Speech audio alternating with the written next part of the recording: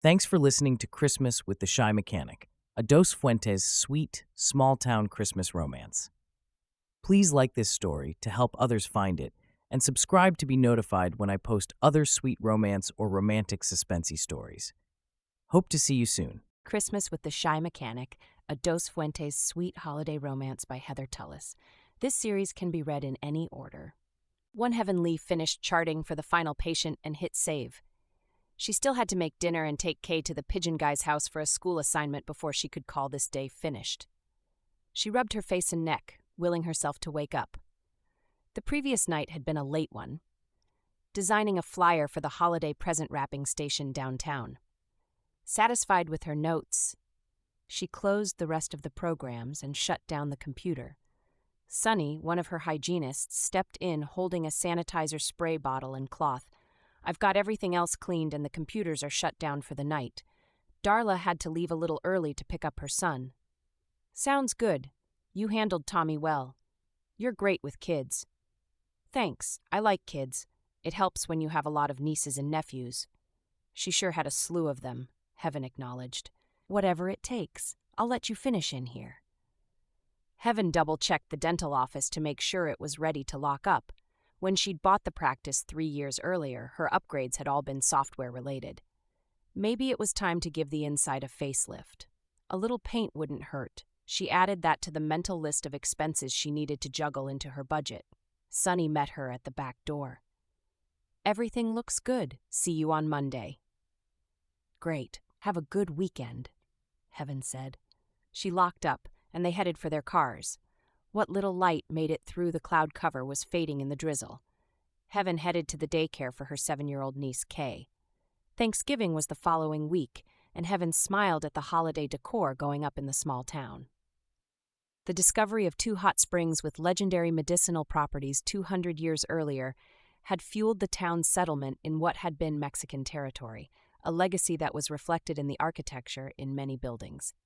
Even today, the springs drew hordes of tourists, but Dos Fuentes had managed to maintain the old-time feel. She drove up one of many steep, twisting roads that defined the coastal Northern California town. A light rain fell, and her windshield wipers squeaked. At least it wasn't icy. She turned onto Main Street and prepared for the next right turn when a white truck shifted into her lane. She laid on the horn and hit the brakes, but the metal pipes sticking beyond his lowered tailgate smashed into the front of her car. Heaven used a few words she would have squelched in front of her niece. Since there was no street parking on the narrow road, when the driver drove around the corner, she followed into the parking lot for Tubman's Bistro. A lanky man with an angular face and well-tended beard emerged from the truck and approached, wide-eyed. "I'm so sorry. You were in my blind spot, and I didn't see you. Are you okay?" "I'm fine." Heaven took stock of herself to verify that it was true. "You damaged my car. I have to call this in." She sighed and pulled out her phone. He turned to look at the front of her old Honda Accord, pushing an unruly shock of hair back from his forehead. "It looks like it's just the front headlight. I don't see any other damage around it, well below the reporting minimum. I'd need my tools and a few minutes to make sure there isn't any more damage." His tools? What did he know about cars? "I don't think that's necessary, and my insurance will want a police report. I'm a mechanic. I'll repair it for you, no charge since it's my fault." He pulled a few business cards from his pocket, handing one to her. "I'm Jayden Lewis." She thought of her errands: grocery shopping, picking up gift wrapping supplies from the chamber closet, and running Kay to activities. It would be much harder if her car was in the shop. "I don't have time for this." Heaven looked at the business card, Jayden Lewis, Dos Fuentes Car Repair. She'd heard of this mechanic's shop. It sold recently to someone new in town. She eyed him again, not sure what to think. The patient who had mentioned him, the wife of the previous owner, said he was good. She glanced at the company logo on his truck, which matched the card. She'd spent too many years living in the city to take the card as proof on its own. Anyone could have claimed to be a mechanic if they had one of his cards. "I'm really sorry. If you can bring it to my shop, I'll fix it. I'll put you first. It won't take long to replace." Heaven looked at the damage, water droplets slowly soaking her hair and clothes. Was it really under the reporting limit? There didn't appear to be any body damage. She let out a breath, calming herself, and pulled one of her cards from her purse. "Here's my business number. You're sure it's under the minimum to report the accident?" "Well, under. You're really not hurt? You didn't bump your head or anything?" His concern seemed genuine, reassuring her even more.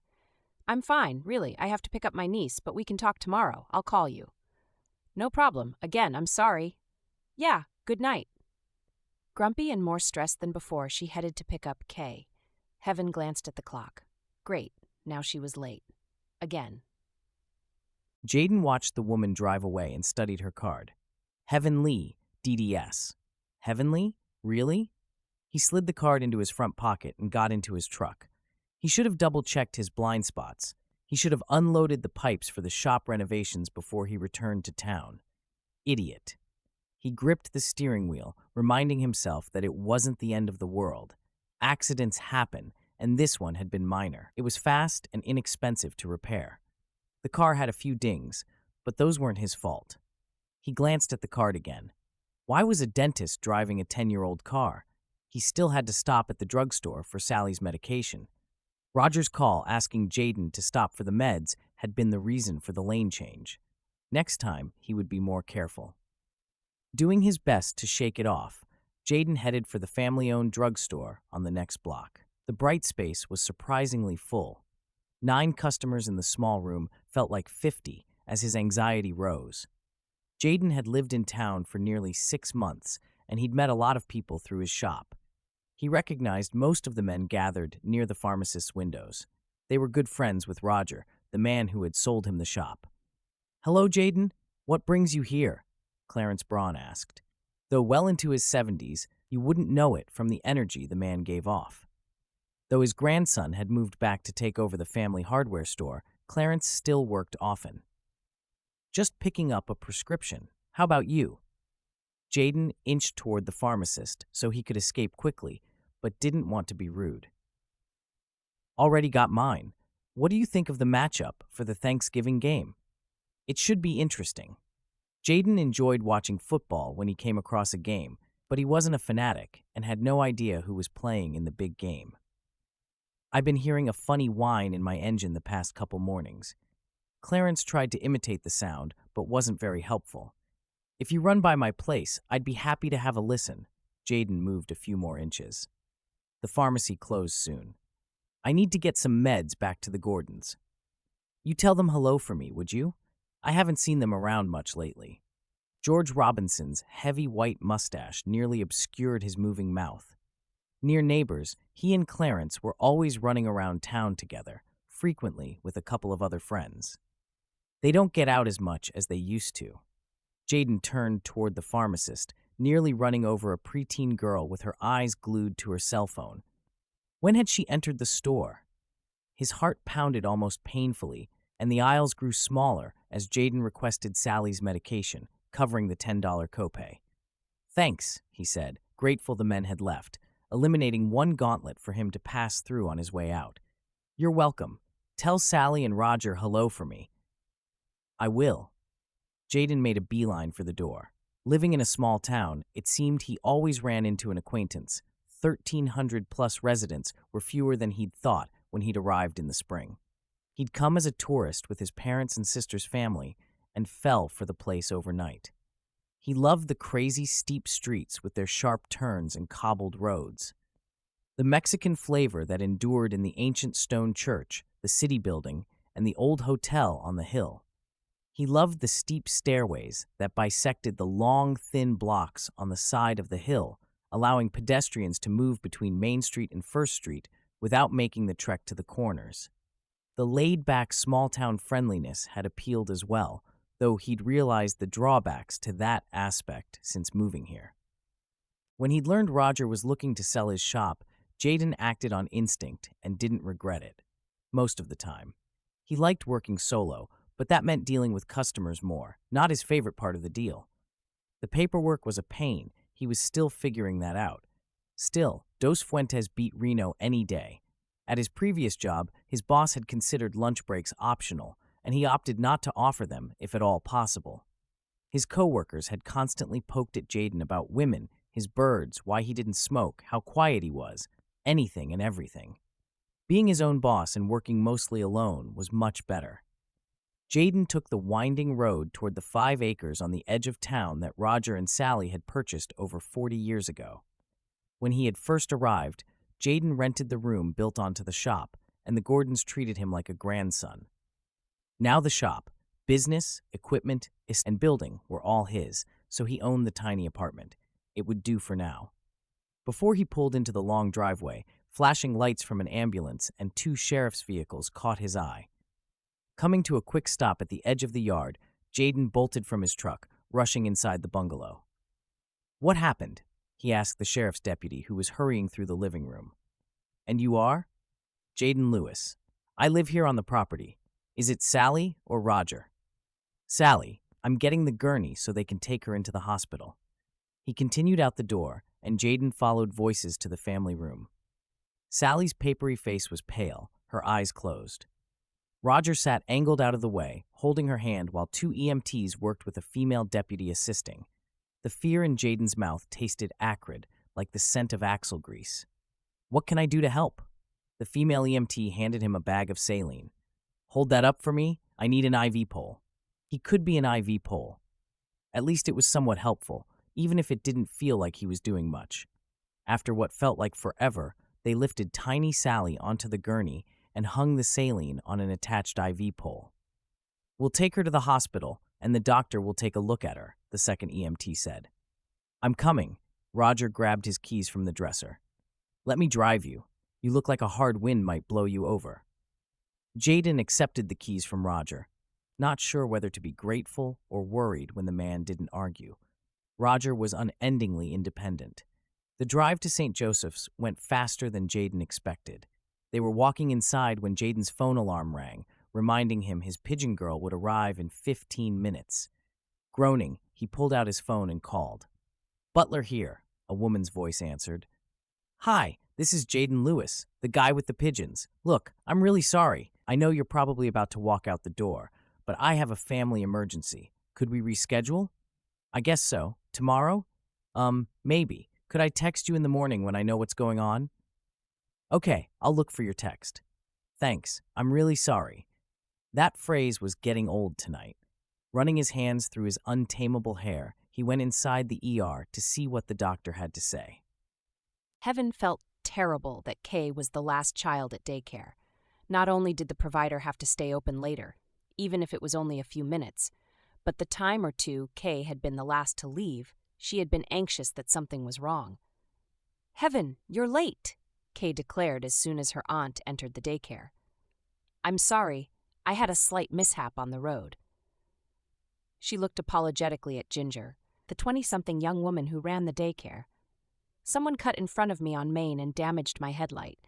It took a little extra time to deal with that." "No problem, you're only a few minutes late. You're okay?" Ginger asked. "I am, thanks." Heaven turned back to Kay. "You ready?" "I've been ready." She hefted her backpack onto her shoulders and tossed her blonde hair with the annoyed air of a girl of 17 instead of 7. "We're going to go see the pigeons tonight. I know, right after dinner." Heaven said goodnight to Ginger and followed Kay out to the car. Once Kay was buckled into her booster seat, they headed home. "What do you want for dinner tonight?" "Pizza?" Kay said. "Try again." "Macaroni and cheese?" "Try again." This had become a nightly ritual, with Kay asking for the same dishes night after night. Heaven used to make a meal plan, but by the end of the night, she was usually too tired to do anything that took much effort. "Ice cream?" That was a new one. Heaven laughed. "Maybe for dessert if you eat all of your salad." She parked in her garage in the twin homes she and Faith had purchased when the neighborhood was being constructed the previous year. "I'll put together some pasta. Did you get through your homework after school?" "Everything except math." Kay pulled a face. She was learning how to spell out the numbers, a double whammy when neither math nor spelling came easily to her. "Start it at the table while I make dinner. If we're fast, we should be able to get through your math before we need to go to the pigeon man's house." Faith had arranged the visit for a verbal report the kids were giving in class. It would be simple enough to get a book on pigeons, but Kay had wanted to see some herself, and the teacher knew a pigeon owner. Heaven looked out at the heavy clouds. She wasn't looking forward to walking around in the drizzle, but at least it wasn't raining hard. With Heaven's spelling assistance, Kay's homework was done by the time Heaven finished cooking the penny and dumped in a can of sauce and some cheese. She assembled a salad kit and they sat to eat. She was checking the clock again when her phone buzzed with a text message. Faith, just got a call from the pigeon guy. Family emergency came up. He'll message me tomorrow to reschedule. LMK if you got this or I'll call to check. Heaven, got it, thanks. No wandering around in the rain. That was a relief. Well, looks like the pigeon guy had something come up. I wanted to go, Kay pouted. What do you say to a movie night? Yes, Kay hopped off her chair for a celebratory dance. But when am I going to see the pigeons? He's supposed to let us know tomorrow. Your mom or I will take you whenever that is. Faith was working 12-hour shifts as a sheriff's deputy and worked today and tomorrow. Finish your dinner if you want that ice cream. Okay. Despite her excitement, Kay took forever to finish her dinner and change into pajamas. Heaven had cleaned up and changed her own clothes, pulling her long brown hair back in a ponytail while Kay was still in her room. Exhausted from a busy week, Heaven expected to nod off after 15 minutes, but Kay would probably stay up for hours. After popping a bag of popped corn, Heaven walked through the door that connected the living rooms of the mirror image units and called to Kay. Aren't you ready yet? Almost. Heaven poured the finished popcorn into 2 bowls and scooped ice cream into 2 more, and Kay still hadn't emerged from her room. What are you doing? She found Kay tugging the blanket off her bed, half a dozen stuffed animals piled in the middle of it. She should have known. You don't need all of those. I'm sleeping on the couch, so I'll know when Mom gets home. She gave a final tug, and the blanket came free. You can bring 2, and that's plenty. Kay frowned. It's not that many toys. 2.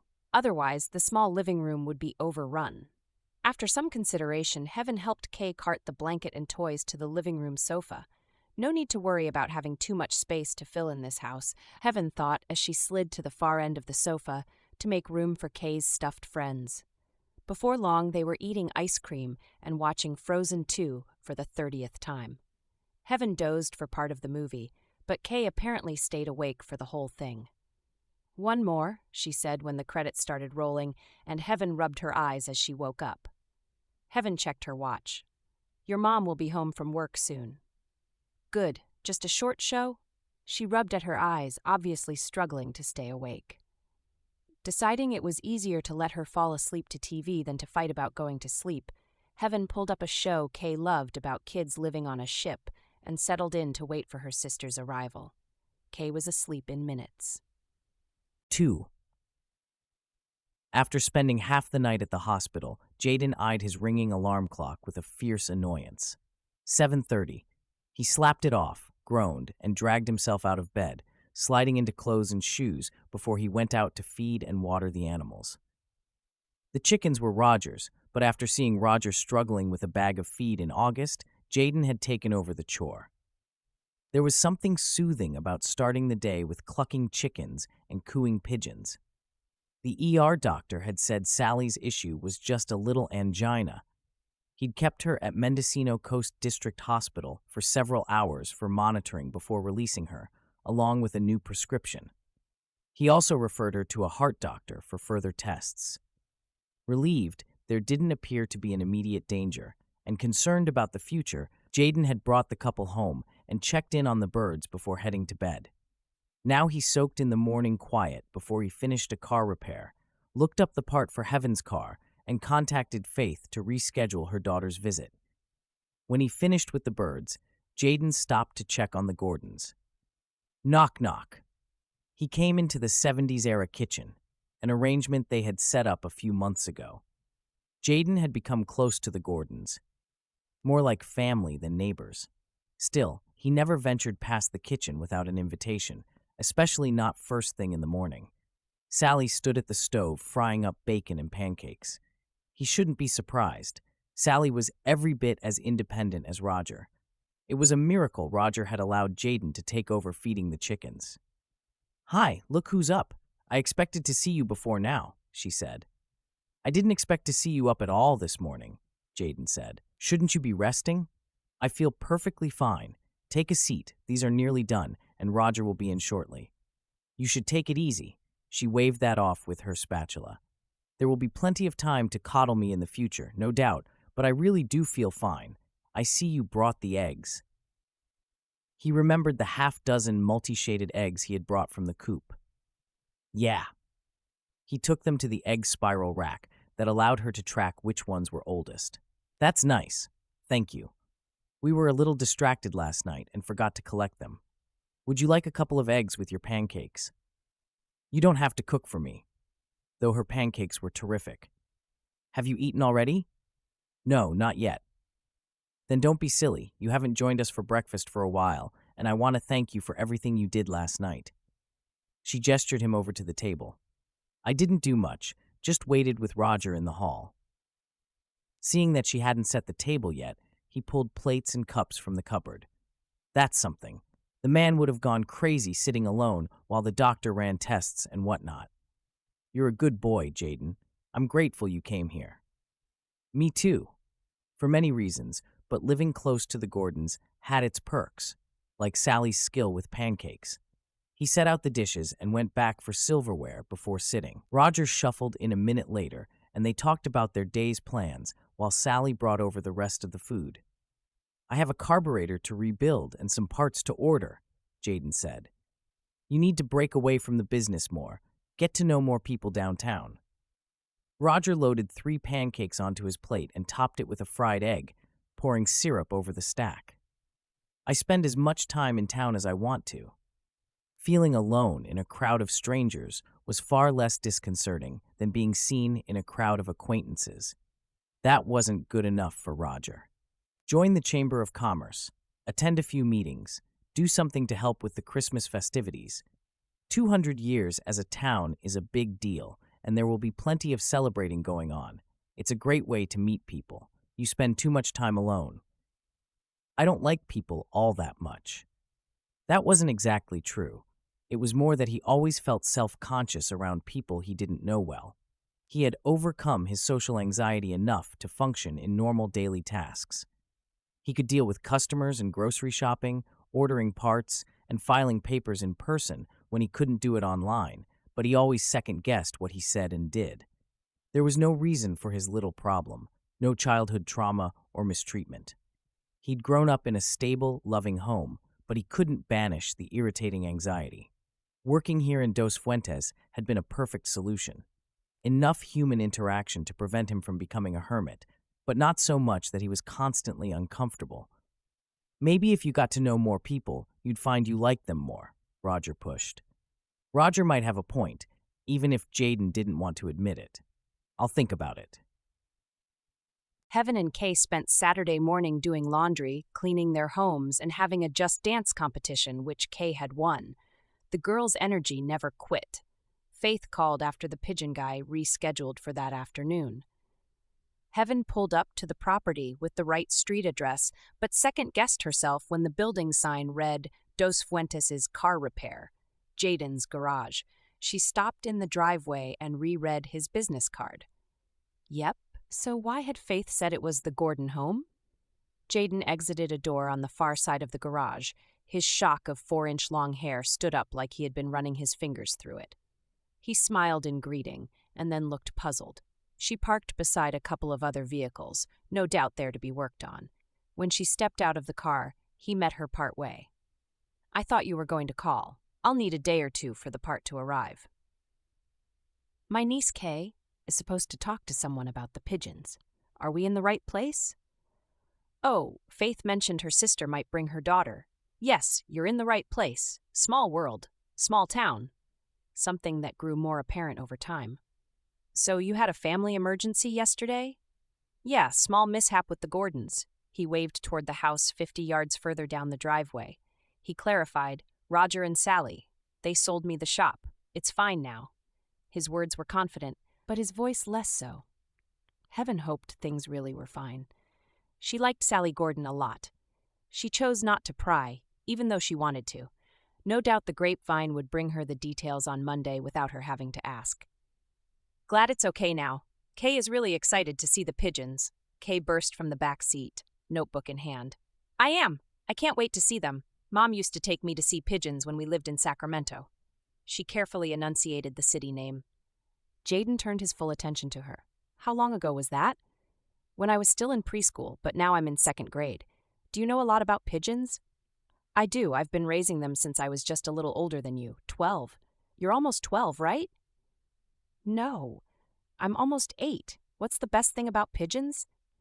Unafraid of strangers, she latched onto his hand. This seemed to surprise him, but he didn't object. He turned to look at Heaven, seeking permission. She came up so Kay was between them, where she could keep a close eye on everything, but she smiled to let him know it was all right. Jayden led them behind the garage, which boasted doors large enough for a tractor or semi-truck. The best thing, probably that they know where home is. At least some pigeons do. Of course they do. Every bird knows their home. Kay squinted up at him. These pigeons are called homing pigeons. They fly really fast as a car, and sometimes faster. Her eyes grew wide. Really? Faster than a car? Well, faster than we're supposed to drive. Up to 100 miles per hour. Whoa. Whoa is right. Also, no matter where you take them, they will always fly straight home again, even from a really long distance. If you let these guys out in the park with the pigeons you used to watch, they could be back here in under 2 hours. Before I could drive back. It's true. Kay wrote several notes in her notebook, where she had written questions so she wouldn't forget them. She added extra information with their help on the spelling. What kind of pigeons are those? They don't look the same. And why are they by themselves? She pointed to a sectioned-off portion of the cage. Those are turtle doves, Jayden explained. I bought a set of them last spring when they were still tiny squabs. That's what we call baby pigeons. Pigeons and doves are like cousins, kind of like a cheetah and a panther, so they eat the same food. But they don't return home like the pigeons, so I keep them separate. Plus, in the spring, I'm hoping they will have more babies. Cool, I like their feathers, they look like cheetahs. You know, they kind of do. He grinned at Kay. But the moment he looked back at Heaven, his smile slipped a little. Was he unhappy that she had accompanied Kay instead of Faith? He didn't seem to like her much. Was he awkward because he damaged her car? She hadn't expected that. But you never knew. Some people couldn't stand being faced with what they saw as their failures. They continued around the building to see the Gordons' chickens and eventually circled back to her car. Jayden's voice lost all the somewhat charming tone he had used with Kay when he spoke to Heaven. If you have a few minutes, I have hot cocoa mix or tea in the waiting room inside. As long as you're here, I'd like to take a few minutes to check out the headlight. Make sure I didn't damage anything but the light cover before I order the part. Sensible. We could do that. We're both fans of hot chocolate. Kay looked between them, focused on Jayden. Wait a minute. You hurt her car? He threw out his hands in a mea culpa.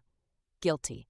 So now I'm going to fix it, because that's what we do when we make a mistake or hurt someone or something, right? We do our best to make it better. Right. Can I have 2 cups of cocoa? Kay never missed an opportunity. 1 will be plenty. Heaven turned her toward the building, impressed with how well he had handled Kay. She handed him her car key. We'll make ourselves at home if you don't mind. Go ahead. This shouldn't take long. He was right.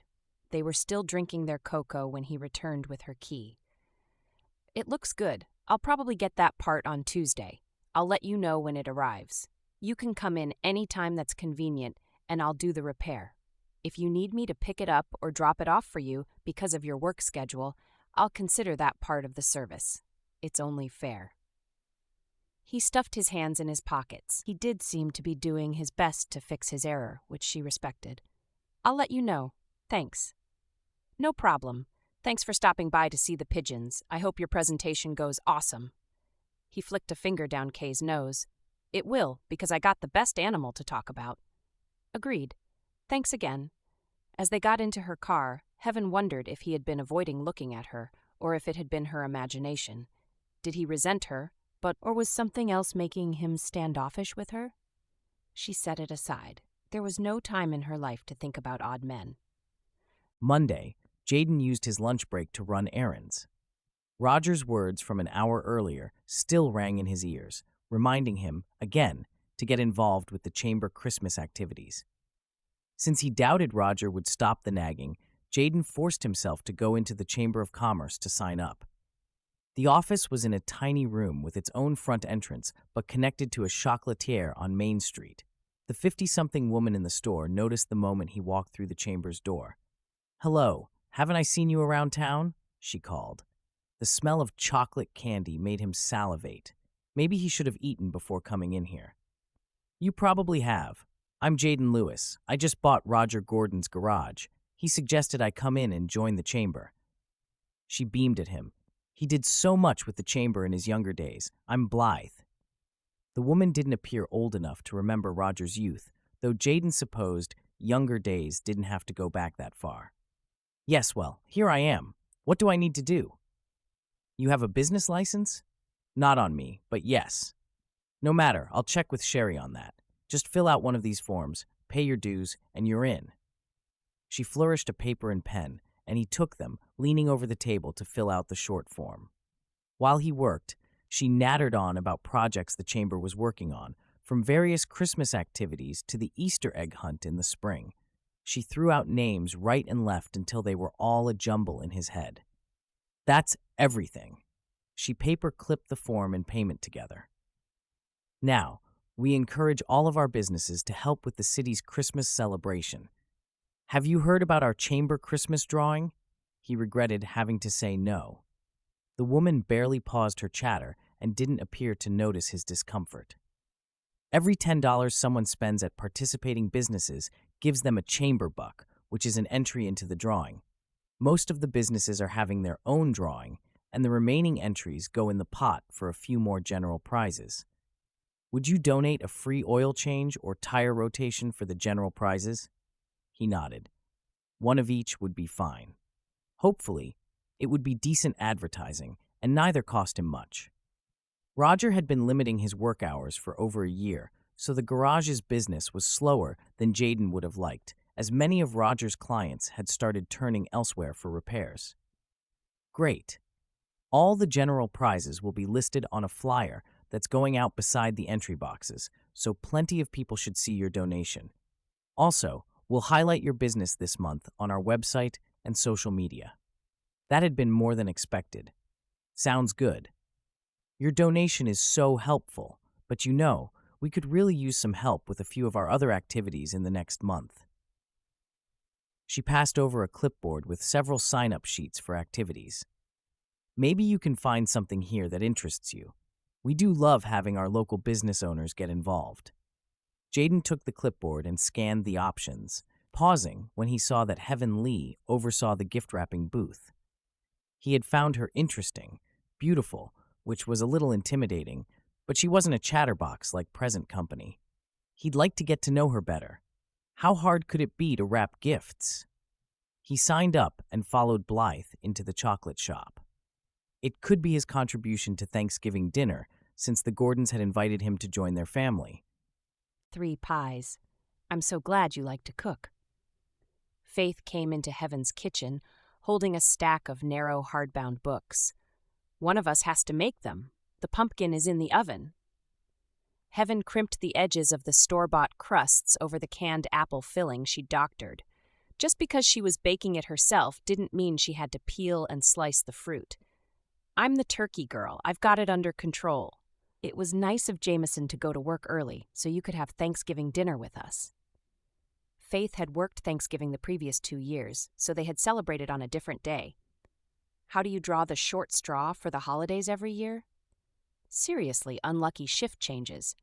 Anyway, I promised him a plate of Christmas cookies when we bake. By which she meant when Heaven baked. Cookies were her specialties. "What are those?" Heaven motioned to the books Faith carried. They looked familiar, but she didn't know why. Faith stacked them on the end of the counter. "Mom's journals. I found them in a box of her things that I was going through. You haven't read them yet, have you?" Unsettled by the idea, Heaven said, "They're private." "She won't ground us for reading them. Besides, she wrote until just before she died. Obviously, it was for our benefit. There were so many things I didn't know about her until I read them. You should read them too.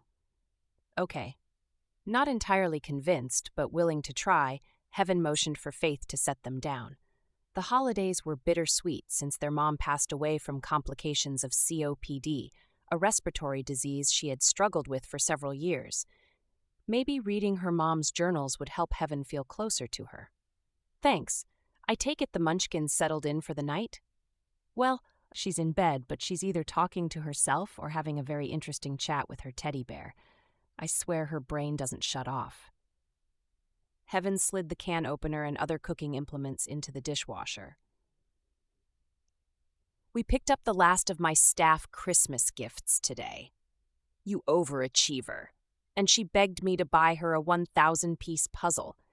I told her you wouldn't be able to eat at the table for a week while she put it together. She'd get bored with something that big, right? I don't know. It took less time than I expected to put together that 500-piece one.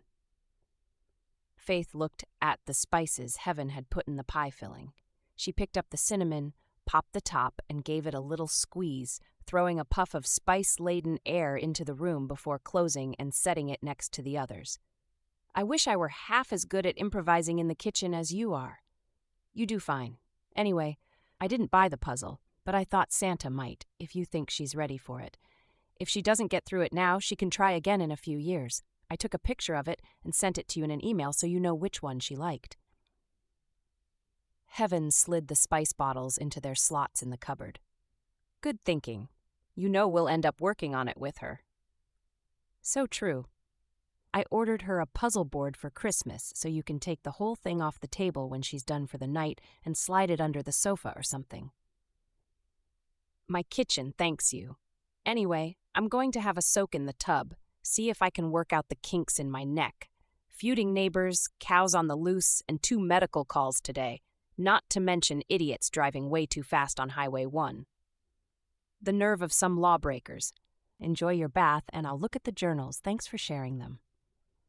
Heaven had been in dental school at UNLV when their mother died, so most of the death-related details fell on Faith's shoulders. They had split up the furniture that was worth keeping, but the boxes of personal keepsakes had mostly stayed with Faith at the time. That had been shortly after Faith and her late husband, James, had gotten married. Heaven checked the timer and smiled. Just the right amount left on the pumpkin pie to add the apple pie, so they finished together. Perfect. She slid it in and picked up the journals, noticing the dates written on the fronts. She read the labels and picked the earliest journal, curling up on her sofa to read. Heaven was busy filling a cavity in Sissy Cuthbert's number 18 molar when Darla, Heaven's 50-something receptionist, stuck her head into the room. That mechanic is on the phone. Your part came in and he can pick up your car for the repair this afternoon if that works for you. That would be great. Any time after lunch. She nodded to Darla and glanced back over her shoulder. I'll get you my keys. Sounds good. Darla returned to the front office. Jayden was as good as his word. Heaven heard his voice in the front office while she reviewed a patient's x-rays after lunch. The car had not been returned when she went in to consult with her final patient. Heaven wondered if there was a problem she would have to deal with besides the light. Thankfully, as she finished with the patient, she heard his voice in the front office again. Funny how she had come to recognize his voice so quickly.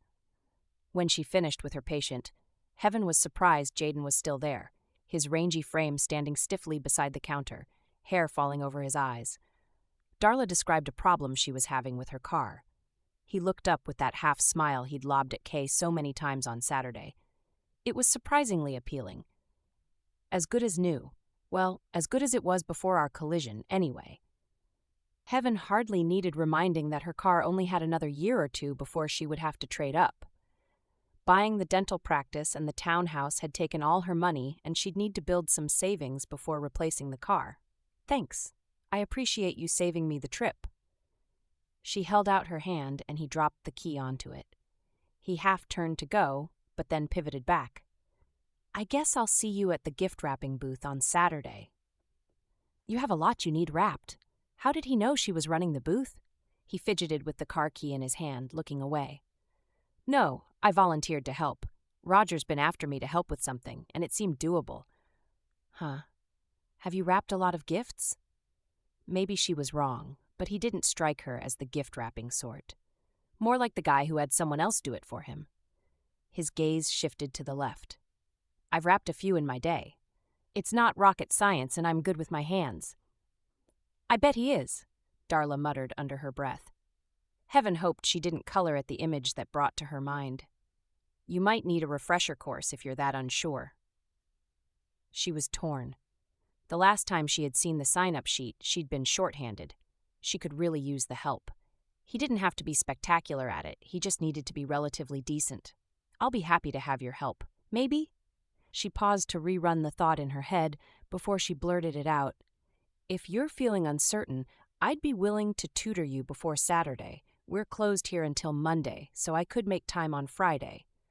She had to wrap presents for her staff before the Christmas activities piled on top of each other. That'd be nice. He opened his phone to his contacts list.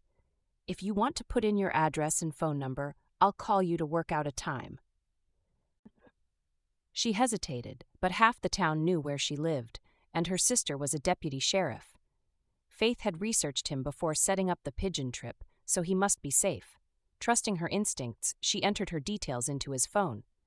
That sounds good. I'll see you then. Have a happy Thanksgiving. You too. Heaven turned to see Sonny leaning against the door jamb. He can wrap my presents anytime he wants. He's so cute and good with his hands.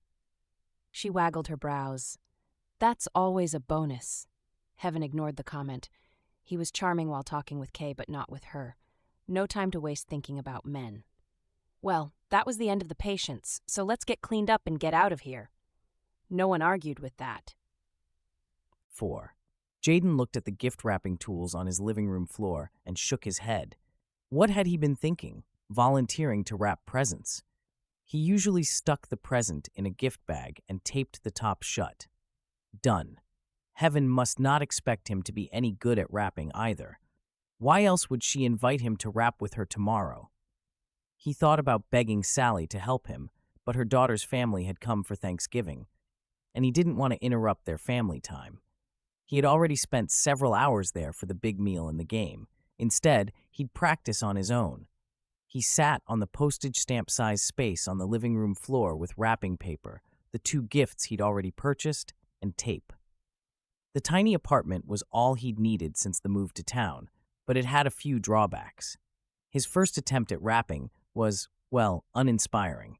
The paper was wrinkled and crooked. He ripped it off and tried again, taking extra care with the corners and edges. Much better. Speed was not his forte, but it could be worse. At least the end result was passable. His phone rang, and he smiled at his sister's name on the screen. Hey, Jules, what's up? Just calling to wish you a happy Thanksgiving. Wish you could have made it home. Guilt hit him, as it so often did when she mentioned things he was missing out on. Me too, but I couldn't get away, and it's a long drive.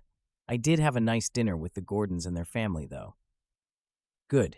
Will you come for Christmas? How could I miss? Although, the roads go both ways.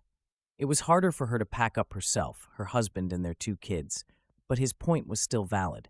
He enjoyed the visits, but it was a 6-hour drive, and he had a business to run. I know. Maybe next summer we can come out. We'd love to go to the beach. Yes, I know. Set your dates. I'll block off some time from work. I'll do that. I hear crinkling. What are you doing? I'm wrapping presents. Jayden pulled tape from the dispenser and carefully applied it to the package. Actually wrapping, not just shoving them in a pretty bag and duct taping the tops closed. I never used duct tape. Well, okay, only the one time. I'm practicing. Practicing wrapping? Why?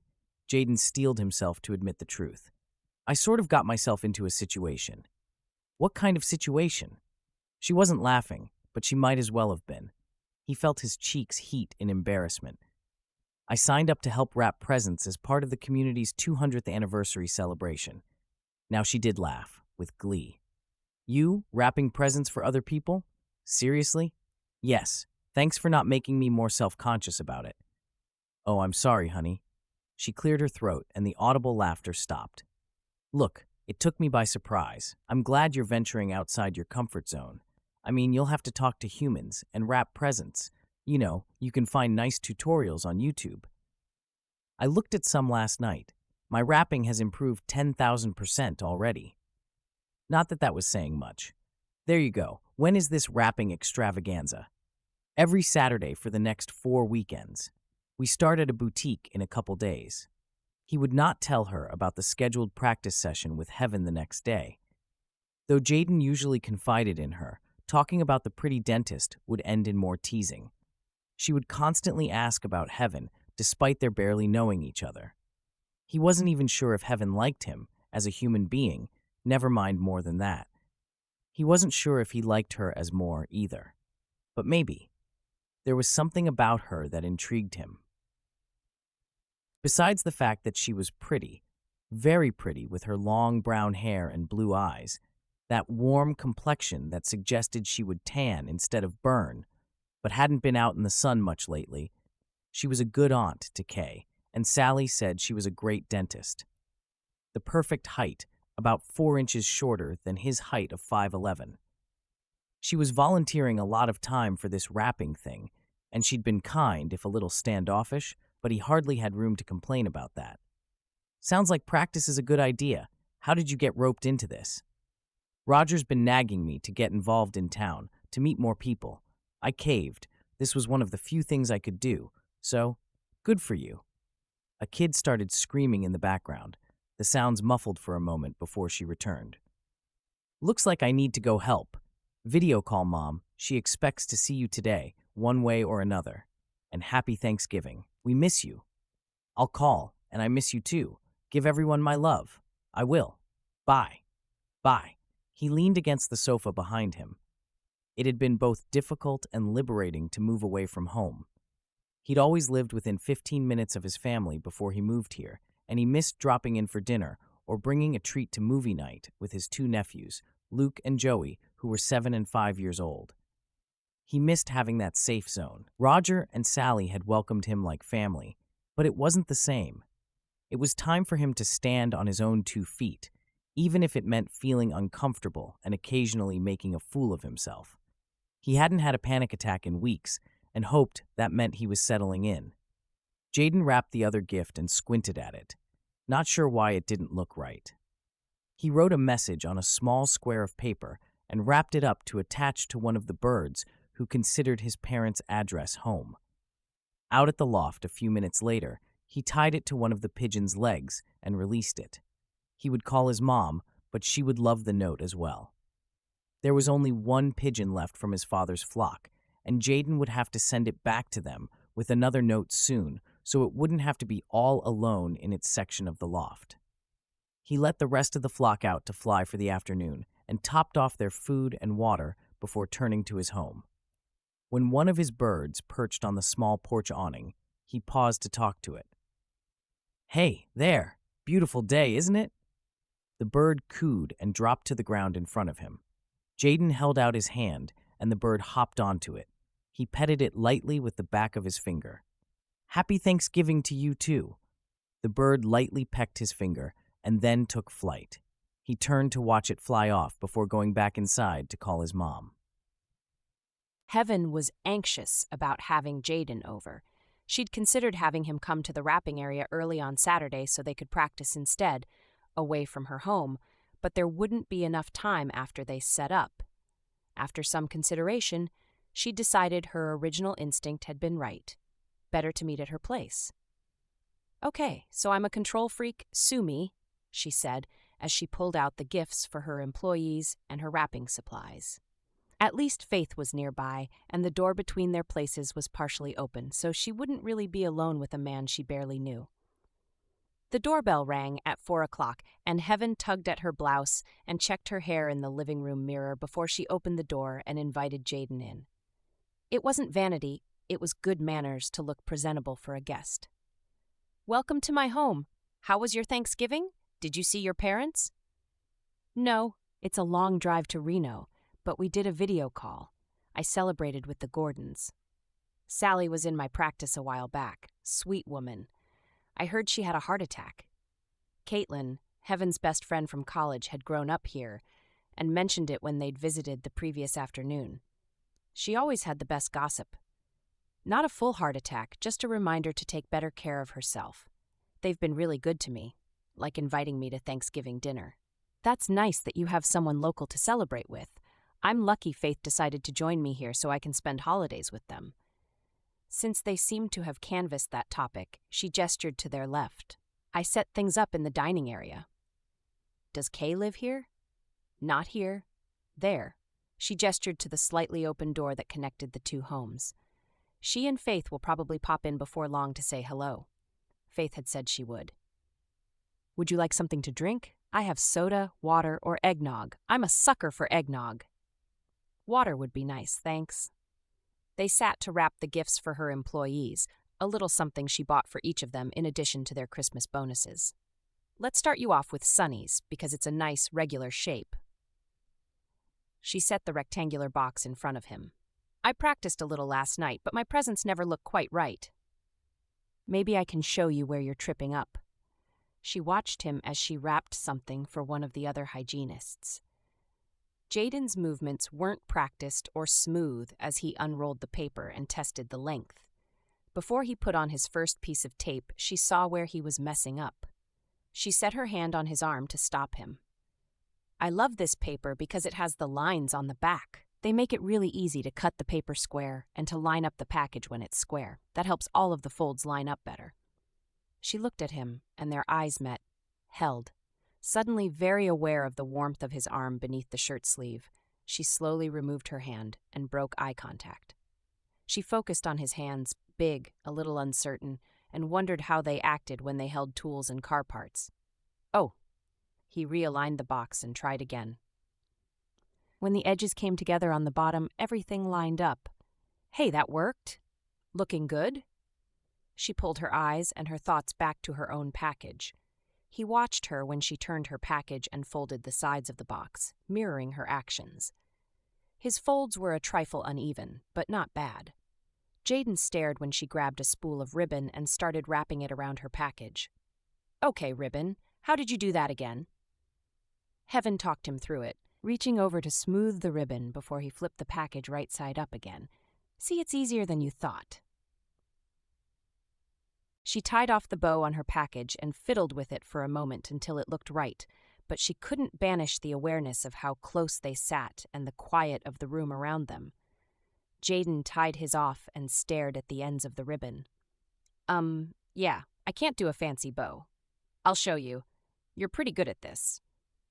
Heaven walked him through making a bow. His was not impressive, but not horrible either. Sunny would assume Kay had made it. Not bad. Give it some practice and you'll be doing amazing things with ribbon before you know it. He chuckled. That's not a skill I've been dying to learn. She considered how far outside his comfort zone he'd already been pushed and decided to let it go. Well, we won't have to do fancy bows for most packages anyway. I can always do that part if you're uncomfortable with it. She enjoyed making the bows. The precision and creativity dovetailed nicely. He set aside the package. Thanks, I'm ready for the next one. Very impressive, Faith said from behind them. I couldn't do better, probably not even that well, actually. Heaven got all of the craftsy skills in our family. Hey, Jayden turned toward her. He tipped his head, studying her for a few seconds. I saw you at the Gordons last weekend. Guilty. I didn't realize you were the pigeon guy. Not at the time, anyway. No wonder you needed to beg off that evening. How's Sally doing? Heaven watched Jayden. His eyes were surprisingly expressive, especially when he was talking about his boss, neighbor. He said he'd bought the business, right? But he said it was a family emergency. The way he'd spoken, she didn't think that was literal. Faith stayed only long enough to get a handle on the guy before deserting back to her own place. It's nice that she's so close. Jayden paused for a moment. Is it nice? Yes, most of the time. Having the door between our places is handy when I have to put Kay to bed when Faye's working. We respect each other's privacy. Mostly. Well, we try anyway. Some days she was grateful the door closed so she could get a break when they started to get on each other's nerves, but thankfully, that didn't happen often. You're still friends, so it's obviously working out. Did you grow up here? No, we grew up in Sacramento. I've only been here a few years. She wished she'd grown up in Dos Fuentes. It had felt like home from the first visit with Caitlin during spring break. Then how did you end up here? It's kind of off the beaten path. Caitlin Erickson. Her grandpa owns the boot stop, and she works there. She was my college roommate. When she heard the dentist was looking to retire, she called and nagged me into coming up to talk to him. I'd been saving for my own practice, and the business deal he offered me worked. That was it. I always liked the area. Faith and Kay joined me a year later. How about you? You said you're from Reno. How did you end up in our little corner? She finished making an elaborate bow and handed it to him to add to the package he'd just wrapped. My family came here for a vacation, and I loved it. Our car broke down, and they towed us to Roger's garage since I didn't have my tools. We talked while I helped him and he said Sally had been trying to get him to retire. He finished affixing the bow along with the gift tag and set the package aside to take the next one she offered. So, you moved here on a whim?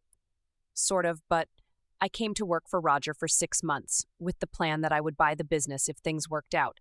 The business became mine last month. The package was too large for the paper to wrap around it like it had on the others. Jayden played with it while Heaven watched to see how he would handle the problem. It must be working for you, she echoed his comment from earlier. It is at that. When he seemed perplexed, she nudged his hands aside. Heaven turned the package on an angle and folded the paper so it angled together on the back to cover the whole package. I saw this on YouTube once, but I've never tried it myself. Looks like it will work.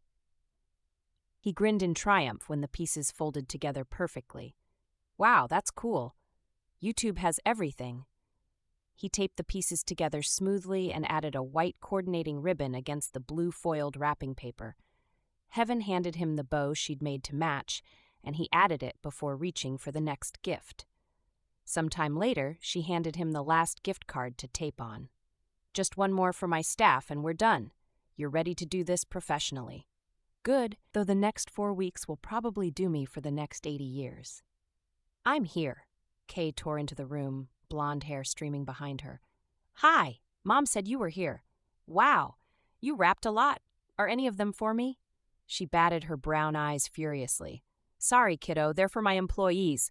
I didn't want to risk you coming in while we wrapped yours, so it's hidden. Heaven squeezed her around the middle. What's up? Mom made soup and bread, and we're going to play games. She turned to Jayden. Do you like to play games?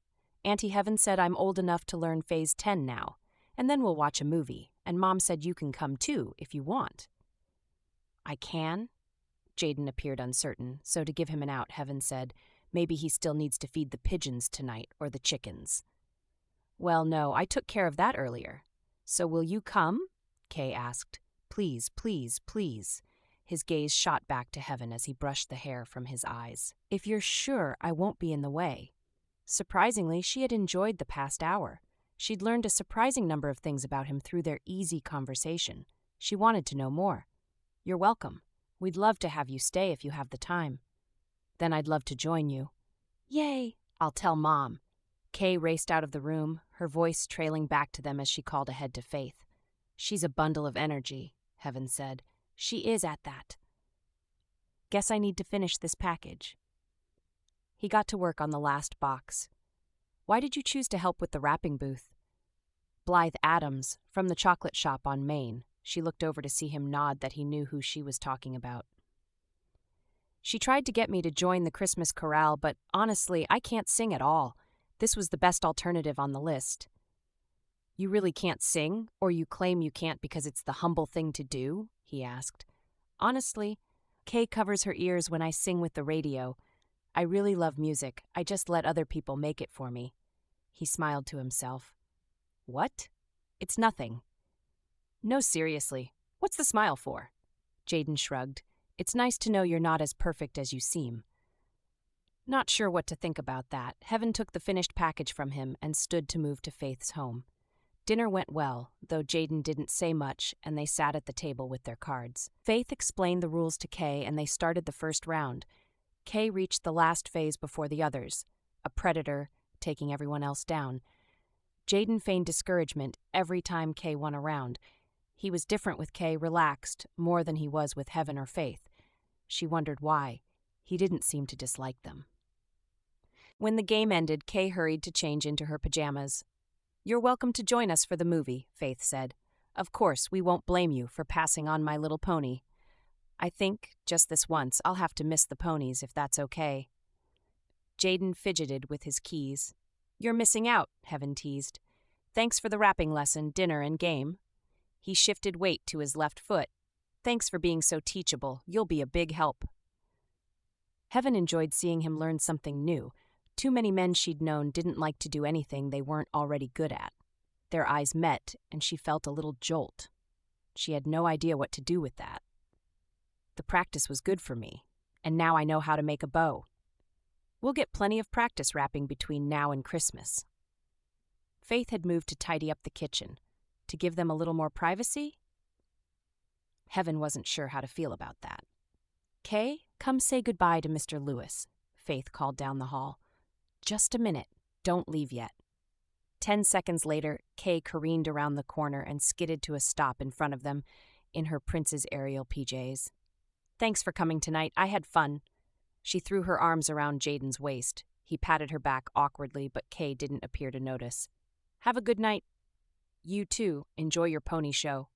Jayden moved toward the door after she released him. He exchanged goodbyes with everyone. Heaven walked him out. "It was fun. I'll see you tomorrow." "More rapping fun to be had. See you at 8. He waved before walking off, and she watched him for a moment and headed back inside. She didn't have a handle on him, but surprisingly wouldn't mind learning more. Heaven hadn't asked Faith how she felt about getting a pet. They had dreamed about it as kids, but by the time Heaven had become a teenager, she was too realistic to dream about something she couldn't have. Besides, she'd been too focused on her grades and clubs at school to impress colleges and working to make sure they had food on the table. There hadn't been much room for dreaming about a pet. Spare dreaming time had been reserved for the life she had now. Had she looked at pictures of kittens and wanted one? Yes. Had she stopped at pet adopt-a-thons to coo and pet? Yes. And she had nearly brought home a puppy when she had been in dental school. But even if her landlord would have allowed it, she hadn't been home enough to take care of a dog. Now, though, with their varying schedules, there was often someone home. They did have a backyard, so a dog door wasn't out of the question if they went that direction, but a cat might be better. Heaven returned home, mulling over the possibilities while she changed into warmer clothing. "Auntie Heaven, are you ready to go yet?" Kay ran into the living room. "Yes." Heaven slid into her winter jacket, a low-pile marshmallow coat that wasn't too bulky but kept out cold winter winds. "It's going to start any minute. Mom's driving." Kay took Heaven's hand and tugged her into the other home. "Okay, I'm ready." Heaven couldn't help being amused by the girl's enthusiasm. "Sorry, I was running a little behind. I stopped for dinner after the boutique," she explained to Faith when they came face to face. No need to mention Jayden. "By yourself?" Really no need. Heaven ignored the question. "You ready?" Caitlin said we could park behind their store, and she'd save us a spot on the sidewalk. "Thank goodness. It's going to be a madhouse." Faith led the way to the garage. Faith was excellent at biding her time. Just when you thought she had forgotten all about something, she would bring it up again, catching you off guard. Heaven would not let that happen this time. She kept a corner of her mind on her lunch with Jayden. That was the only reason she kept thinking about it. They circled around the large store of Western wear that sold everything from hats to boots, with a major emphasis on boots. The boot stop drew customers from hundreds of miles away. The first floats in the light parade were starting down the street when Kay pushed onto the crowded sidewalk. "There you are. I thought you'd miss it," Caitlin said, giving Heaven's elbow a squeeze. "Taylor passed through here a few minutes ago, but she'll swing back in a few minutes." Caitlin mentioned her best friend from childhood. The three of them hung out a lot when they could get a free evening. It had been a while. Taylor caught up with them right after local veterans opened the parade, walking in formation with the U.S. flag, including Scott Nelson, Caitlin's ex-boyfriend, who had just retired from the Army. The man did know how to fill out a uniform. The parade was a mix from cars with simple twinkle lights and a sign, to trucks pulling trailers with elaborate decor, but all of them celebrated the town's 200th year. The crowd clapped and cheered with the high school cheerleaders and sang the school fight song with the marching band. Heaven managed to piece together several phrases in the song while Caitlin and Taylor belted it out with gusto. "You should have a float next year." Kay took Heaven's hand after it was over. "You have a business, and I could ride with you." "I'll have to consider that. Remind me next fall and we'll see." It was a good idea. Everyone moved toward City Hall, where the mayor said a few words. The high school choir sang a medley of holiday songs, and they lit the town's Christmas lights. The lights and business displays in the park lit up along a walking path. Caitlin and Taylor talked about memories from the parade and park from their childhood. Heaven wished for the 100th time that she had been able to grow up here with them. Not that her life had been bad, but this was something different and special.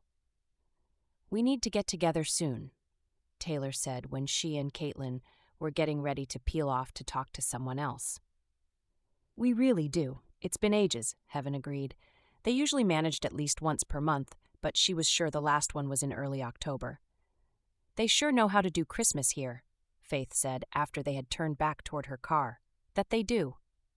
Heaven looked at Kay.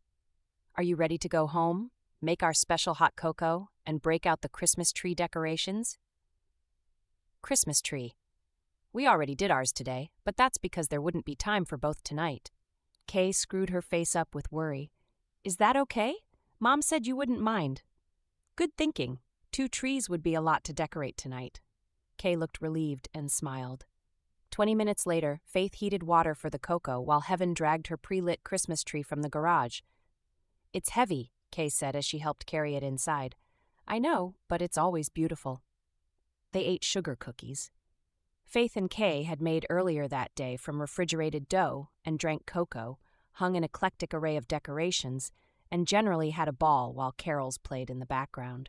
Heaven enjoyed watching Kay laughing, but she was exhausted after a day on her feet and glad when Faith shooed Kay off to bed. On impulse, just before they crossed to their own home, Heaven said, "Hey, Faith, could you come back after she's settled for the night?" "Sure." Faith shot her a concerned look. Heaven melted into the sofa, letting tired muscles turn to jelly for a moment before picking up one of her mother's journals to continue reading. Half an hour passed. "Sorry, she didn't settle down easy tonight. What's going on?" Faith took the seat next to Heaven. "Have you thought about getting a pet since we moved here?" Having Jayden on the brain for, well, basically all day, kept bringing her back to this question. Faith pulled one of the throw pillows onto her lap. "All the time. Kay has asked for a kitten a few times, but since it would basically become communal and you haven't seemed interested in one, I haven't done anything about it. Maybe we should talk about it together, since we've both been thinking about it individually." "Did you talk about it over dinner with Jayden tonight?" "Sort of." Heaven bit off the rest of her reply. Faith had done it again, and the self-congratulatory look in her eyes said Faith knew it. Their dinner wasn't a huge secret or anything. Faith would have heard through gossip eventually, but Heaven had planned to mull it over for a while more before talking about it. There weren't a lot of single men in town, and she'd given up on dating them some time back. The ones she'd been out with had been nice, but they hadn't clicked. "So, you did have dinner with him?" Faith waggled her brows. "Yes." "It wasn't a big deal, it was just a meal." "Yeah, that's what I thought. Seriously, it was just dinner after wrapping presents for hours. More of a late lunch than dinner anyway." "Uh-huh." Heaven gave up and shifted back to pets. "Anyway, he asked about pets, and I realized I'd assumed you didn't want one, and maybe we should talk it over. I vote yes, and a cat because they're easier and we can't always get back to walk a dog on a normal schedule. I'll talk to the vet in the shelter, see what's available." "Great." Heaven looked at the colored lights on the tree. A kitten or two climbing the Christmas trees should be interesting. Faith just shot her a grin. "2 sounds perfect to me. Company for when we're gone all day. You look tired. You should get some sleep. I work again tomorrow morning." "I haven't forgotten. Have a good day at work." "I will. Good night." Faith closed the door between their homes, leaving heaven in blessed solitude. Nat King Cole's voice and an orchestra created the only sound drifting around her while the twinkle lights brightened the room. They were going to get cats. 5. Every year, the Chamber of Commerce hosted several gift wrapping stations in different locations. Jayden had learned Heaven ran the booths for 3 years now. He stopped at the gas station for coffee and a Danish and arrived early to get the lay of the land before meeting Heaven. The boutique was held in the high school gym. 2 or 3 dozen booths were being set up with items for sale, varying from makeup to jewelry, home-baked breads and desserts, to home decor, purses to hand-sewn clothes for small children, and Christmas decor. It mostly looked like a treasure trove for females. Sally said the Thanksgiving weekend boutique was a long-standing tradition, growing every year and attracting people from surrounding areas. He could see why. He found the weight room, the site of the gift wrapping station, before returning to the parking lot to wait for Heaven to help her unload. Jayden had been second-guessing his impulse to help with this booth. Still, when Heaven pulled into the parking lot, he couldn't regret the choice. It had already ended in wrapping, dinner, and games the night before. Now if he could stop himself from acting like an idiot for the next few hours. He pushed off the column he had been leaning against and approached Heaven's car. "You're prompt," she said. "I came a little early to walk around. You need a hand?" "Or 12. She loaded his arms with wrapping paper and grabbed a tote filled with ribbons and tissue paper before they headed inside. "Jen signed up to help us today, but she'll be a little late getting her son to his father." The first hour should be the slowest one, right? He hoped to ease into this. Probably. She led the way to the weight room. "This isn't the most pleasant-smelling place to wrap, but it gives us control of our space if we need to stash gifts out of the way before or after wrapping." They worked well together as they set up, and Jayden grabbed Ben Baker to help haul in the rest of the wrapping supplies. He hoped Heaven didn't expect to use all this paper today. When the boutique was about to open, he asked, "So how does this work?" "I thought it was free, but I see a change box." "Right. Anything purchased at the boutique or one of the stores in town, which they will prove with a receipt, gets free wrapping. If someone brings in something they bought elsewhere, we charge a small fee." She explained the fee guidelines and other rules, pointing out the location of her small sticky notes, pens, and scissors. "It'll be fine. If you have any questions, let me know, and don't forget to use a sticky note to mark what an item is if you have several for the same person." "Does that happen a lot?" Jayden could definitely see himself mixing things up. "Some. Just go with your gut. If you think it might be confusing, write what it is before you start wrapping." She paused and shot him a reassuring smile. "Relax. This is supposed to be fun." "I guess so." He would have to wait to see whether or not he would call it fun. A dark-haired, olive-skinned woman in her late 20s approached, carrying a plate of cookies. Her gaze lingered over Jayden for a few seconds, assessing. "I bought us treats as a peace offering. Sorry, I'm later than expected." "You didn't need to, but I won't turn them down. Are those from Andrea's table?" Heaven asked. "Who else? No one can complain about that. How did the handoff go with the ex?" "Wrenching as always." She came behind the table and opened the zipper bag, handing Heaven a cookie. "I hate it when it's his weekend. Kobe was excited to see him, though, and Clay is a great dad, so I'll count my blessings." She turned toward Jayden and shot him a flirty grin. "Hey there, tall glass of water. How are you doing? I'm Jen. Pro 7%. He hesitated for half a second. "Jayden, pleased to meet you." "How did you get roped into helping us?" Jen asked. "Are you going to be our front man while we wrap? Are you two dating?" "No, we're not," Heaven said. "Don't underestimate Jayden. He wraps a mean gift." "You already started wrapping things." Jen looked around the area as if searching for packages. "Actually, I had him do a few test packages yesterday, and he aced it." Heaven caught his eye, causing him to blush. There had been a moment while they were wrapping when the attraction seemed to twine around them, but he didn't know if she'd felt it too. Man, he hated blushing. Wasn't he supposed to have outgrown that in puberty? Was he supposed to say something now? But what? "Great, having another rapping pro will be a bonus," Jen said. "I'm a rapping fool." Jayden caught the polite smiles people put on so often when he spoke. Idiot. You should have kept your mouth shut. He was spared the need to find a less lame comment by the arrival of their first customer. Ben, you always speed through there, Jen said. They always have the best stuff for the women in my life. It makes Christmas gift buying so much easier. Ben pulled out his receipts, showing that the items had been bought at the boutique, plus a receipt from a store in town. Heaven gave Jayden 3 smallish, square packages to wrap, saving the oddly shaped ones for herself and Jen. He hadn't been too flustered working at her house the night before, but now, with people watching him, he fumbled more than he'd expected. Ben came over to chat while he worked, but Jayden wasn't sure if it made him less nervous or more nervous. He finished the last package as 2 ladies approached with several purchases. Traffic was spotty for the first hour, steadier for the second, and downright brisk by lunchtime. Jen flirted with Jayden several more times as she asked about what he did and where he moved from. Somehow, he managed to get out the answers without stammering. Much.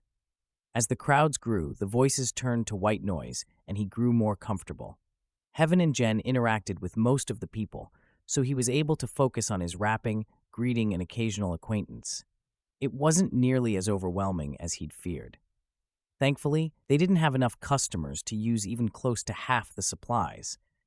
The 3 of them carried the leftover wrapping supplies and tools to Heaven's car afterward, and Jen said goodbye.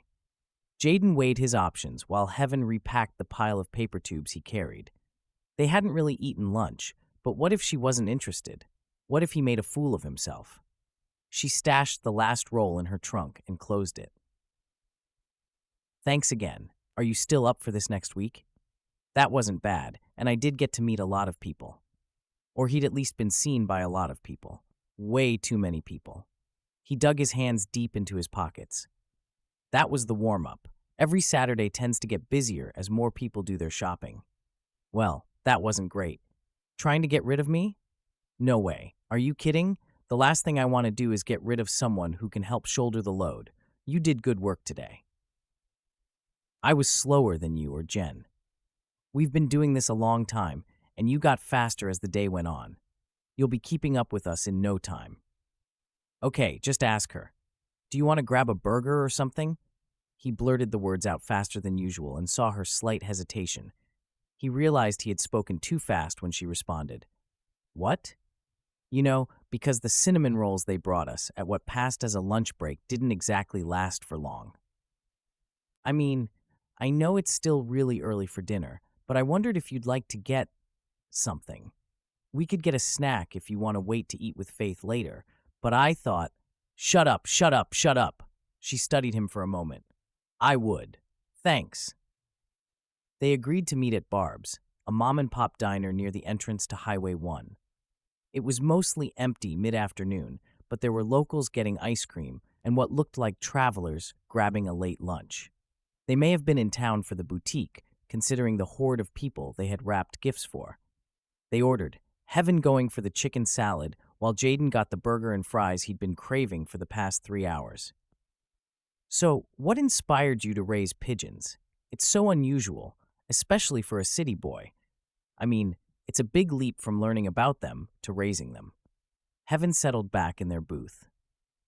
Jayden picked at the callus on his finger. I wanted a loft as soon as I saw what pigeons could do. It took a while to convince my parents, and I had to buy them and their feed. They weren't thrilled about it at first, but I think they felt bad that they worked so much, and the pigeons kept me out of trouble. Funny thing is, now my dad has a flock of his own. He missed them when I moved out of their place and took mine with me. That's really cool. Makes me a little jealous. Why? When her gaze flashed back up to his, he wondered if she hadn't meant to say that. My dad wasn't around much before he and Mom split, and not at all afterward. Mom worked a lot to keep a roof over our heads and the power on. I had Faith, though, so at least I wasn't alone. I always wanted a dog or cat, but our landlord wouldn't allow it. I have a sister, too. She's terrific. Bossy, but terrific. When we were kids, we always fought, but it's better now. Faith and I were always close, closer now, living next to each other, but we bickered like any sisters when we were kids. He thought about her comment about always wanting a pet. You own your home now, don't you? I'm just guessing because you have a door in your living room wall, which doesn't seem like a rental. Why haven't you gotten a pet if you want one? Heaven considered. We do own our homes. I've thought about it a lot. But because of our living situation, Faith and I would share it, and I don't think she's ready to deal with pet hair and accidents on top of everything else she has going on. He wondered if she often deferred the things she wanted so others could have what they wanted or needed instead. Have you ever asked her? I haven't. Maybe it's time I did.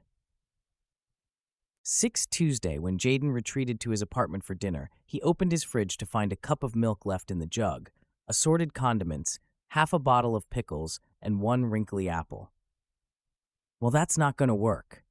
He snagged his jacket and headed back outside. Halfway to his truck, he veered to the right toward the Gordons. Sally claimed she was just fine now, but she might need a few things from the grocery store. He opened the kitchen door a few inches and called in, "Knock, knock." The scent of roasting meat wafted from the oven. "Come on in. You've had several cars dropped off today," Sally said. "You must be tuckered out. It was a good day's work. I'm heading to the grocery store. You need anything?" "I sure do. You're so thoughtful. Just a minute. I've been putting together a list." She moved into the other room, calling over her shoulder. "Sit down. No need to stand at the door like you can't wait to escape." Jayden pulled out a chair. Roger shuffled in. "How are you doing? Business looks good." "It's picking up. Nice day today to have the doors open." "Yep. Saw you checking out the chickens earlier. You get the eggs?" "Sure. Do you need some? They're slowing down, but we've got too many." "I could take a few." Jayden smiled, enjoying the easy back and forth, the way Roger didn't expect him to ramble on about anything. Sally came back in, her voice arriving first. "I knew I had another 20 in my purse. Seems like every time I go shopping, the food costs more than the week before." She handed him a list of a dozen items. She'd written notes about brand preference. "I hope you don't mind, but with the storm coming through the next few days, I wanted to make sure we have what we need." "It's no problem. I'll be back before long." He stuffed her note and bills into his pocket. "No rush. Take your time." Right, because wandering around the grocery store was his idea of a good time. Jayden got through with the shopping as efficiently as possible. When he came out with the bags, he noticed a little boy with a big box that read, "Free kittens." Thinking of Heaven, he veered toward the box, smiling at the 4 kittens inside. They were still so tiny. "How old are they?" 8 weeks. Mom said they have to go now." The boy was no more than 7, and Jayden looked around, recognizing Jen from the wrapping station a few feet away, talking to another woman. "Oh, hey!" Jayden gripped his shopping bags, feeling suddenly at a loss. "Jayden, imagine running into you here. Are you looking for a kitten?" she asked. "No, but I know someone who might be. He your son?" "Yeah." She dropped her hand on his brown hair. "This is Kobe. Kobe, this is Mr. Lewis. He's helping wrap presents this year." "Do you like cats?" Kobe asked. "I do, but my pigeons don't, so I don't have any." "You have pigeons?" "Yep, and a couple doves." "Huh." The kid turned to wave enthusiastically at a passing car. "Yep, totally lost the kid's interest with that one." "Anyway, good to meet you." Jayden moved toward his truck, loaded his groceries, pulled out his phone, and sent Heaven a text. "If you're thinking about cats, Jen's giving away kittens at Miller's grocery." He didn't know if she'd get it before the kittens were gone, but he didn't do phone calls if he didn't have to. Holding a conversation made him self-conscious. "Heaven, tell her to hold on to a couple." "I'll be right there." Great, now he had to talk to Jen again. But he would get to see Heaven, so he'd count it as a win. When he came back, Jen grinned at him. "Did you change your mind about the kittens?" "No, but Heaven said she's going to come look. She said to save her a couple." "Great. I didn't know she was looking for a pet. She didn't say anything on Saturday." "You didn't say you had kittens." He wanted to talk to Heaven, but didn't see an excuse to stay. "You know, my car is making this funny ticking noise," Jen said. Saved by the car's funny noises. Diagnosing by proxy had become a regular thing after he'd started working at the garage in high school. He didn't mind, as it usually led to them bringing it in for him to really look at, and few people did more than basic maintenance these days. He was still answering Jen's questions when Heaven pulled into a nearby parking spot and she and Kay popped out the two driver's side doors. "Oh, look, she brought her niece. Do you know Heaven's niece?" Jen asked Kobe. He shrugged matter-of-factly. "Sure, everyone knows Kay." "Kittens!" Kay's voice was in full squeal mode. "Oh, good. There are still some to choose from." Heaven brushed back her hair and shivered. She hadn't put on a coat. "Where's your jacket?" Jayden asked. The breeze was cold tonight. "Rushed out without it. Foolish to be in such a hurry, but kittens can go fast." She shivered again. Jayden stripped off his jacket and slid it over her shoulders. "Wear mine for a while. I don't really need it." "Oh, I couldn't." Her gaze met his, and again there was that leap of something undefinable between them. "Yes, you could. Look at the black kitten there. They're so cute." Kay had a white one with a gray spot on its nose. She reached for the black one. "We could get one black and one white, like piano keys." "Are you sure those are the ones you want?" Heaven asked.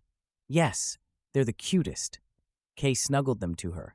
They burrowed in, no doubt chilly in the cool night air. "Can we leave them here while we grab a litter box and stuff?" Heaven asked Jen. "I can hold them for you," Jayden said. "I couldn't ask you to do that." "You didn't." "Well, if you're going to be standing out here." She passed him back his jacket. He put it on, and Kay handed him the kittens. He partially zipped up and slipped them inside. They climbed up his chest, tiny claws grabbing like needles. He held in an unmanly shriek of surprised pain. One tiny white head popped into view and let out a plaintive meow. "Adorable, aren't they?" Jen ran a finger down its silky head. "More adorable when they aren't ripping into my skin." He supported them from underneath, and the claw retracted. Falling a little in love, he brushed a finger over the white fur.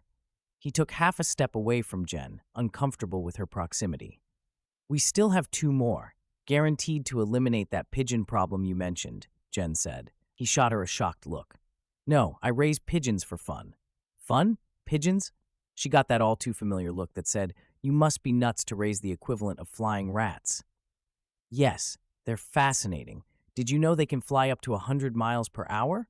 Jen's eyes glazed over. "I guess we all need a hobby."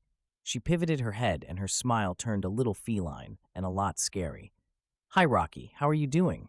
Since she had turned away from Jayden, he muttered goodbye and headed for Heaven's car, relieved to get away. The man Jen spoke to didn't seem at all averse to talking to her, so they were all better off. He stopped by Heaven's car and checked his watch. He ought to get Sally her groceries. Still, he smiled when Heaven and Kay approached. "Sorry it took longer than I expected," Heaven said. "There are so many kinds of kitty litter, and I've never had a cat before." Thankfully, another customer helped me out. "Where are they?" Kay asked. Jay said, "In my jacket. They were cold. Get in your car seat and I'll pass them over." "I don't use a car seat. That's for babies. I have a booster seat." He didn't understand the distinction, but remembered well enough being young and the desperate wish to be seen as older and more competent than how his family saw him. "I'm sorry, your booster then." Heaven stashed their purchases before Jayden passed the kittens to her. She straightened and shut the passenger car door. "Thanks again.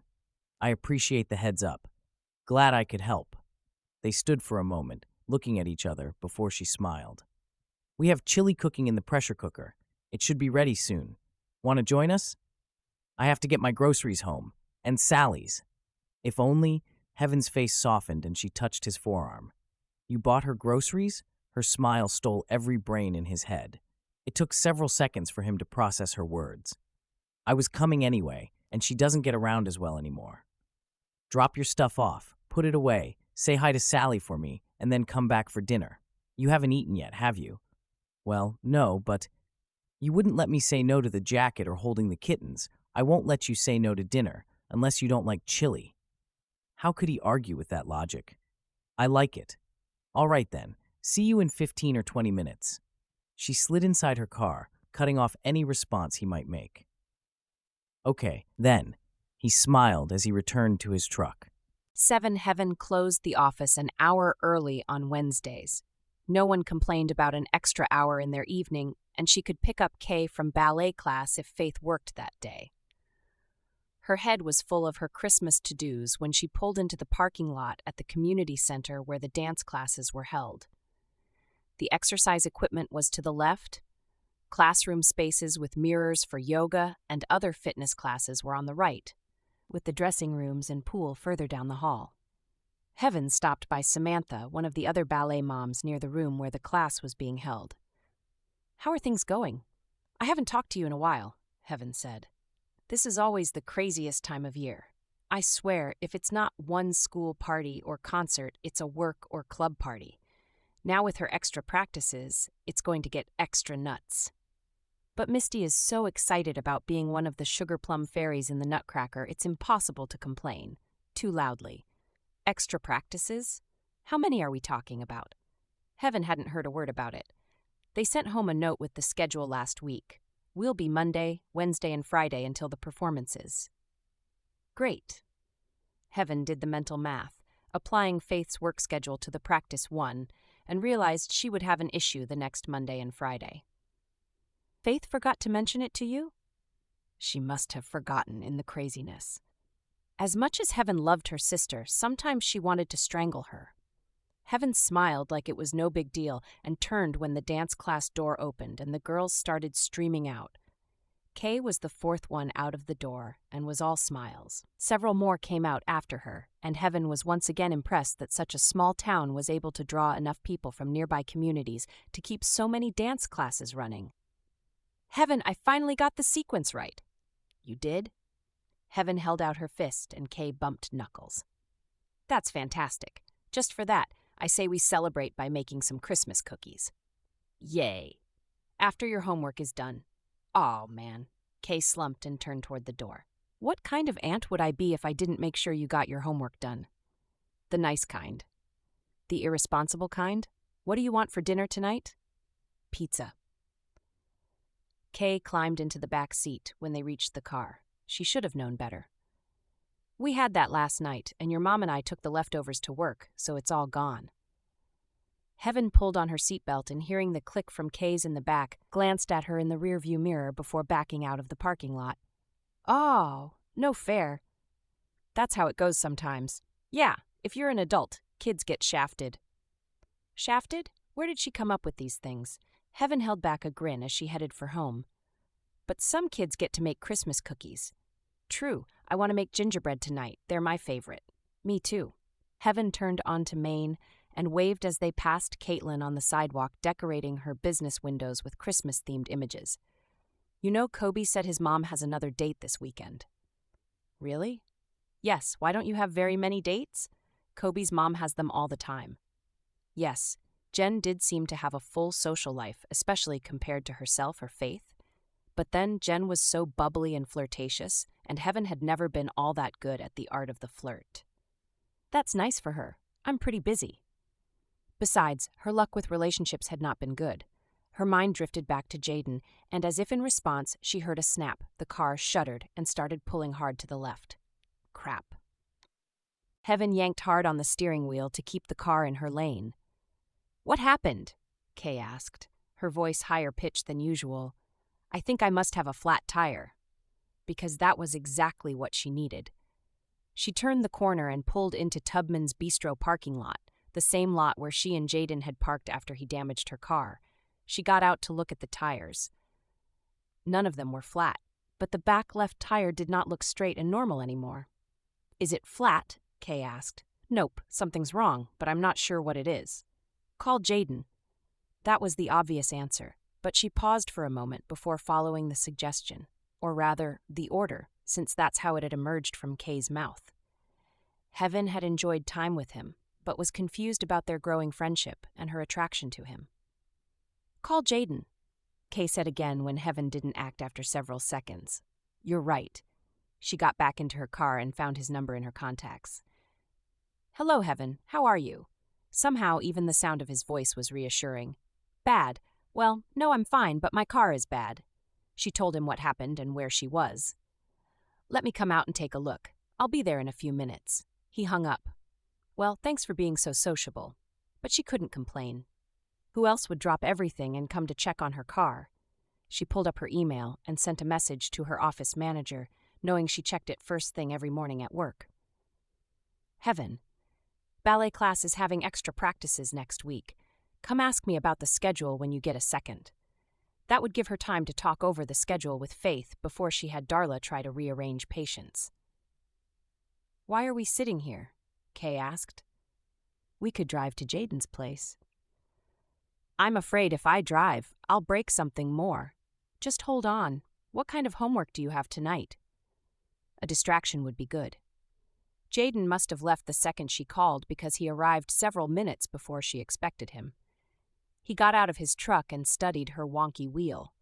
Heaven joined him and watched while he shone a flashlight under the car in the failing winter light, hoping desperately that it would be a cheap fix. Yep, what? She asked. You have a broken axle. We'll have to have it towed in. Heaven sighed. That did not sound good.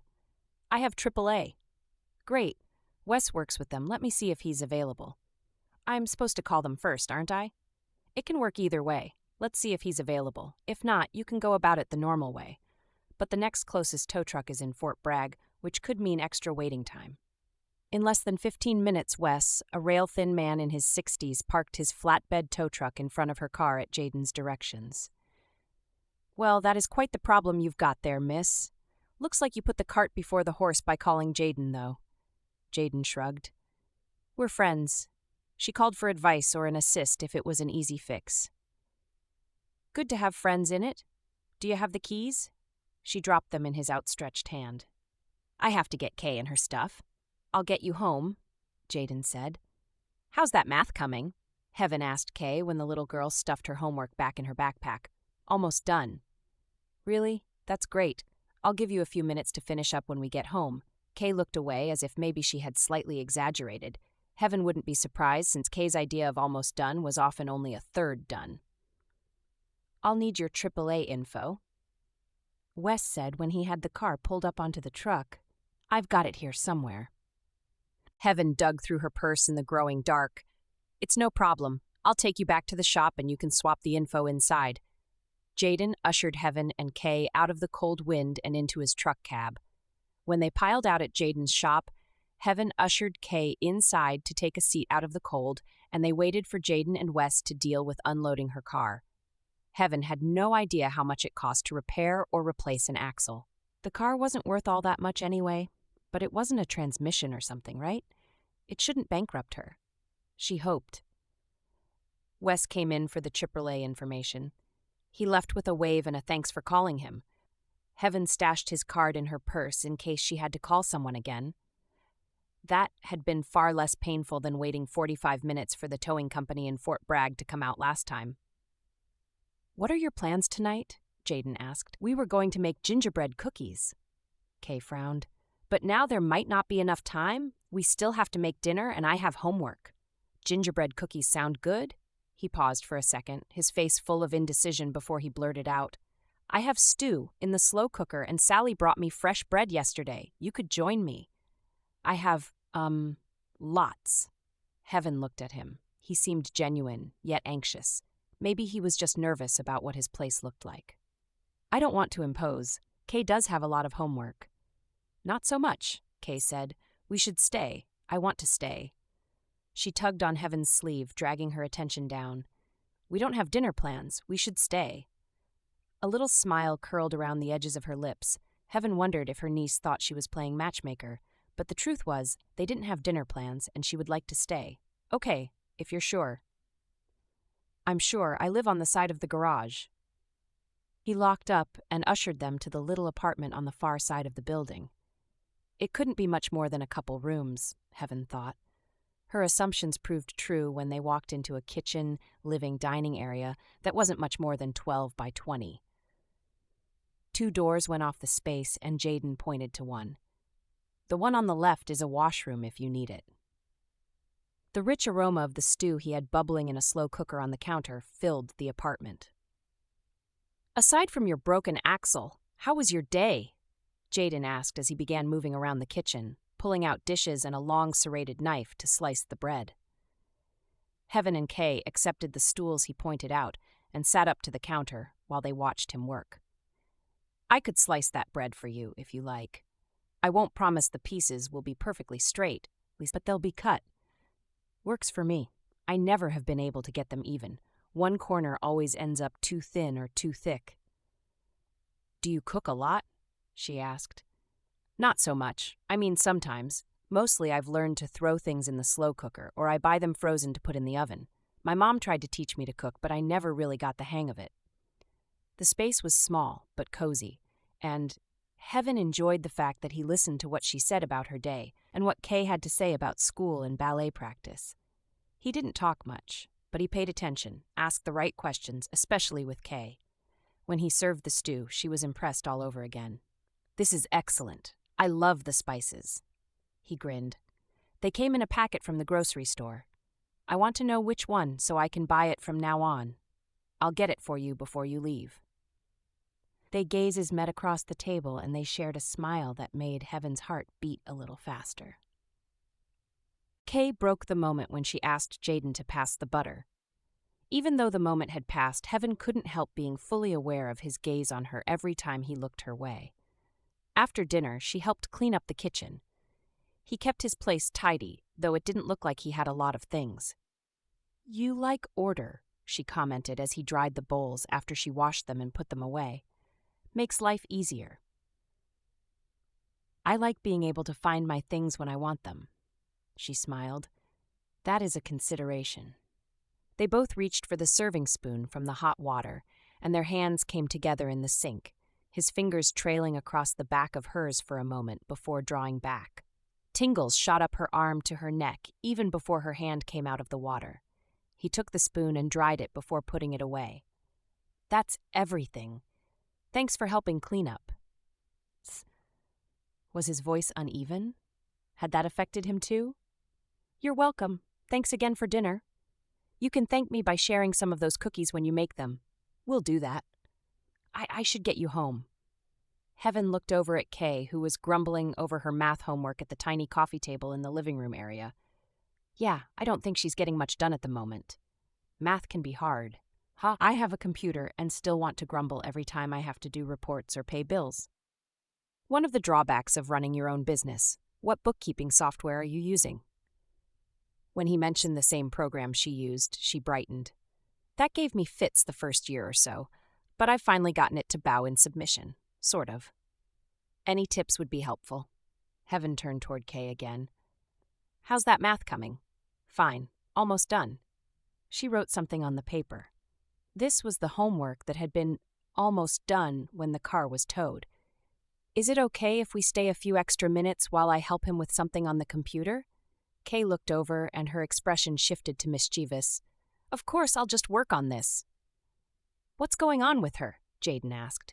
Not about to discuss her suspicion about Kay's matchmaking plans, Heaven shrugged. Who knows what goes through kids' minds? Jayden logged into his laptop and opened his bookkeeping software. They sat close on the sofa while he talked about his latest problem, and she walked him through the solution. Their arms brushed, hands bumped, and Heaven couldn't have been more aware of him if they'd been alone in the room. When he set aside the computer 40 minutes later, he said, Thanks for your help. I'm surprised you don't have a bookkeeper. My office manager does deal with invoicing and entering payments, but I'm kind of a control freak and I want to keep an eye on income and expenses. That was only half the truth. Feeling beholden by his vulnerability and asking for help, she opted to give him a little more. And I've had some major business expenses, as in buying the business and doing some equipment upgrades, so I'm trying to keep solvent, which means taking on a few of the tasks I'm hoping to pay someone else to do someday. I have a CPA, but I only use them for the big things. His smile was nearly blinding. I understand that. Buying this place drained all my savings. Living on site lets me put most of the income back into the business. Heaven nodded. It's not easy sometimes, figuring out how to do everything I need to do, to juggle schedules and make sure everyone gets paid, and leaving enough behind for me to pay my own bills. Not that I can complain. So far, the business has been good to me, but I had no idea what it would be like to own my own business. That's something they don't adequately prepare you for in dental school. Prosody %. Yeah, they missed the discussion in the classes I took to become a mechanic, too.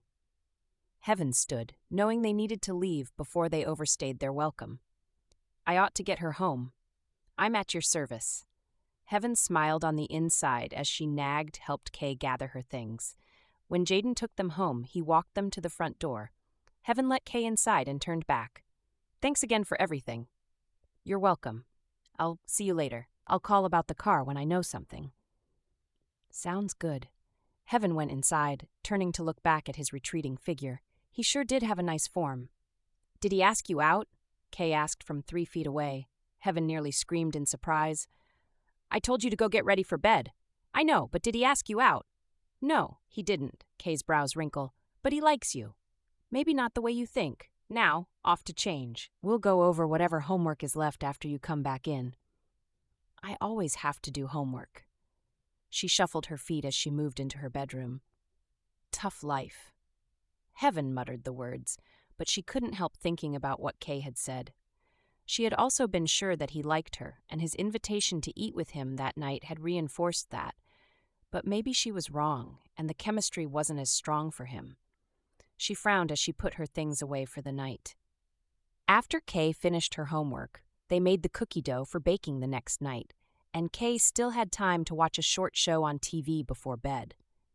Heaven was sitting in the living room, one of the kittens purring on her lap, when Faith came in half an hour later. Sorry, I got stuck on a traffic accident, and it took longer to sort things out than I expected. How did things go tonight? She shucked off her uniform jacket and slung it over the back of a chair. My axle broke coming home from ballet practice. She sat on a nearby chair. You and Kay are all right? We're fine. Jayden came out and took a look, got a tow truck for me, and then fed us dinner. Really? And? Annoyed by the insinuation, Heaven worked to keep her voice even. And I helped him with some bookkeeping problems he was having. Then I came home with Kay. By the way, did you forget to mention the additional rehearsals before their performances? Faith's brow furrowed. The additional, oh crap. I'm sorry, it ran straight out of my head. I meant to tell you. Great. Well, now I don't have a car, and I don't know how I'm going to get out of work early to pick her up from rehearsals. Faith slumped onto the sofa beside her. I'm such a space cadet sometimes. I'm really sorry. I can pick her up Friday and next Wednesday. Still annoyed, Heaven didn't correct her sister's negative talk about herself like she normally would have. I'll see if Darla can work some schedule magic for me. If not, you'll need to have someone from her class bring her to me at work the other days. I'll take care of it. How did everything else go? Homework is done. Gingerbread dough is made. We'll do the baking tomorrow. And Jayden? Was nice. I can't figure him out. One day I think he's interested, the next I'm not so sure. I don't know how to read him. Keep studying. Any guy that concerned about his elderly neighbor is worth giving a little time to. She stood and grabbed her jacket. I'm going to take a long hot bath and pour myself into bed. Have a good night. Good night. Mentally exhausted as well, Heaven gave Custard the black cat one more long stroke before setting it on the floor and heading to her room. Faith's plan sounded good to her, too. 8. Heaven leaned against the sofa Wednesday night. The Christmas tree lights were the only illumination in the room, as a bluesy Christmas song soared in the background. Faith had ushered Kay to bed a while ago, and though she ought to pull her scrubs from the dryer and fold them, Heaven let herself take a moment to relax. It had been a rough day with an equipment failure, a hygienist calling in sick, spilled food on her scrubs at lunch, and an irate patient who had approved the bill before the work was done, but refused to pay the full amount after. Sometimes her job was no fun. Added to that was the inconvenience of having to juggle Faith's car and get rides to work and worry about how much the repair bill would be. Faith moved into her peripheral vision holding both kittens. Mind if I join you? That's fine. She took the empty spot beside Heaven on the sofa, passing her the white kitten. They were both in bed with Kay, and I didn't want her to stay up playing with them. Understandable. They've been nice to have around. This little girl wakes up in my bed half the time. Don't you, baby?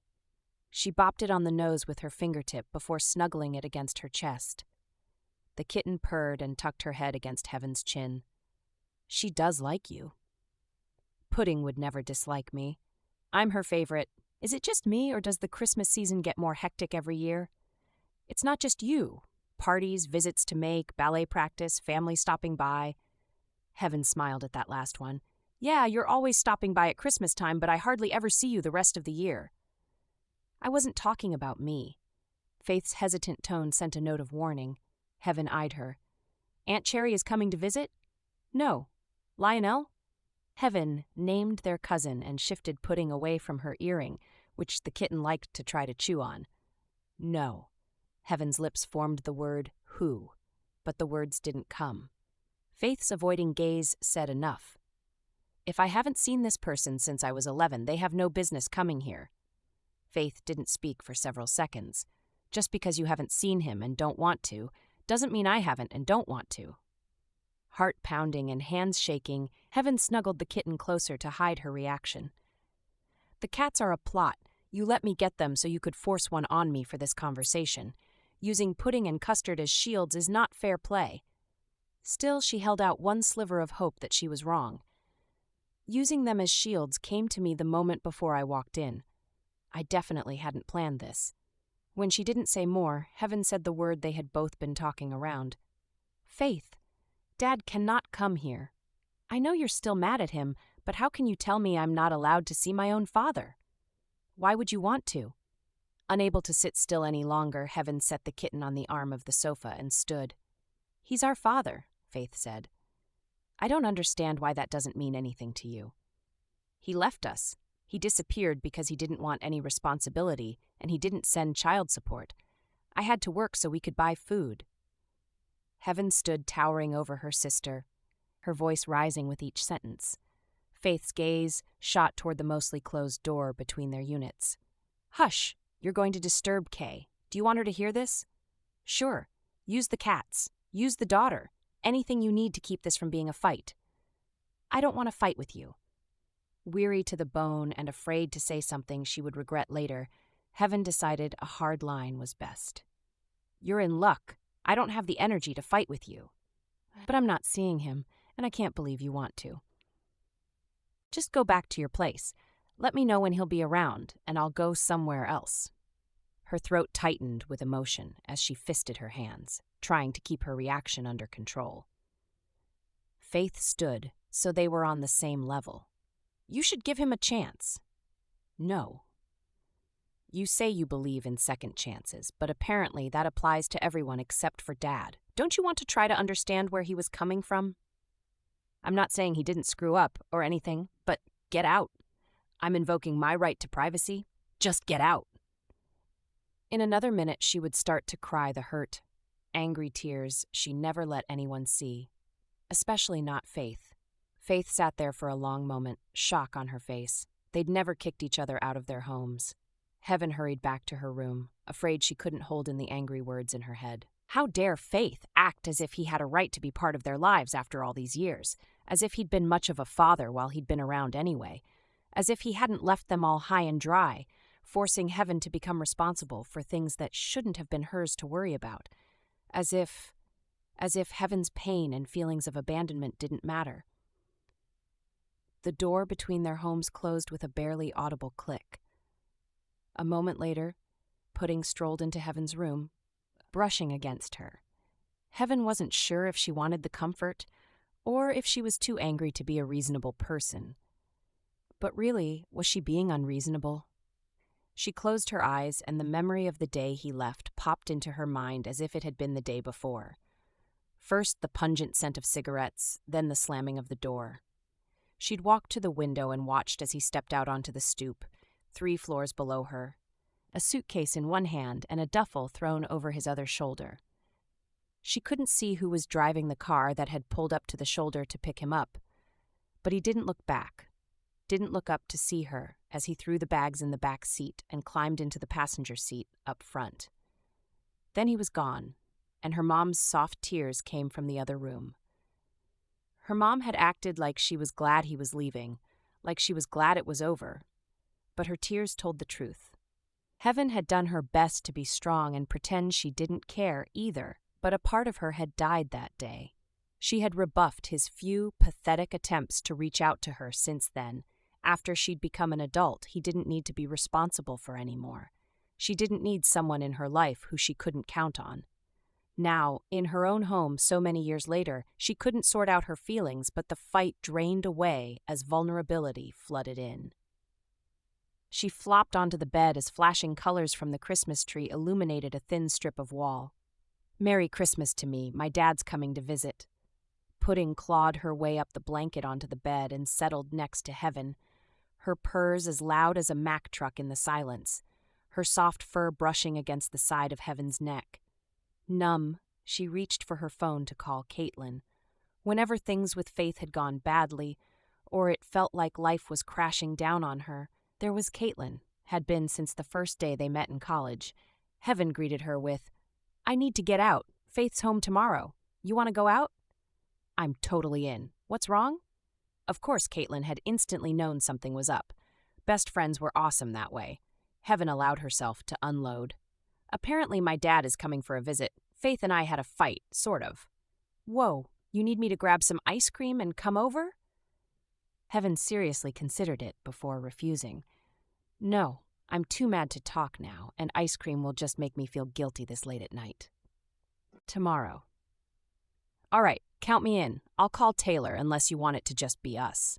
With just two of them, she might say more than she wanted to. Better to spread the conversation around. The more the merrier. "Done. You sure you don't want to talk tonight? I'd be happy to pop over there." "Nope, tonight is for wallowing. Tomorrow is for blowing it off. Friday I'll be back to my regular self." "Sure you will. It only takes 2 days to blow off 20 years of neglect." "Caitlin, thanks. You know I've got your back. See you tomorrow. I'll be in touch. You're the best." "I know." Heaven felt better already. She scooped the kitten onto her chest, but Pudding complained, clawed, and ran away, leaving her room. Rejected, yet again, Heaven rolled to a sitting position and looked at the blood welling on her finger. So much for the calming influence of cats. She went into the bathroom to clean up for the night. When she'd had a few more minutes to calm down, maybe she'd be able to focus on her mother's journal again. Sometimes a good distraction was the best medicine. 9 phones for you. Darla wiggled her brows at Heaven late the next morning as she was writing a script for a tooth extraction patient. Sexy voice. Figuring it must be Jayden calling about the car, she nodded, ignoring the expectation on her office manager's face. "Tell him I'll be right with him." She finished the electronic prescription and picked up the phone. "Hello, this is Dr. Lee." She was surprised when it wasn't Jayden's voice on the other end of the line, and glad she hadn't opted to greet him by name when she answered, as she had almost done. "Hello, Dr. Lee, DDS. This is Mitch Case, salesman extraordinaire. How are you doing this fine December morning?" "I'm well. How about you?" Heaven leaned back against the counter, settling in for the moment she could spare for the call. "Do I dare hope you're coming to town?" "I am in town. I got called in suddenly, but I figure I can sneak away for a while to have dinner if you're available." Heaven felt a twinge of guilt about the idea of going out with him. But besides a couple of meals together, 3 very casual meals, she and Jayden hadn't been on a planned date. They weren't a couple, and since all their meals together had been spur of the moment, she wasn't sure if they ever would be. What could it hurt to go out with a friend? "I have plans with friends tonight. How long will you be here?" "Through Monday afternoon. Any chance you're free for dinner tomorrow night?" "I am. What do you have in mind?" They made a date for half an hour after she expected to be out of the office. Just enough time to rush home and give her look a boost before dinner. "Was that the sexy mechanic?" Sunny asked, coming out of the room. Heaven was headed to next. "Nope, sexy salesman." "He's back. Do you have a date? He always takes you out when he's in town. Doesn't he?" "He generally does." She didn't know about always, since they rarely spoke between his visits. He was the opposite of Jayden in many ways. Refined, erudite, well-dressed, confident. She enjoyed their evenings together a lot, but she rarely thought of him between his visits. She supposed that was just as well considering how seldom he was in town. "You ready for me?" "Yes, ma'am." Heaven pushed away from the counter and headed for the patient. There would be time to think about men later. "Caitlin, 6 o'clock at Paisley's bar. I'll pick you up. Taylor, Jill, and another friend are coming. See you then? Heaven, I'll be waiting with bells on. She hadn't been kidding about the bells, though the literalness was confined to the tiny dangling bells on her Christmas tree earrings. She checked her reflection in the sun visor mirror in Caitlin's car as they pulled into the parking lot and patted that one area on her head that always had flyaway strands before getting out of the car that evening. The parking lot was already filling up, but then she didn't remember it ever being slow in the evenings. That suited her mood just fine. She needed noise and people and distractions.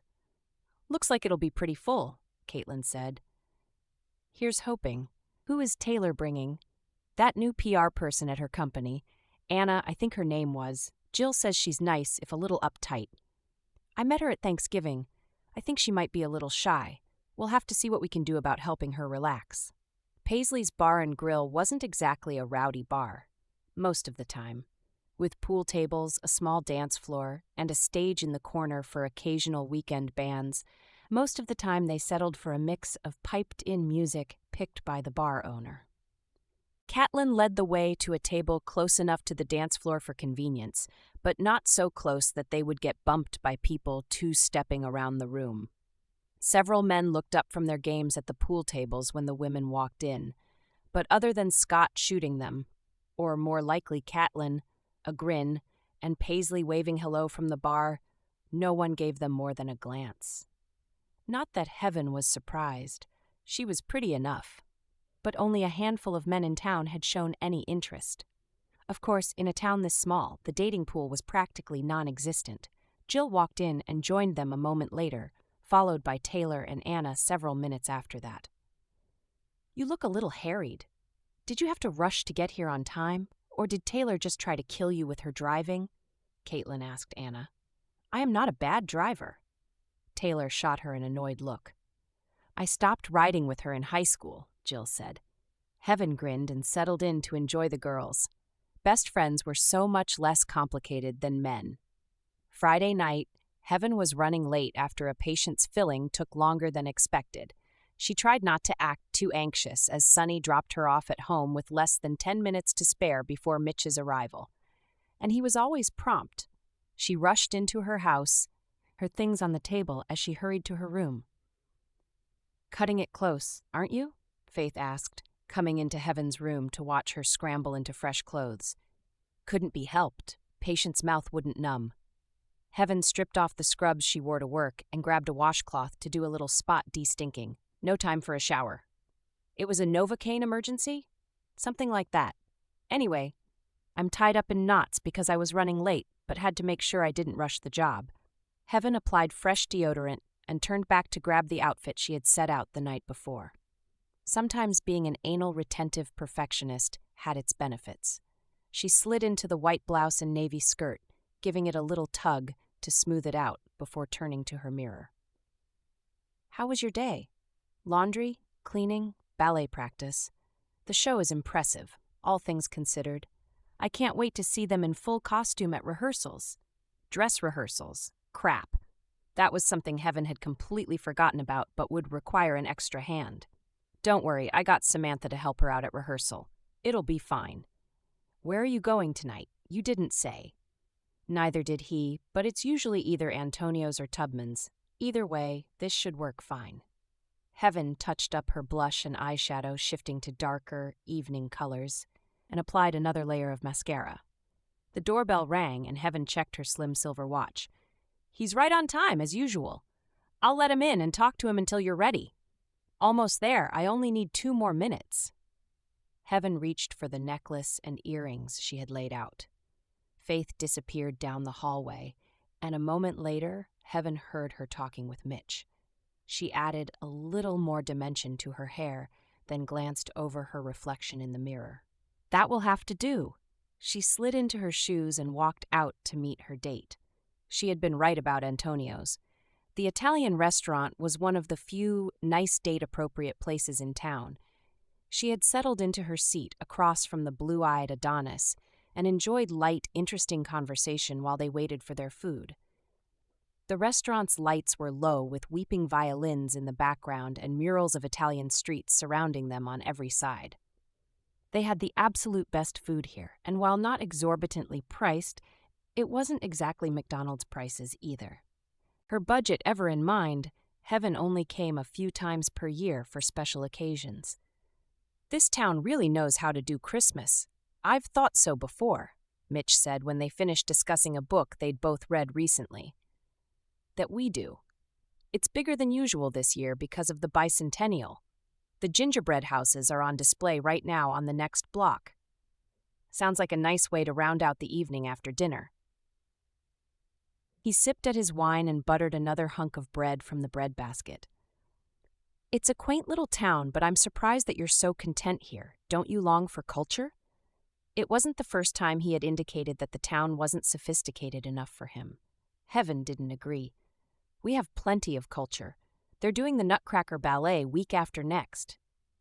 "In Fort Bragg or Ukiah?" "No, right here in the community center." She waited a beat before adding, "My niece plays a Sugar Plum Fairy." "Oh, a child's ballet production. How cute. Well, clearly you have the corner on highbrow culture." Heaven pushed away her annoyance in his superior attitude. Everyone had their weaknesses, and since she had seen the Nutcracker performed by a professional company, she wasn't likely to miss the differences in the performance. But she was still excited to see the kids in town do the ballet. "We have as much of it as we need. Are you planning to go see it in LA this year?" "It didn't fit into my calendar. My sister is taking one of her friends this year instead. What else is going on this weekend that's Christmas-themed?"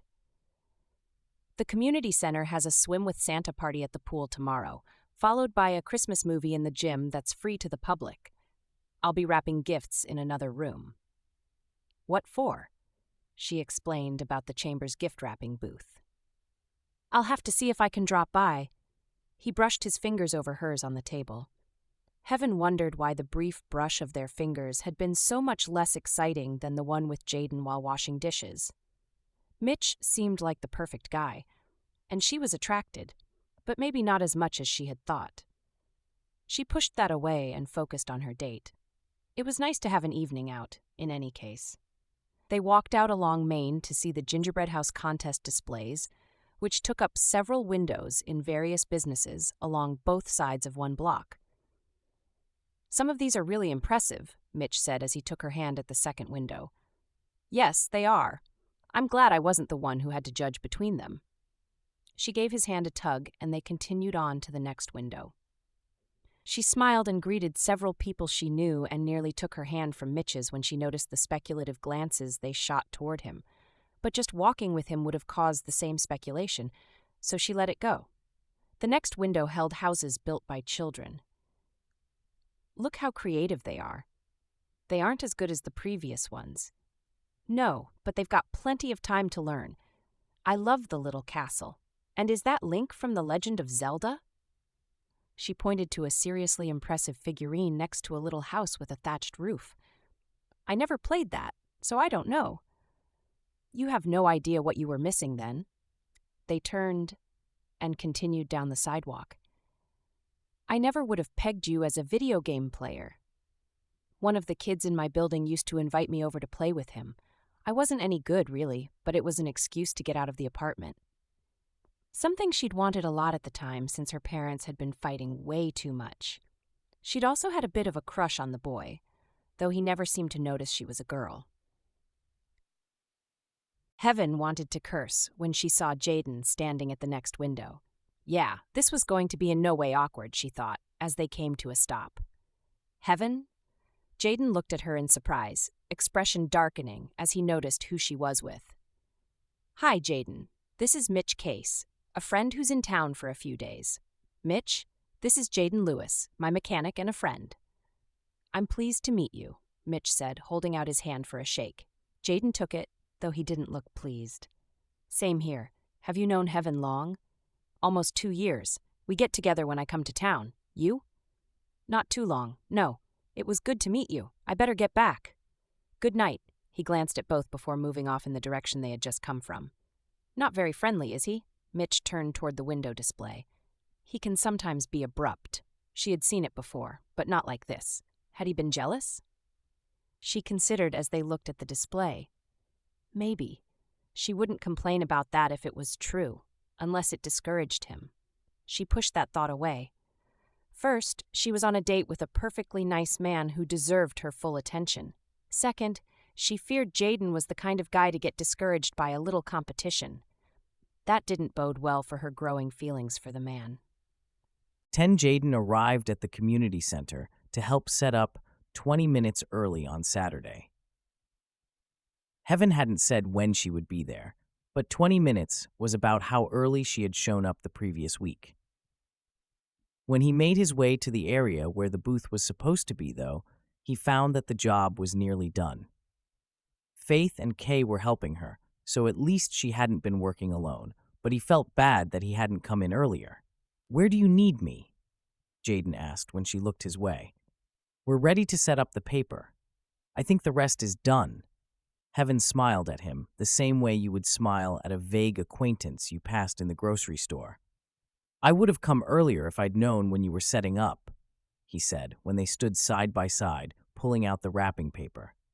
Faith was happy to help. She and Kay are going to the pool in a few minutes anyway and staying through for the movie. "That sounds good. Just you, me, and Jen today again?" He didn't care. He just had to find something to say. He kept remembering her walking hand in hand with that other man the night before. She had looked happy with him. He had been so polished and professional in his business suit and shiny shoes. It had made Jayden feel like a slob in comparison, even if his clothes had been clean after his post-work shower. Plus Pam. She could only sign up for one day. This is a busy one, so it's good to have the extra help. Sounds good. Was she getting serious with the guy? And why hadn't she mentioned him before? Jayden was sure that moment while they had been washing dishes had been real, not part of his imagination. Hadn't it? Maybe Heaven was just being friendly, though, like Jen was just being friendly when she flirted.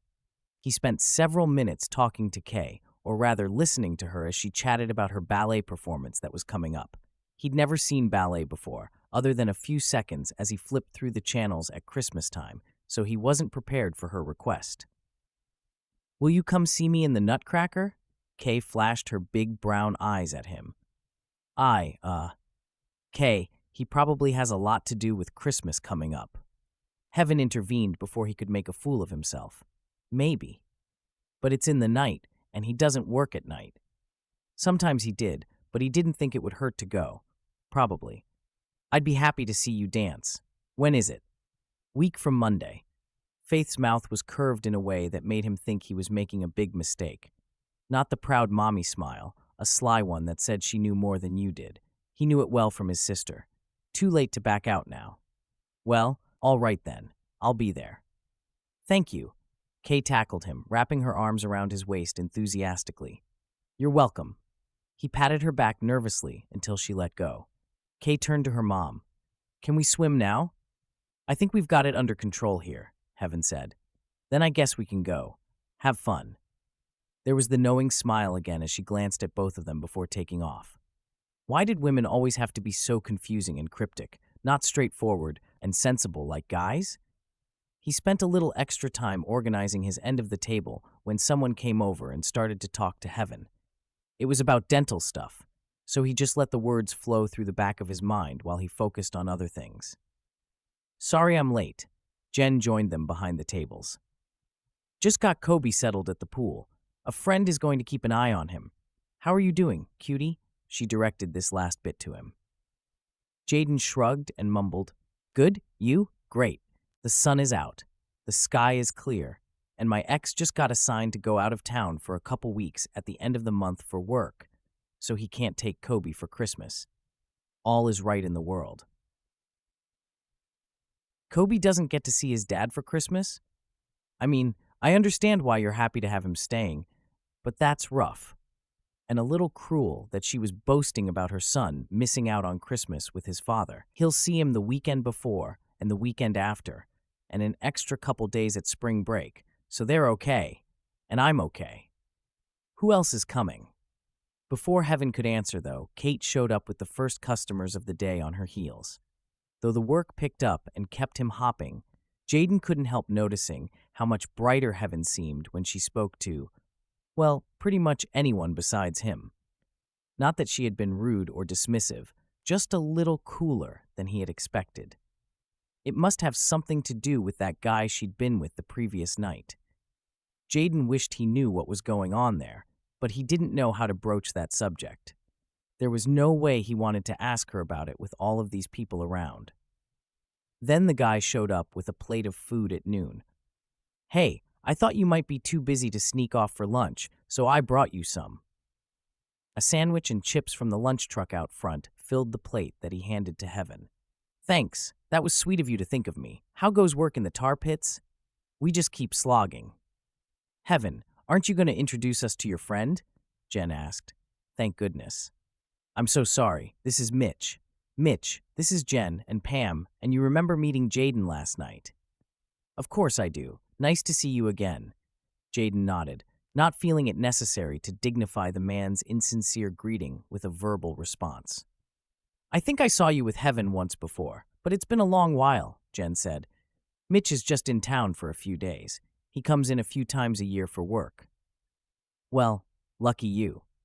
Jen looked at Heaven, then at Mitch, with a knowing twinkle in her eye, and then returned her gaze to the gift she was wrapping. Jayden managed not to grab the roll of paper next to his hand and bash the man around the head. Barely. He stayed turned partway toward them as he worked so he could still see them. "Well, it looks like you're swamped. I guess I'll let you get back to work," Mitch said. "Thanks again for lunch." "You're welcome." After Mitch had sauntered, Jayden yanked back the jealousy that had grown 3 sizes since seeing the man with Heaven the previous evening. He had no right to be jealous. Too bad telling himself that didn't make him feel better. "He's hot. You two go out often?" Pam asked. "Usually we get together when he's in town. It's no big deal." Heaven started laying out blue ribbon in a back-and-forth motion to make a bow. "When did he get into town? You didn't mention that you had a friend coming into town last weekend." "Spill. I didn't know last Saturday. He said it was a last-minute trip, and he didn't arrive until Thursday morning. He's working through the weekend and goes home early next week." Heaven stapled the middle of the bow and cut another piece to wrap around it. "It's not a big deal." Yeah, that's what I said to my friends before Clay popped the question," Jen said. "We were married 6 months later." Jayden looked at Jen in horror.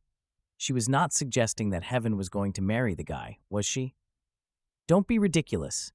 How long did you date Clay before he popped the question?" 2 months. "Holy cow, that is way too fast. No wonder you broke up," Pam said. "No, we broke up because we were both too selfish to bend when we needed to. You learn as much about marriage in a breakup as in making it work," Jen said. "As much as I complain about him, Clay and I had great chemistry and made each other laugh. We just should have talked about some important issues before we tied the knot. Besides, do you really think time is the most important factor on whether or not your marriage will work?" "Not necessarily," Heaven said, "but it's not like rushing to the altar helps.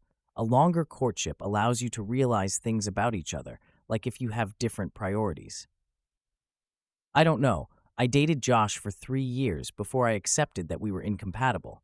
I mean, the issues had been there the whole time, but we just didn't face them." "What do you think, Jayden?" Pam asked. Saved by the Bell, or rather the 2 women laden with packages who arrived right then. Jayden thought he would get out of answering the question, but no. 5 minutes later, Pam asked again, "So Jayden, back to our conversation. Is a lot of time an important factor in a serious relationship, like serious enough to get married, or do you know pretty quickly and might as well jump in and make the commitment?" He'd been considering the question, despite the change in topic, so he actually had an answer worked out. "Well, I guess it depends on the couple and what they need to know before they're ready to decide if that's the right person." "What do you mean?" Jen asked. Man, what made him think working with women was a good idea, anyway? He glanced at Heaven. "Oh yeah, her. Well, sometimes people know fast and can make it work long term. Other people have to get past their own hang-ups to learn to trust enough to get married. Everyone is different." "That is quite true," Jen said. "More power to the fast movers, but I can't imagine doing it myself," Heaven said. Jayden finished wrapping his present and put the sticky note on it to remind the customer what it was. He was grateful when things slowed down enough that he could get away from the women's chatter to think, even if it was just in the quiet of the men's room. Jen and Pam together were a recipe for long discussions about clothes and makeup and hair and who knew what else. What was an extension, anyway? On his way back, he ran into Faith and Kay again. "Hey, short stuff, Faith," he greeted them. "Hi, Jayden. Are you all done wrapping presents?" "No, I just had to take a quick pit stop. Looks like the swimming went well." He flicked back a lock of wet hair from Kay's face. "It was fun. All the lifeguards wore Santa hats. We're getting food and then going to the movie. Will you come too?" "Can't. The wrapping goes on during the movie." I looked down the hall at the wrapping. "Looks like you all are keeping busy," Faith said. "We are. Yes. Lots of happy parents unloading their work on us." Jayden let a smile peek through. "Seems like all of Dos Fuentes and half of Fort Bragg have been in already today." Faith chuckled. "Try not to flop over from exhaustion." "I'll keep that in mind." He gave them a little wave and said goodbye before heading back to work. The women must have decided to take advantage of the lull in customers because there was a plate from the food truck in his area when he returned. "Pam went out and got lunch for the three of you. It's late enough there wasn't much of a line," Heaven explained. "Great, thanks. What kind is it?" "Ham and cheddar. That okay?" Pam asked. "It's great. I appreciate it." Jayden tucked himself in a corner out of the way while he ate, watching the women. He thought about how Faith and Heaven had acted together earlier. It seemed odd to him, off-kilter. They always seemed like they were in perfect accord, but not so much that morning. Maybe it had been his imagination. He finished his food and went back to work, but when Faith and Kay returned after the movie to help clean up, he watched the three of them. Kay was extra helpful, like she sensed the tension between the sisters as easily as he did. Jen and Pam cleared up and left while Jayden took down the tables and chairs, leaning them against the wall for the facility people to clear away. Then he grabbed the last box of ribbon and supplies and followed Heaven out. Faith and Kay split off from them after depositing their supplies in the car trunk, and Jayden stayed to help finish the loading. "You don't have to do that." Heaven had grown tense again. "I know." He lifted the last bin into her back seat.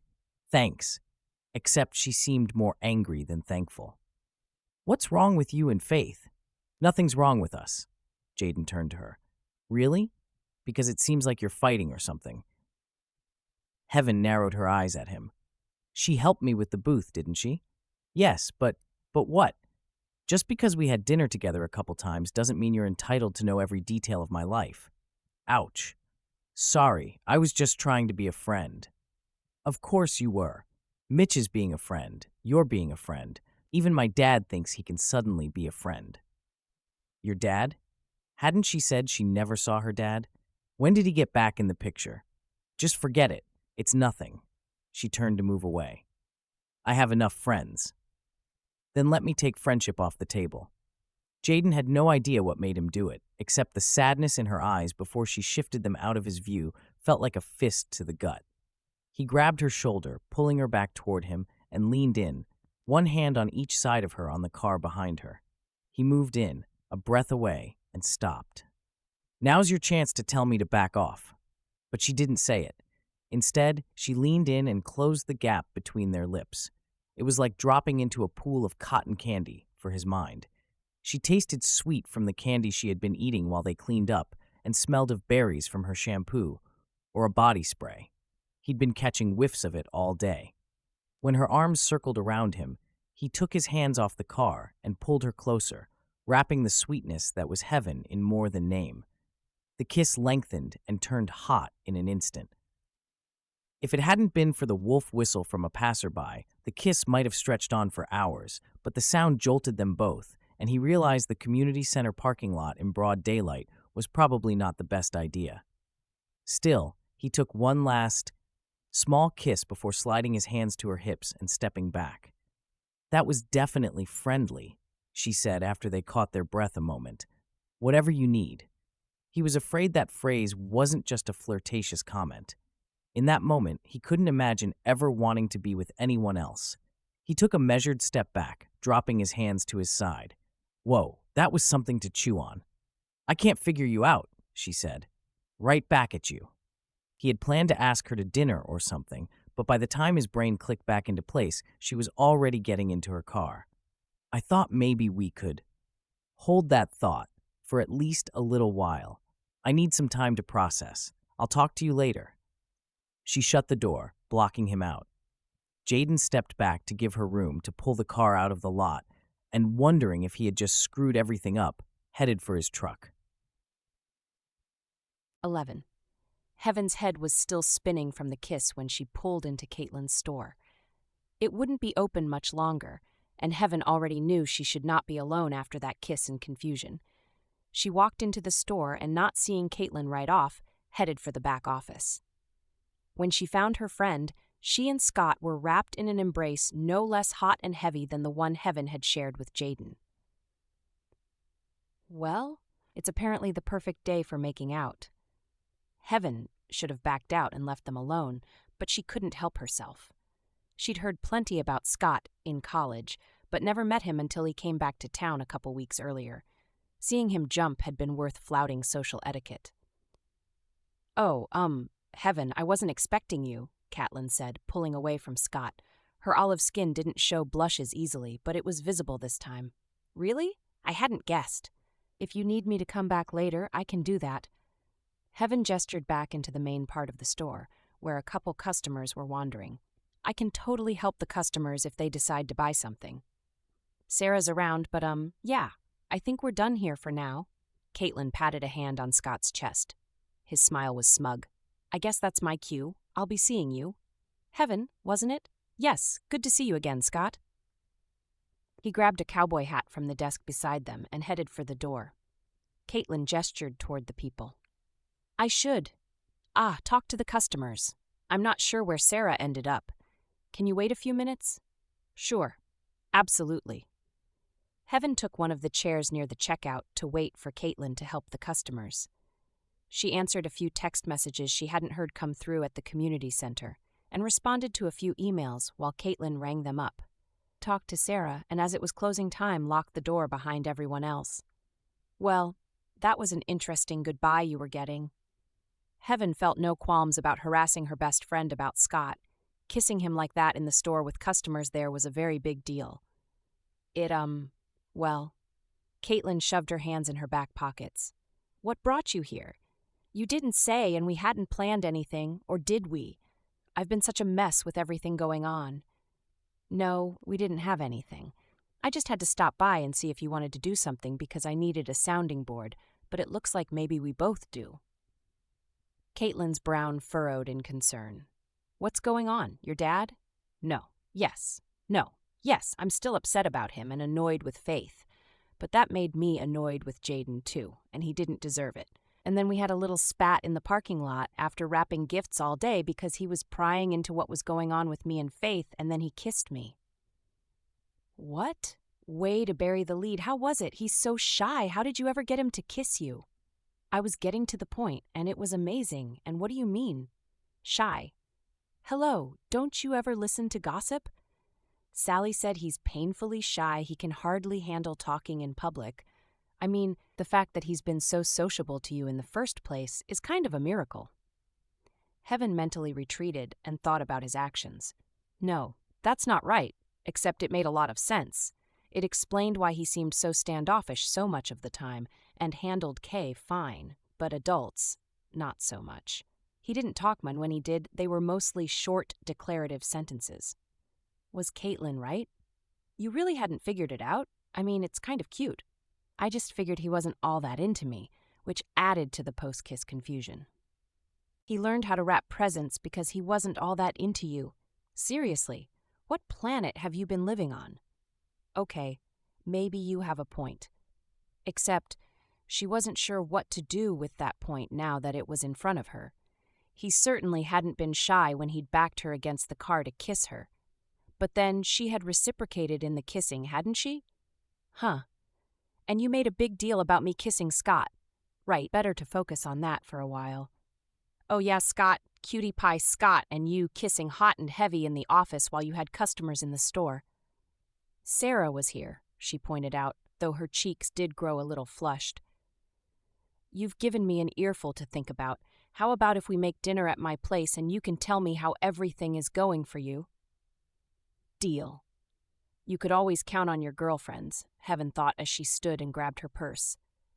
Heaven worked through most of her confusion about Jayden by the time she returned home Saturday night, though she still wasn't sure what to do about it. She wanted to keep exploring the relationship, but was it the best idea? Did she need the complications a relationship could bring? Monday, she had a break between patients, so she slipped into her office, shut the door, and called Jayden. Hi, Heaven. Is everything okay? Jayden asked. Yeah, I wondered if you would call or come by yesterday. You said you needed a little time. I was giving it to you. Whoa. He'd actually listened to what she needed and acted accordingly. That was not how most of the guys in her past had worked. Thanks for that. I wondered, we're going to the cookie swap tonight. Would you like to join us? I have plenty for you, so you can swap some out or keep what we made. You and Kay and Faith? Faith is at work, so Kay and me. I'd be happy to join you. Her cell phone beeped, and a glance at it said it was Faith. Can you hold on a second? Yeah. Heaven switched calls. What's up? I have Jayden on the other line. Sorry to interrupt, especially if you're working through whatever is going on with you, but I just got a call from the ballet teacher. There was a gas leak at the community center, and they had to cancel practice. But Kay is already there, and I'm on the other side of the county on a big thing we'll talk about later. Is there any chance you can run to get her? Heaven thought of the packed schedule coming up for the rest of the day. I'll figure something out. The daycare provider wouldn't, and shouldn't have to, load the kids all into the van again to pick up Kay after dropping her off not 10 minutes earlier. It was already a stretch asking daycare to drop her there after school instead of taking her back to the daycare center. She ended the call with Faith and flipped back to Jayden. I'm sorry. I guess they had to cancel ballet rehearsals, and Kay is already at the community center, so I have to send someone to pick her up. She hates spending the afternoons here.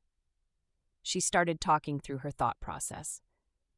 I'll get her. I can bring her back to you. Or she can stay here if she wants. I have room for her to do her homework. I'm working on your car right now, since the part arrived this morning. I was going to call and say that the part came in and I could bring it after work, or pick you up and bring you back here to pick it up. I can't ask you to take care of Kay for 3 hours, that's crazy. Not as crazy as you trying to take care of her while filling cavities. The work on your car is nearly done, and then I just have some little jobs to work on, nothing dangerous. The kid who helps me out after school is off today. I don't know how she'd feel about it. There was a knock at the door. We're ready for you, Dr. Lee. Sunny's voice came from the other side of the door. I'll ask her what she wants to do, go to you, or come with me. If she comes here, I'll send you a text. It's fine, really. Heaven really couldn't leave, and one of her hygienists was out sick, so she didn't have anyone extra in the office she could send to pick up Kay. It came down to whether she trusted Jayden or not. And she did. Okay, let me know. I really appreciate it. No problem. Let me know when you're done with work, and we'll come get you. Okay, thanks. Heaven ended the call, sent Faith a text to say it was covered, sent one to the ballet teacher to say Jayden was picking up Kay, and went out to see her patient. She hoped it went half as well as Jayden expected it to. Kay had practically jumped up and down in excitement when Jayden stopped to get her at the community center.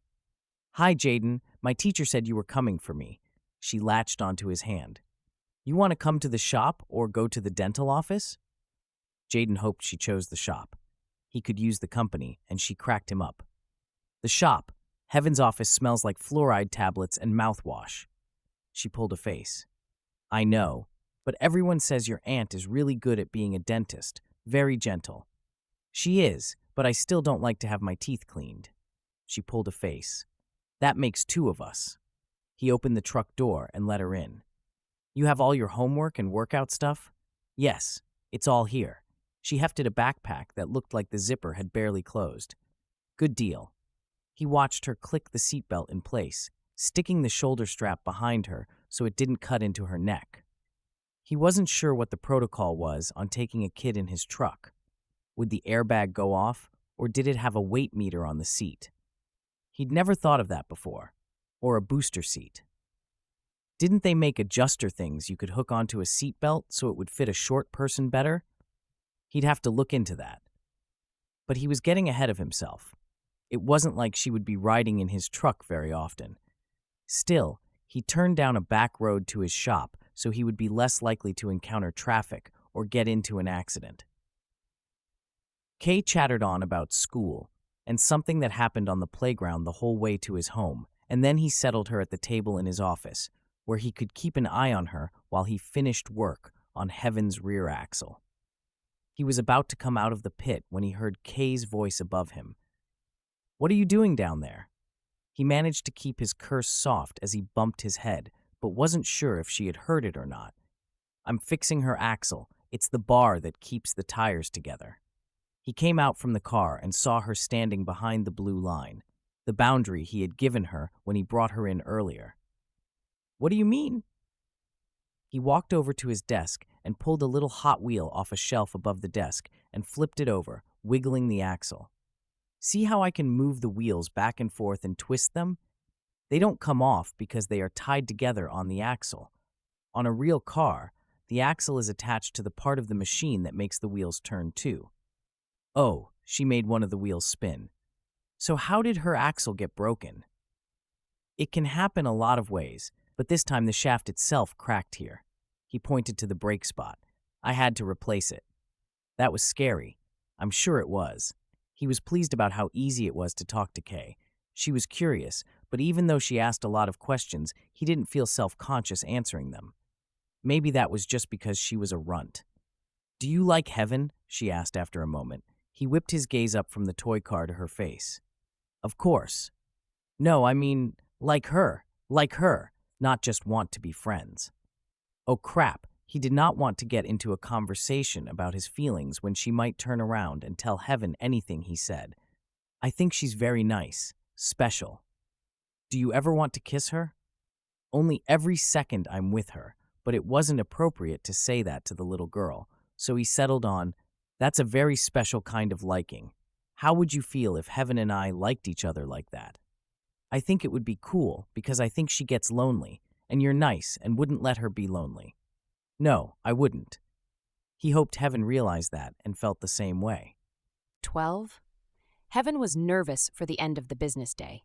Or rather, seeing Jayden again, which was ridiculous. She was a grown woman, she had dated plenty of men before, and kissed several of them. But Jayden threw her. She shouldn't be nervous about seeing him again, but there it was. Sonny offered to drive her to Jayden's shop after work, and after waving her off at his door, Heaven walked into the customer side of the building to find Jayden and Kay bending over a jigsaw puzzle. "Don't get her started. She'll never let you stop putting those things together now." They both grinned up at her. "He likes them too," Kay said. "I figured he must, or he wouldn't have one here. What is it?" She drew closer and saw it was an ocean scene, and not nearly as large as the ones Kay kept trying to get her to buy. "Nice. I finished my homework, and he finished your car, so we're taking a break." "Good job, both of you." Heaven was centered between them, so she shifted to look at Jayden, who had been silent, though he was giving her a grin that made the warm, fuzzy spot in her chest triple in size. "Hi." Jayden's fingers found and intertwined with hers below the table. "Hi. How was your day?" "It was nice. Of course, I didn't get to put together jigsaw puzzles." "Then you should join us. I was thinking of ordering pizza for dinner. You two want to stay and join me?" "Yes." Kay stood up and boogied across the room. "I don't have any meal ideas that would possibly compete with that reception," Heaven said. "Pizza it is." Kay boogied back over to them. "And the cookie exchange is tonight. We have lots of extras so he can come with us and bring cookies too, right?" "Yes, he can."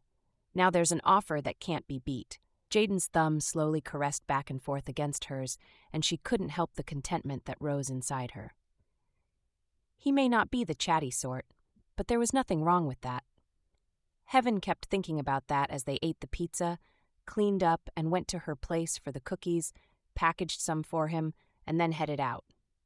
They arrived at Albrecht's event center 15 minutes after the open-door activity started, and Heaven quickly found somewhere to set up the cookies they had brought. Jayden opted to keep several of each flavor she had made, and they headed out together to find some extra ones to take home from other people's offerings.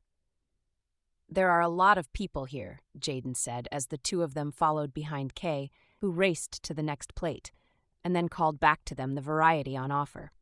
She was not terribly good at deciding between the various flavors, and ended up getting 2 of as many kinds as she could.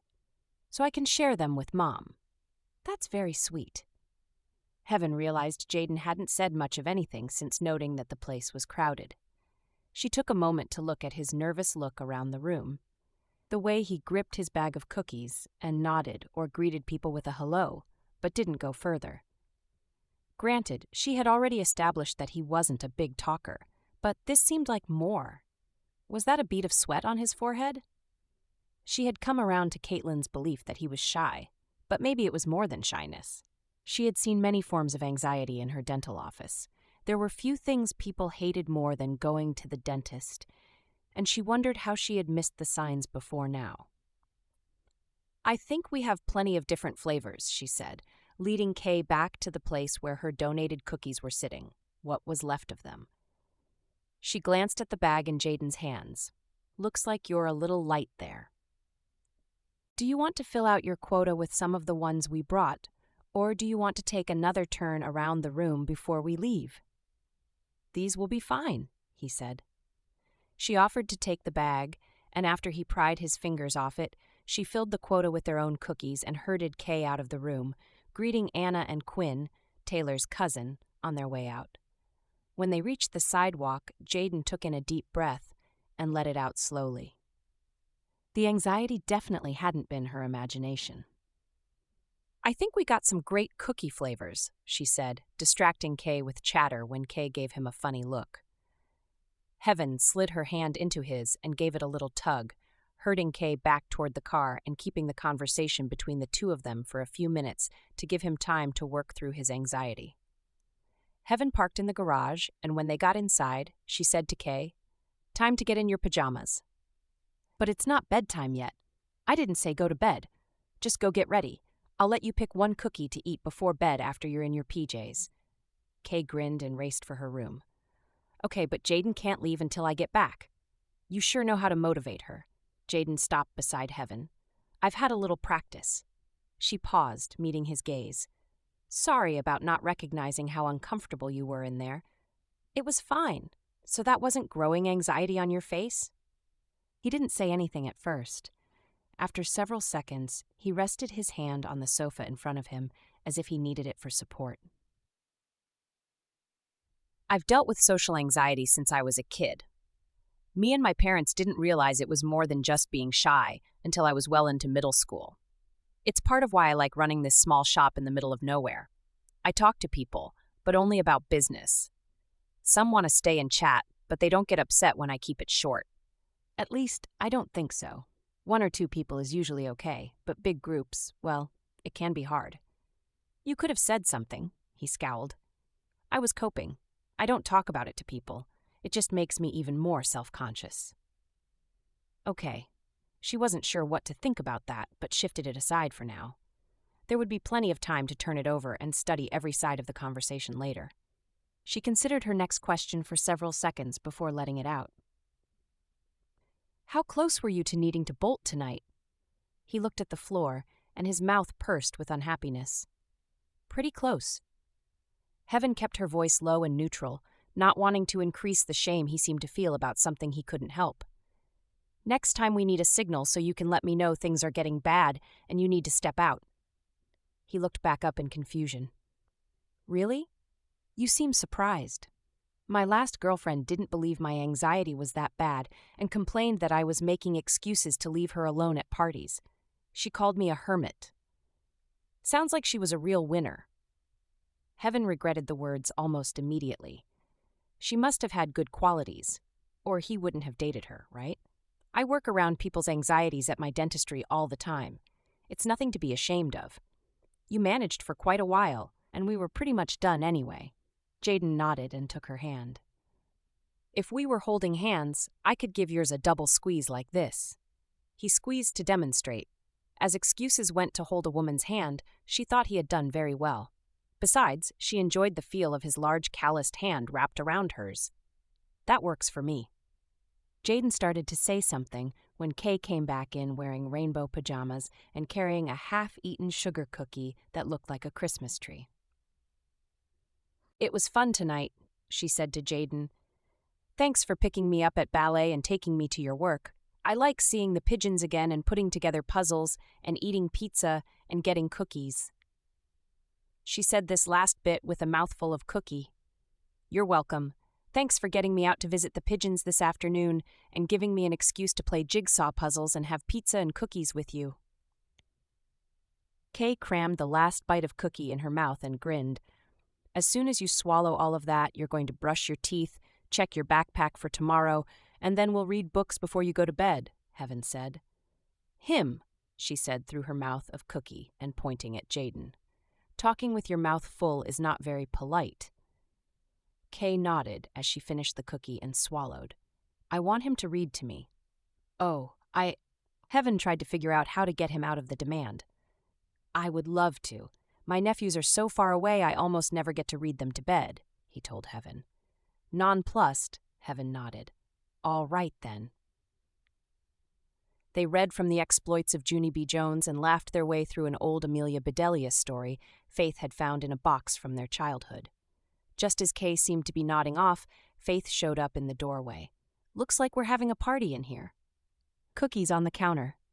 Kay gave the most important information first. "Thanks for saving me a few. Half are for me." Heaven and Jayden stood and moved out of the room so Faith could say goodnight.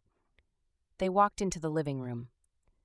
"That was fun. I've never heard of those books," Jayden said. "That's what happens sometimes when you grow up as a little boy instead of a little girl in our society. Serves me right." They lingered in the foyer and Heaven turned to Jayden. "This has been fun. Thanks again for taking Kay this afternoon. I think she liked being with you way more than being with me." "It's the novelty," he said. "I understand I have you to thank for getting Kay today," Faith said to Jayden as she joined them. "You're welcome. It was fun. I owe you one. But first, cookies and milk. Care to join me?" "I'll have to pass this time. I ought to be going." He stole a glance at Heaven. "I'll walk you out." Heaven grabbed Faith's uniform jacket, which was draped over the back of the sofa. "What other fun things do you have planned this week?" he asked once the door closed behind them. "Faith is off Wednesday and Thursday. So Thursday we thought we'd go to the festival at the hot springs, nutcracker practice Friday, and gift wrapping for us on Saturday." They took a few more leisurely steps before she added, "I'd really like it if you could break away from work to join us. We'll go after I get off work and Kay's finished her homework for the day. There will be a lot of people again, but we'll be outside and it'll be easier to slide out of the crowd if you need a break. Plus, the first night is always the lightest one, or so Taylor tells me. I'd like to give it a try." He stopped by his truck door and leaned in to give her a kiss goodnight. The kiss was light and sweet, but Heaven wanted a little more. She pulled him close and took the encounter 2 points hotter. When they separated, his hands had molded her back and come to rest at her waist. He sucked in a breath and grinned. "Well, I wasn't expecting that, but I'm not complaining." "Last time you did the grabbing, I figured it was my turn." His hands fell away as she turned to go. "Have a good night's sleep. See you soon." Yeah." She grinned as she entered the house and handed Faith her jacket on her way past. She walked into her own place, shutting the door firmly between them. 13. By Wednesday, Heaven was wondering if she had made a mistake inviting Jayden to join them for the festival. She still hadn't worked things out with Faith regarding their father, and she wasn't sure how she was going to survive the evening at the festival with her and Kay. She would have backed out of going entirely if she hadn't already promised Kay they would go together. That evening, when Kay had come over after getting ready for bed, she sat beside Heaven. "Are you mad at me?" "What? Of course not. Why would I be mad?" "You barely spend any time with us anymore. I mean, Monday was fun, but you didn't come over after I got out of rehearsal, and you usually do." Heaven set aside her laptop, which she had been using to read a dentistry journal, and pulled Kay closer to her in a half hug. No, honey, I'm not mad at you. I'm a little upset with your mom, but we'll work it out. We always do. If you're going to work it out anyway, then why haven't you done it yet? It's stupid to stay angry for a long time if you don't have to. Kay shot her a disgruntled look. Heaven tried to figure out how to explain it without getting into why she was hurt and angry, and the last thing she wanted to do was to drag her niece into the argument. I guess it is. Sometimes you have disagreements with someone that are very personal to you, and it takes a while to be able to see the other person's point of view. And by that she meant Faith seeing her point of view. If you love each other, shouldn't you try harder to understand each other so you can get along again? I miss spending time with both of you, from the mouths of babes. I'll think about that too. You know I love you. Yes. Kay turned and wrapped Heaven in a tight hug. I love you too, Auntie Heaven. You're my number one girl. Sleep tight. I will. See you in the morning. Kay pulled away and headed back to her place. Heaven picked up her laptop again, but she didn't start reading. Instead, she stared at the Christmas lights and listened to the soft holiday music. She was a little ashamed of herself for not facing her feelings about Faith and her dad being in touch. She hadn't even let Faith explain her viewpoint, which did make it harder to see from her perspective. Not that Heaven was wrong about him. Not at all. Still, that didn't mean she had to be angry at Faith. Did it? She was just as entitled to her own feelings as Heaven was. These kinds of thoughts were still circling in her head when Faith knocked on her door a while later. Do you mind if I come in? The door isn't shut tight, Faith said. Kay's words washed out the edges of her self-justification. I haven't gotten up to close it since Kay went to bed, but I guess we need to talk. She told me I needed to stop whatever is wrong with us so we can all be friends again. Faith took the armchair lample. Heaven had rescued from a second-hand store and dressed up with a slipcover. She asked me if I was mad at her, and I had to tell her that we were irritated with each other, though that hadn't been how she'd put it, had it? I'm sorry that you felt blindsided by the fact that Dad is coming to visit me and Kay, and that I haven't mentioned in the past that I've been in contact with him. I should have told you about the contact a long time ago. I'm sorry I shut you out because of it. I was blindsided. I don't have a right to dictate to you about whether or not you want to be in contact with him. I guess part of my anger was that he knows where I live because we're next to each other. Not exactly. I told him you live nearby, but I didn't mention that we share a door. That was something anyway. Thank you for that. Do you want some cocoa? I'm all out of eggnog. Faith smiled. How can I turn that down? They stood and moved to the kitchen. I guess you should tell me how you came to be in contact with him again. Heaven listened while she put water in the electric kettle and plugged it in.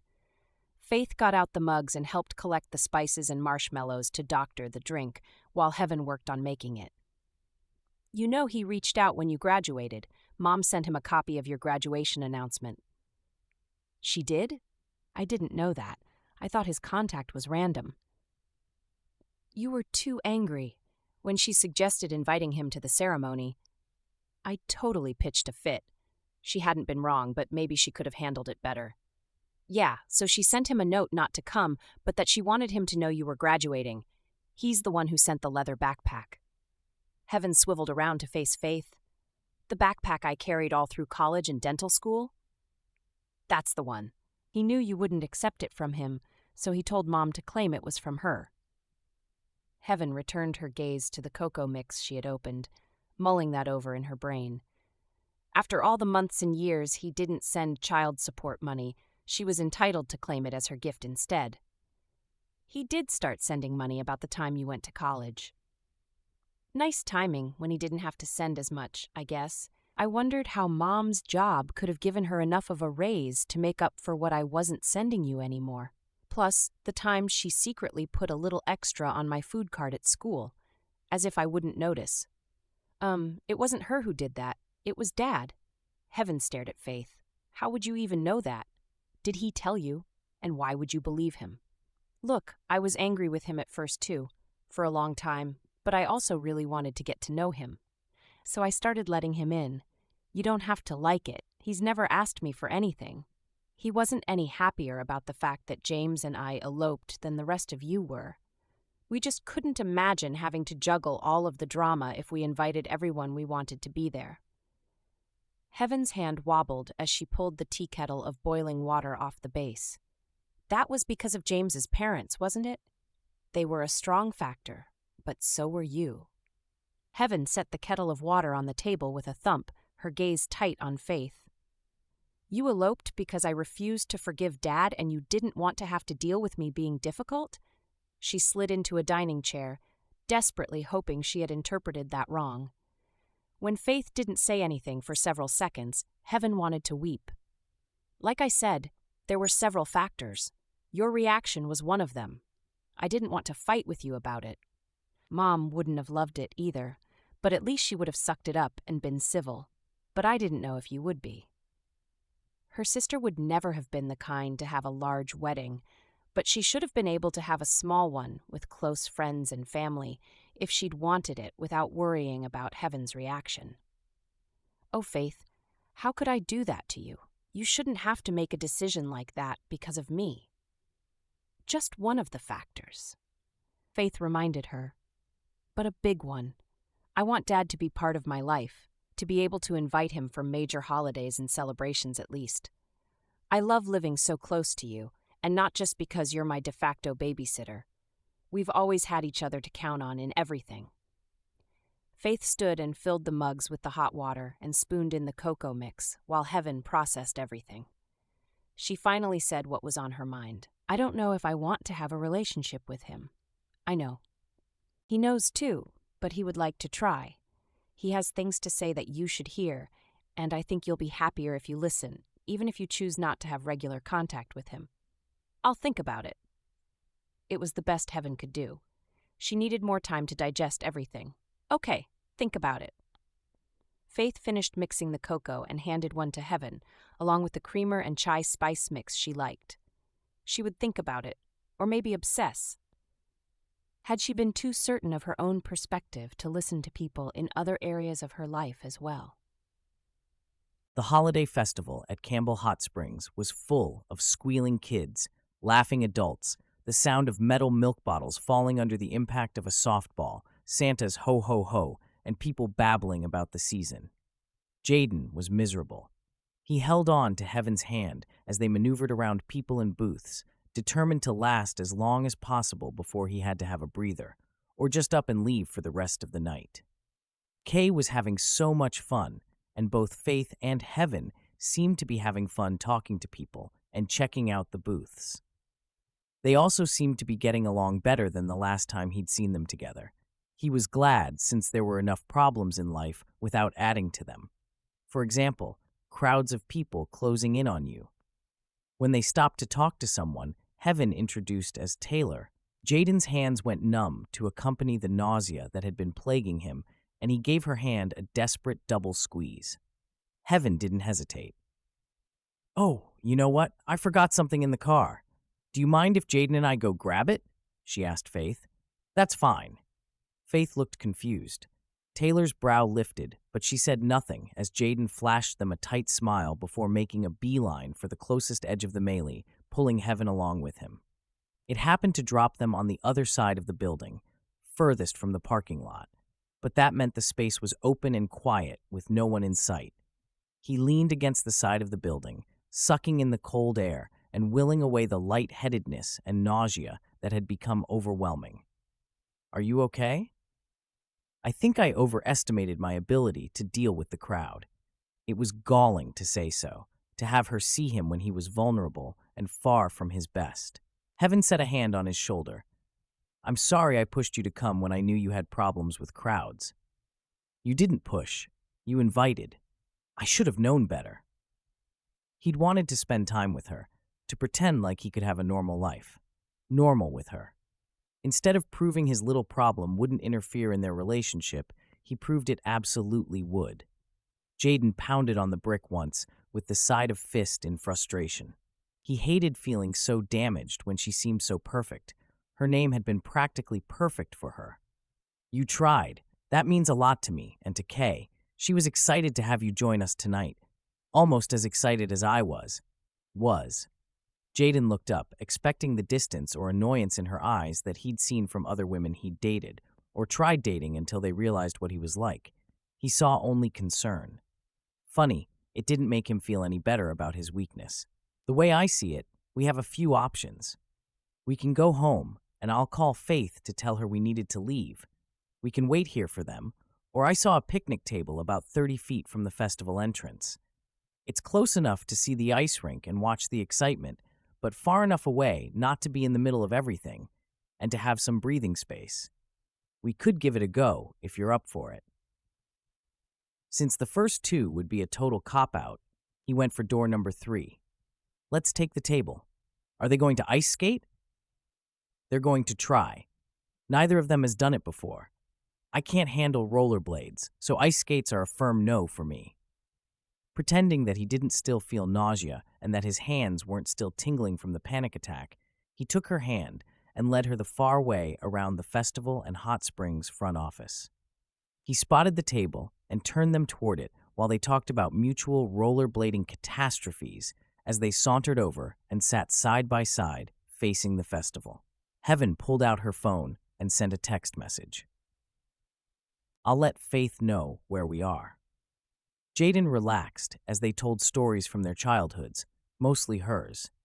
He liked listening to her and appreciated that even though she spoke far more, it didn't feel like she was monopolizing the conversation or that it was all about her. At the moment, he liked that it gave him room to relax and get his system back to normal. They managed some back and forth as they both asked and answered questions. Hi, don't you know the fun is all going on over there? A brunette asked after they had been sitting at the table for around 20 minutes. He'd seen her in passing at the cookie exchange, but didn't remember if Heaven had introduced them. You did a terrific job of it, Heaven said. I don't think I introduced Jayden when we saw you the other night. He owns Dos Fuentes Car Repair. Jayden, this is my new friend Anna. She moved to town last month, and she's in charge of the festival. Good to meet you, Jayden said. It's pretty incredible. Thanks.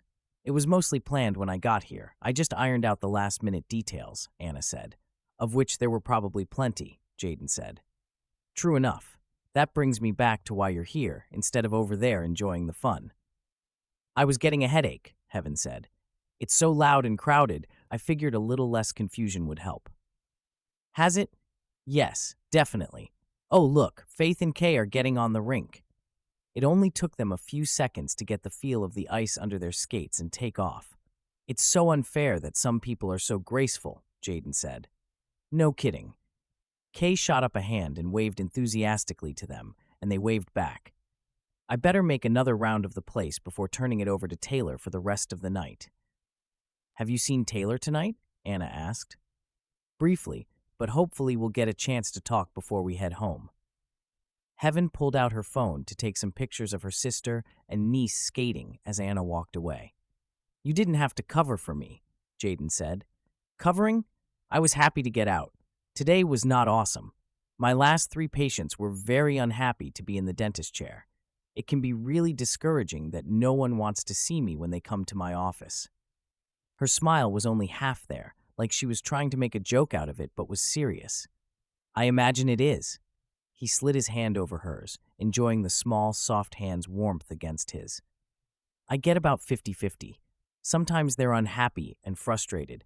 Sometimes they're relieved it didn't take longer or cost more. When I do an upgrade like a lift kit or custom work, they're usually pretty excited. Most of the time it's fine, but there are days when it's less fine. Jayden reached for an obvious line one of his high school friends would have used, since it was true. You don't look less fine than usual. He shot her what he hoped was a flirtatious look. She chuckled. Been saving that one for long? Yeah, but it made you smile. A real smile this time, and it was true, so I'm not going to apologize. They waited about half an hour longer for Faith and Kay to return, sometimes talking, sometimes sitting and enjoying the melee from a distance. At least he was, and Heaven didn't seem to mind. Even though he enjoyed every minute, a small, pessimistic voice in the back of his head wondered how long she would keep putting up with his issues before she gave up on him, like everyone else had. The third gift wrapping session took place at Campbell Hot Springs' main office, with Taylor and Jill joining them, making up for Jen's absence. This Saturday was always extra crazy, since parents would bring in gifts by the ton while they took the kids to enjoy the festival. Knowing the chaos that would ensue, Heaven stationed Jayden furthest from the door, where he would have a little more space. She positioned herself nearby, mostly because it made it easier to talk to him, which she enjoyed. Taylor had arranged meals for all of them, which was a nice bonus in the craziness, and they took turns grabbing a bite between wrapping jobs. When they finished cleanup, Heaven looked at the few pitiful rolls of paper and nearly empty box of ribbons that were left. "Looks like I didn't do very well at guessing demand," she said. "Didn't you say next week was going to be even busier than this one?" Jayden asked. "It usually is, but this was especially crazy today. I've seen what's left at the stores in town. I'll have to run to Fort Bragg and get more supplies." "Would you like some company?" Jayden asked. She slanted a look at him. "As a matter of fact, I'd love that." He was the king of the unofficial date, but she wasn't about to complain. They hit a couple stores and found enough supplies to get them through the holidays, with a little extra just in case, before heading to Dorelio's for an early dinner. A teenage couple sat at a nearby table holding hands and grinning at each other with the giddiness of young love. Heaven smiled at them. "I remember being like that, so young and cute. You?" "Not so much. I had a hard time with dating in high school because, it helps if you can talk to girls." "True. So you didn't date at all?" She wished she'd known him then. "A couple times just to dances because people pushed me into it, but we were just friends. I bet you dated all the time." "Some. I was really focused on school, trying to get scholarships for college, and I had a job, but there was a little space left over for boys." "No boyfriends?" "Just one for part of my junior year, but that ended badly." When he kept looking at her with that open, curious expression, Heaven elaborated. "He started seeing someone else before we broke up. When I found out, that was the end of me and dating for a while. I tried again in college, but that didn't go much better. I haven't dated anyone else steadily since then." "I can't believe the men here didn't climb all over themselves to go out with you, like that Mitch guy. Have you been dating him long?" He hadn't said anything about Mitch after they ran into each other downtown. She hadn't even thought about Mitch since he'd left again. "I've known Mitch for a couple years. We go out when he's in town, but honestly, I don't keep in touch with him when he's not around. Half the time, he doesn't even give me a heads up that he's coming to town, just calls or drops by to see if I'm available for dinner or something when he's already here. I don't think he even has my number because he always calls the work line." His eyes focused on his hands on the tabletop. "Oh, you looked like you were, good friends when I saw you the other day." Heaven reached out and put her hand over his, drawing his gaze. "He's not someone I would ever get serious about. Now, how about you? It's been a long time since high school, and you've come a long way." "Not quite as far as you might think. I dated on and off, and I had a girlfriend for about a year." "Don't tell me she wanted you to give up your lug wrench." He chuckled. "No, but she was a lot more social than me. She hated my shyness. It eventually took her in a different direction. I've made my peace with it. Things are definitely looking up for me." He turned his hand over and clasped hers. They shared a smile that was every bit as strong as the one on the teens' faces, even if it was less giddy. "I'm coming tonight," Jayden said on Monday when Heaven called to see if he wanted her to pick him up. "But I'll get claustrophobic if I sit up front in the middle of that crowd. I know you and Faith want to sit up front. I'll sit back near the door so I can step out for a minute if I need to." He had considered the options for quite a while, and this was the best he could come up with. "You shouldn't have to sit back there by yourself. I could sit with you. And leave Faith alone? No, it's fine, really." Making her sit near him when he knew he might slip out partway through, which would end in her sitting alone, as well as her sister, would not be cool. He was still trying to keep one or two cool points. He had to reassure her that it would be fine after she balked, but he got his way. That was how he ended up sitting alone at the back of the high school gym while little girls danced to classical music. If Julie could see me now, he muttered, she would never believe it, but he actually enjoyed parts of it, mostly because the kids were funny and broke character from time to time. The older students were impressively graceful, dancing around on their toes. Still, after Kay finished dancing, he was more than happy to slip out for a breath of fresh air before coming back to watch the end of the show. He met them outside next to Heaven's car. "Great show, kiddo. You came? Did you see me?" Kay asked with a smile at least as bright as the parking lot lights. "I sure did. Very impressive. It looked like you were having fun." "Of course, because dancing is fun." She said it as if that wasn't even a question. "We're going home for ice cream to celebrate. Do you care to join us?" Faith asked. He glanced over at Heaven. "She beat me to it, but I was planning to ask." She tangled their fingers together. He clasped her hand and smiled happily. "I would love to." It seemed like nearly every day was a little brighter since he had met Heaven. Even when they didn't see each other, they would send several text messages during the day, his preferred method of conversation, and it didn't hurt that it kept their conversations more private than a phone call during the workday. "I'll leave my garage door open for you," Heaven said. "It's supposed to start raining soon." "Good idea. My truck will totally melt in the rain." She made a fist and lightly bumped it against his stomach in protest of his sarcasm. "Very funny. I thought so." Heaven just smiled and got into her car. "See you there." One thing he had noticed about Heaven was the fact that her house was warm and cozy, but she didn't have a lot of extra stuff taking up space. Her two-car garage actually had room for two vehicles when he pulled up. The bicycle and other items that had been encroaching on the second spot the day of the cookie exchange had been neatly organized against one wall. "Looks like you were busy this weekend, straightening things up," Jayden said as he got out of his truck. "I wanted to make space for you when you come over. The temps are supposed to be close to freezing, so the rain could turn to snow. It happens sometimes." Pleased that she was making room for him in more than one way, he took her hand and leaned over to give her a short but meaningful kiss. "Thanks. You're welcome." Heaven thought things were going along well. She had worked through her anger against Faith. Her relationship with Jayden was progressing with more kisses and honest discussions, and they were coming up on the final gift-wrapping event of the season in a few days, which relieved her to no end. She was even thinking she might be willing to talk to her dad, to give him a chance to explain to her. Over the phone? Or maybe via letter. She wasn't sure she wanted to see him yet, but she had to start somewhere, right? And then she arrived home and found a man sitting on her front porch in the fading light. She didn't recognize him at first. She hadn't seen him since she was 11, and the only picture she had of her father was in a box she hadn't opened in years. She paused with the nose of her car in the garage and studied him as he studied her right back. He had grown old since she saw him last, with gray in his mustache and beard, in the wings above his ears.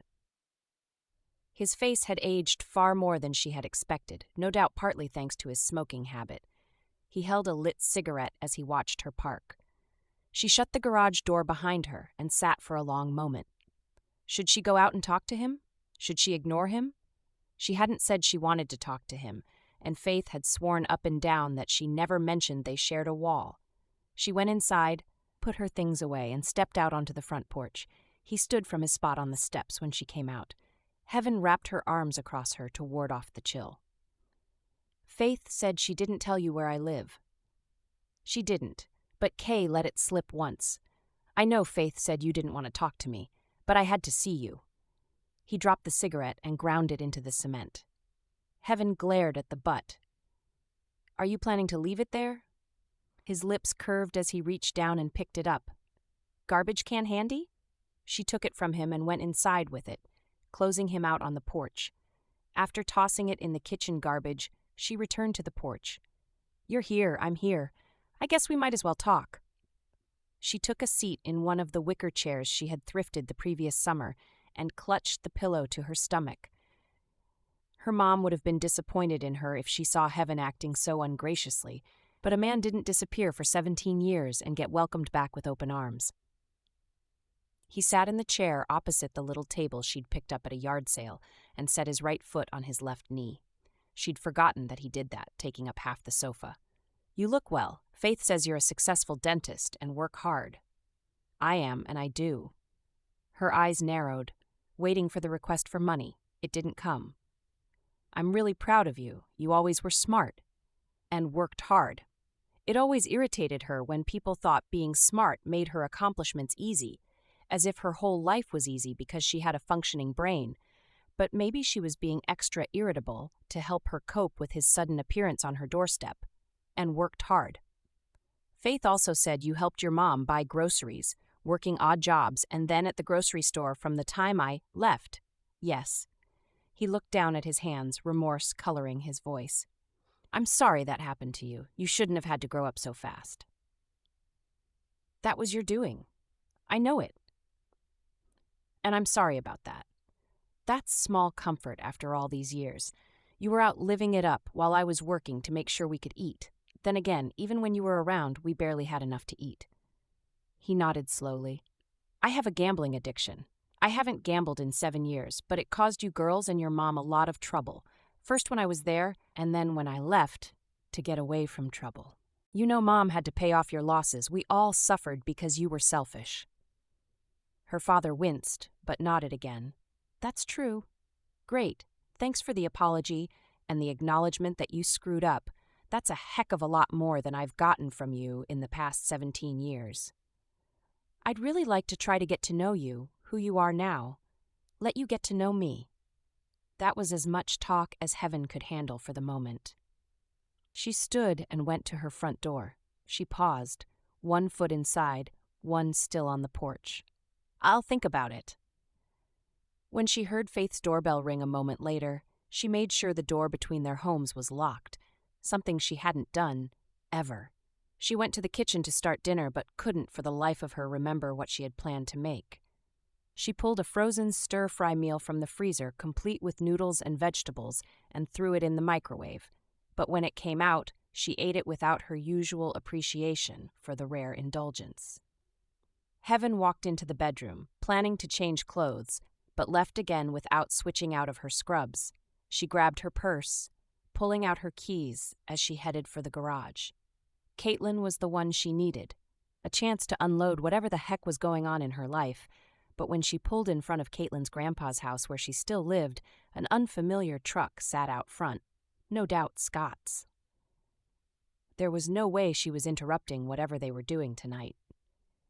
She could have sworn that she took the next few turns randomly, but found herself rolling into Jayden's driveway. She stopped in the middle of the long driveway and considered what she was doing. Yes, she cared about Jayden. She maybe even more than cared, but that didn't mean she should go unload on him. They were seeing each other? But there was a long distance between casually seeing someone and crying on his shoulder about how her dad had abandoned the family and now thought he could make everything all better. Jayden walked out of the garage and looked her way. He must have heard the gravel under her car wheels. It was too dark to see more than his form, his wild brown hair and the outline of his facial hair in the lamplight behind him, so she didn't know how he felt about her sudden arrival. She might as well go up and talk to him, though. Too late to back out and head home if she didn't want to be rude.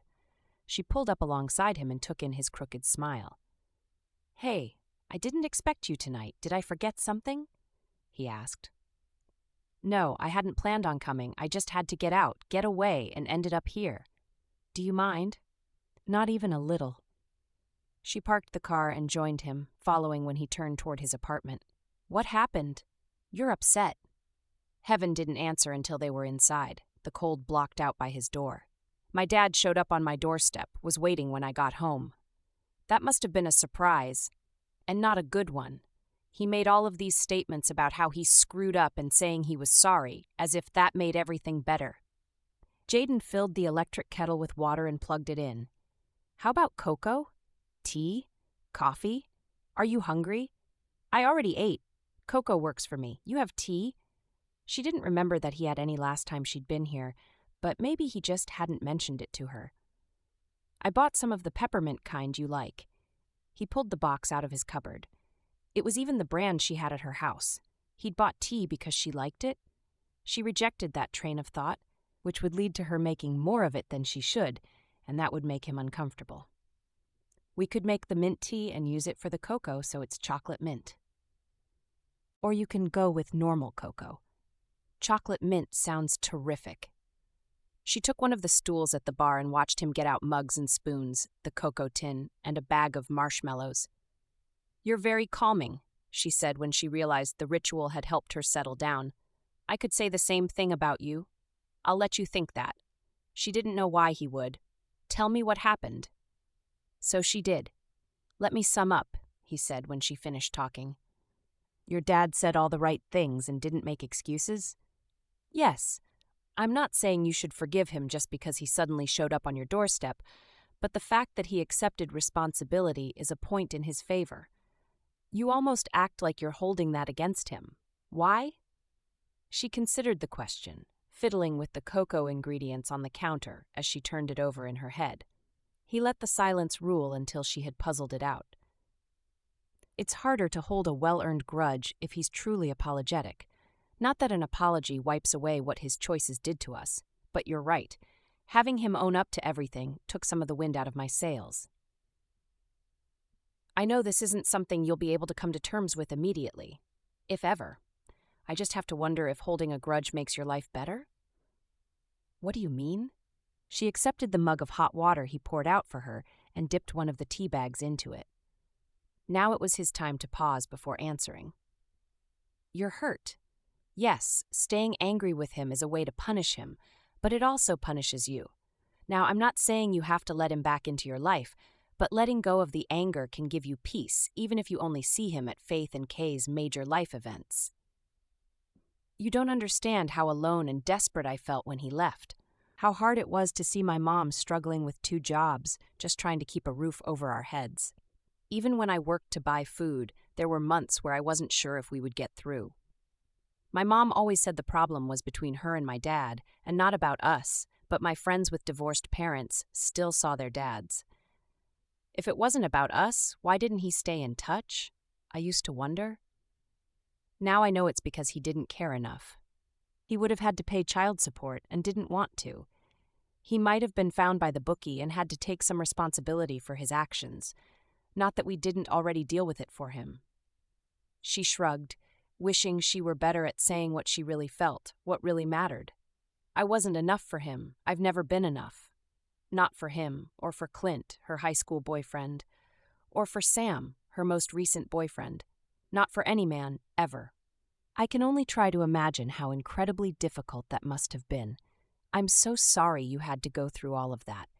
If he didn't love you enough to stand by you and do everything he could to make your life better, that's not a reflection on you. It's a reflection on him, and him alone. I don't have an answer for what will make you happy, but I have faith in your ability to figure it out in time. Thank you." After she finished her pity party, Heaven sipped mint cocoa and listened as Jayden talked about his parents and sister, his first pigeon loft, and how he got started in car repair. When she finally went home that night, after several steamy kisses, it was nearing 10 o'clock. She was vaguely uncomfortable with how close they were growing. A nagging voice told her to slow down and keep some distance even while the rest of her rushed ahead. Maybe it was because he was the first decent guy she'd dated in years to whom she'd also been attracted. Maybe it was because he was just sweet and listened. Or maybe there was something more. Though she felt uneasy about how close they had become, she told herself that it wasn't a big deal. They could be kissing friends. 15. After work Friday, Heaven was surprised when there was a knock on the door connecting her home to Faith's. She opened it to see her sister on the other side, wearing her "my clothes are all dirty, so I'm finally doing laundry" sweats. "I'm sorry Dad ambushed you like that, but are you going to shut me out indefinitely?" "Sorry, I locked it when I heard him go over to your place last night, and I forgot to unlock it afterward." "I wasn't shutting you out this time, just him." Faith looked relieved. "Good. You didn't answer when I knocked after he left, so I thought you must be mad." Heaven gestured for her to come on in and headed to the kitchen. She hadn't had time to pull out anything for dinner since she walked in. Faith must have heard the garage door opening to announce she was home. I left after Dad's visit. I wanted to talk to Caitlin. How is Caitlin? I have no idea. Well, actually, Scott's truck was parked out front, so I'm guessing she's doing fine. I ended up at Jayden's instead. We had cocoa and talked until later than I want to admit. A sly smile creeped onto Faith's face. Really? Now he's someone you go to when you're upset and need a listening ear. This is getting serious. It is not, but he is a good listener. I told him he was soothing. He said, I am too. Me. Uptight, perfectionist you? How did he come to that conclusion? Heaven wasn't sure how much he would want everyone else to know, but Faith would need to know something of his social anxiety if they kept seeing each other. He didn't elaborate, but he has pretty severe social anxiety. That's why we stepped away at the festival, and why he didn't sit with us at the Nutcracker. Big groups are hard for him, and I guess I tried to help him with that for what it's worth. She opened the fridge and stared at the contents. Definitely time to go grocery shopping. After she ate dinner. You know, I made soup today, and there's plenty. I also stopped at the bakery for fresh bread to eat with it. Heaven closed the fridge door. You know my weak spots. Yes, I do. Instead of moving back toward her place, Faith leaned one hip against the counter and studied Heaven. I know how things went last night from Dad's point of view. How about from yours? Heaven folded her arms over the stomach. He said all the right things. And that's a bad thing because I'm not ready to forgive him, and I don't know if I can trust what he's saying, or if he just said the right things because he knew that was what I wanted to hear. You said he's been around in your life for a while now, but my heart and my brain can't get together on this. I think it will take some time. I told him not to contact you again for a while, to give you time to process. I have his number, so when you're ready to continue the conversation, I'll give it to you. Thanks. Heaven gave her a hug, grateful for a sister who understood her so well. Now, come listen to Kay yammer on about her party at school today while I dish up that soup for all of us. Relieved to set aside the hard topics for now, Heaven nodded. That sounds like an excellent plan. The final gift wrapping party of the year was held at the American Legion Hall, an octagonal log cabin built decades earlier by the local National Guard members. It was used now for smaller city events, including the annual chamber drawing. Heaven, Jayden, Pam, and Hartley Beaumont, who owned the bakery, were stationed in the kitchen, with the doors over the kitchen cabinets open to take in gifts for wrapping. Christmas music played. People enjoyed the hot wassail, cocoa, or coffee available to all. Gifts flew back and forth through the serving area, and Jill Campbell and her cohorts took in different businesses' chamber bucks boxes. For every $10 spent in each store, shoppers got a chamber buck, which enabled them to enter the drawings at that store and also the larger drawing for the major prizes. It had helped encourage people to spend locally during the holiday season instead of taking all their business to Fort Bragg, Ukiah, or online. Does it actually help? Jayden asked when they had a short lull and were discussing the drawing that would start soon. Believe it or not, Hartley said, I've talked to several businesses who've seen an increase in sales during the holiday season the past couple years, and I get more people into the bakery. You've only owned the bakery for a couple years, Pam pointed out. Before that, it was Lysel's bakery, and while she was good, you are twice the culinary artist she was. Hartley grinned. Well, when you're right, you're right. And I'm right. Oh, here comes Barry, looking a little desperate. Pam greeted the man who had 2 overflowing bags. I promised Leslie I would get these wrapped 2 weeks ago. I'm desperate. Please help me. We'd be happy to. Let's see what we have here. Heaven shared a grin with Jayden as Pam handed them boxes and they got to work. The building wasn't especially large, so they took the actual drawing announcements outside to the patio, where people could spill into the parking lot. Pam and Hartley went out to listen and said they would let Heaven and Jayden know if they won anything. Heaven and Jayden stayed in to finish wrapping the last of the gifts that had been dropped off before the drawing. That's a lot of people out there, he said, looking out the window. I swear the crowd gets bigger every year. Jill's voice boomed over the bullhorn as she announced prizes and the winners. Everyone clapped. This is a nice town. I love the way everyone pulled together for the activities this month. Jayden picked up the next package, made a sticky note tag for it, and got to work wrapping. We do know how to do a holiday right. The dance tonight to celebrate the bicentennial should be big. His eyes widened, and he looked at her apologetically.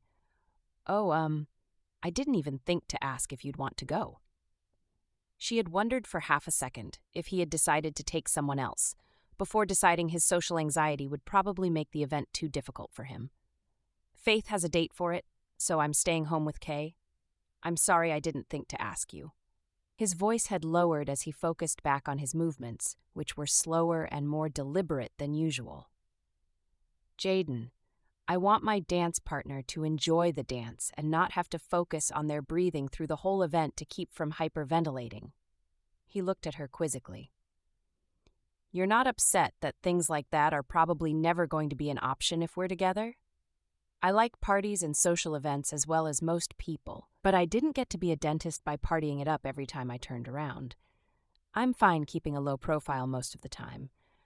A dance in the kitchen is just as good as one in a crowded ballroom. Though it did have the disadvantage of not giving her an excuse to dress up. And since you're staying home tonight, do you mind having a guest for the evening? Are you inviting yourself over for dinner and a Rudolph the Red-Nosed Reindeer replay? His lips curved up as he looked over at her. If I'll be welcome. Of course you will. Faith's date is picking her up at 6. I'll stop by around then. Pam came in to tell Jayden his name had been called, and Hartley was collecting his prize since he was wrapping. Jayden shared a look of relief with Heaven. She wondered if he really could be part of her world, or if his struggles would eventually pull them apart. Heaven had her bags of microwave kettle corn and special cocoa mix handy when she walked over to Faith's that night. The date hadn't arrived yet, and she heard Faith and Kay's voices coming from the master bedroom. She set down her treats and walked on back to find Faith stunning in her blue dress and heels. Her hair cascaded down her back, glittering pins inserted here and there, echoing the glitter of the dress. Fake diamonds glittered on her ears and necklace. You shimmer all over, Heaven said. That was the goal. How do I look? Faith did a little spin. She loved dressing up even more than Heaven, though she rarely had a reason to. Amazing. Your date is going to swallow his tongue. I know. Faith looked self-satisfied. The doorbell rang and Heaven found Jayden on the other side. I noticed the lights were off at your place, so I figured you were over here. Great, come on in. I was just checking on Faith. Her date should be here any second. As if in confirmation through the window, she saw a sleek sports car parked in front of the twin homes, and a man in a dark suit got out. I guess he's here now, Jayden said. Faith came into the room, carrying a silver clutch. Oh, hi, Jayden. Heaven said you'd be coming over tonight. Rudolph can be quite the draw. He is the best reindeer. It looks like your date's here. The doorbell rang and Heaven opened it, the better to see his expression when he saw Faith. Whoa, you look incredible, Brent Baker greeted her. Thanks, you look pretty amazing yourself. He helped her with her jacket, and after Faith gave Kay a goodbye kiss, they headed to his car. What are we eating tonight? Kay asked, after the car had pulled away into the night. Pizza. It should arrive soon, Heaven said. Yes, I figured if your mom was going to go party, we should party here too. I'll start the TV. Kay ran over and grabbed the remote. She's such a shy, retiring child, isn't she? Heaven asked Jayden. Yeah, sure. She gets that from you. Heaven got out plates for the pizza and bowls for the popcorn she would make after dinner. Hours later, when Kay was in bed with a belly full of popcorn, and after having heard 2 stories, one each from Jay and Heaven, they returned to the kitchen. She put on Christmas music while they cleaned up. After Heaven loaded the dishwasher, Jayden took her hand and turned her into a dance. Nat King Cole sang about Christmas memories. Not bad there, Lewis, Heaven said as he swayed her around the small room. My mom taught me a few dance moves when I was a teen. I rarely used them because girls mostly terrified me, but when I did, they didn't seem to mind. The feeling of being in his arms, the sultry music, the cozy atmosphere, They all combined to make a far more romantic setting than she imagined the Albrecht Event Center could manage. This is just perfect. You, me, and Nat. I'm glad you feel that way. Nat's an old friend of mine and one of the few people I don't mind sharing you with. He spun them around and then drew her tighter. These past few weeks have changed my life. You've changed my life, Heaven. It's an apt name. Oh, you have no idea how much I hated it as a kid. So much to live up to, and I'm not nearly as perfect as it implies. You seem pretty perfect to me. I'm a control freak and not good at forgiving. My dad is a case in point. Give it some time. He hurt you. You're not going to work through that overnight. I don't know if I'll ever get completely over that. Jayden turned her away from him and then back into his arms. He doesn't have to be fully involved in your daily life to find your peace. You'll figure out what feels comfortable and go with that. She slid her free hands slowly up his well-defined bicep before returning to dancing stance. The man had some very nice muscles to go with the very sweet personality. You have more faith in me than I do. I still haven't decided if I want to spend time with him. If you didn't, you wouldn't have talked to him the other day or come over to tell me about it. But take it at your own speed. She leaned in and rested her head against his shoulder, which was at the perfect height. You're too good to me. Not even possible. He slowed the swaying and pulled her closer. I've been trying to figure out how to say this. I doubt you're even ready to hear it, but I'm just going to put it out there. I love you. I've never felt this way about anyone else. You let me be me. You accept my weaknesses and support me when I want to push my boundaries. You're funny and interesting. You make me want to be a better person. I couldn't help but fall for you almost from the start, and I've spent the past 4 weeks falling more in love every minute we're together. Heaven pulled back and looked at him, panic welling up inside her. Jayden, I can't believe. He brushed a finger over her lips. I know, you aren't ready to hear it, never mind say that you love me too. But I had to say it anyway. I love you, and that's not going to change, so I'll give you time to decide if you'll be able to feel the same way about me. He drew away without the kiss she had been anticipating only a moment earlier. I'll head out. Thanks for the dance. We'll have to do that again. Yeah, thanks for coming over. Heaven went through the motions of saying good night and locking up, wiping down the counters, and returning to her own place while her mind buzzed. He loved her? He said he loved her, and all she did was stammer at him. He looked hurt, and she wondered if this panic welling inside her was how he felt every time he was in a crowd. She was not in love with him. There was no way she could fall so fast, and she didn't think he knew what he was talking about either. Love wasn't real anyway, not the romantic kind. It didn't truly last, did it? Not for most people. From what she'd seen, most couples who stuck it out did so out of convenience, not because they couldn't stand to be apart. She tried to push the thoughts out of her head as she got ready for bed, but she lay there, staring at the ceiling for hours before finally drifting off to sleep. 16. The Robinsons had been 2 of Heaven's first patients when she came to town. They had lived next door to her in the tiny home she'd rented before she and Faith had bought the twin homes and moved in next to each other. They had invited her to neighborhood barbecues and their Christmas parties every year. Still, she was surprised when their son, Walker, sent her the invitation for their 40th anniversary party. It was a big event, full of family and neighbors, held in the only event center in town, the same one that had hosted the community dance a few days earlier. She'd heard the event had been pulled together pretty quickly, but wasn't surprised at how great it all looked. Daisy, the event planner, was amazing. Heaven had considered inviting Jayden to come with her, but hadn't been sure how many people would be there. And that thought had been before he had announced he loved her. Loved her. She had replied to his text messages since then, but when he'd asked about getting together, she had only said she was keeping busy, which was true enough, since she had taken the time to inventory all of the leftover gift wrapping supplies before putting them in bins in her garage until next year. She made freezer meals to simplify meal prep in the coming month, and took on all of Faith's gift wrapping, filling her evenings with paper and bows. She planned a small Christmas party for her staff, which would take place the next day before they took the rest of the week off for the holiday. If none of those things had to be done, or at least not by her, that was okay. She simply wanted to focus on anything besides the fact that Jayden thought he was in love with her, or the fact that she thought she might be in love with him. A little bit. Nothing was quite that terrifying, since every time she had loved a man in the past, they had let her down. Since taking Jayden was out of the question, even if she hadn't been avoiding him, Heaven strong-armed Caitlin into joining her for the anniversary party. The party was big and full of silver and red balloons. There were red roses on the tables and red table scatter in the shape of hearts.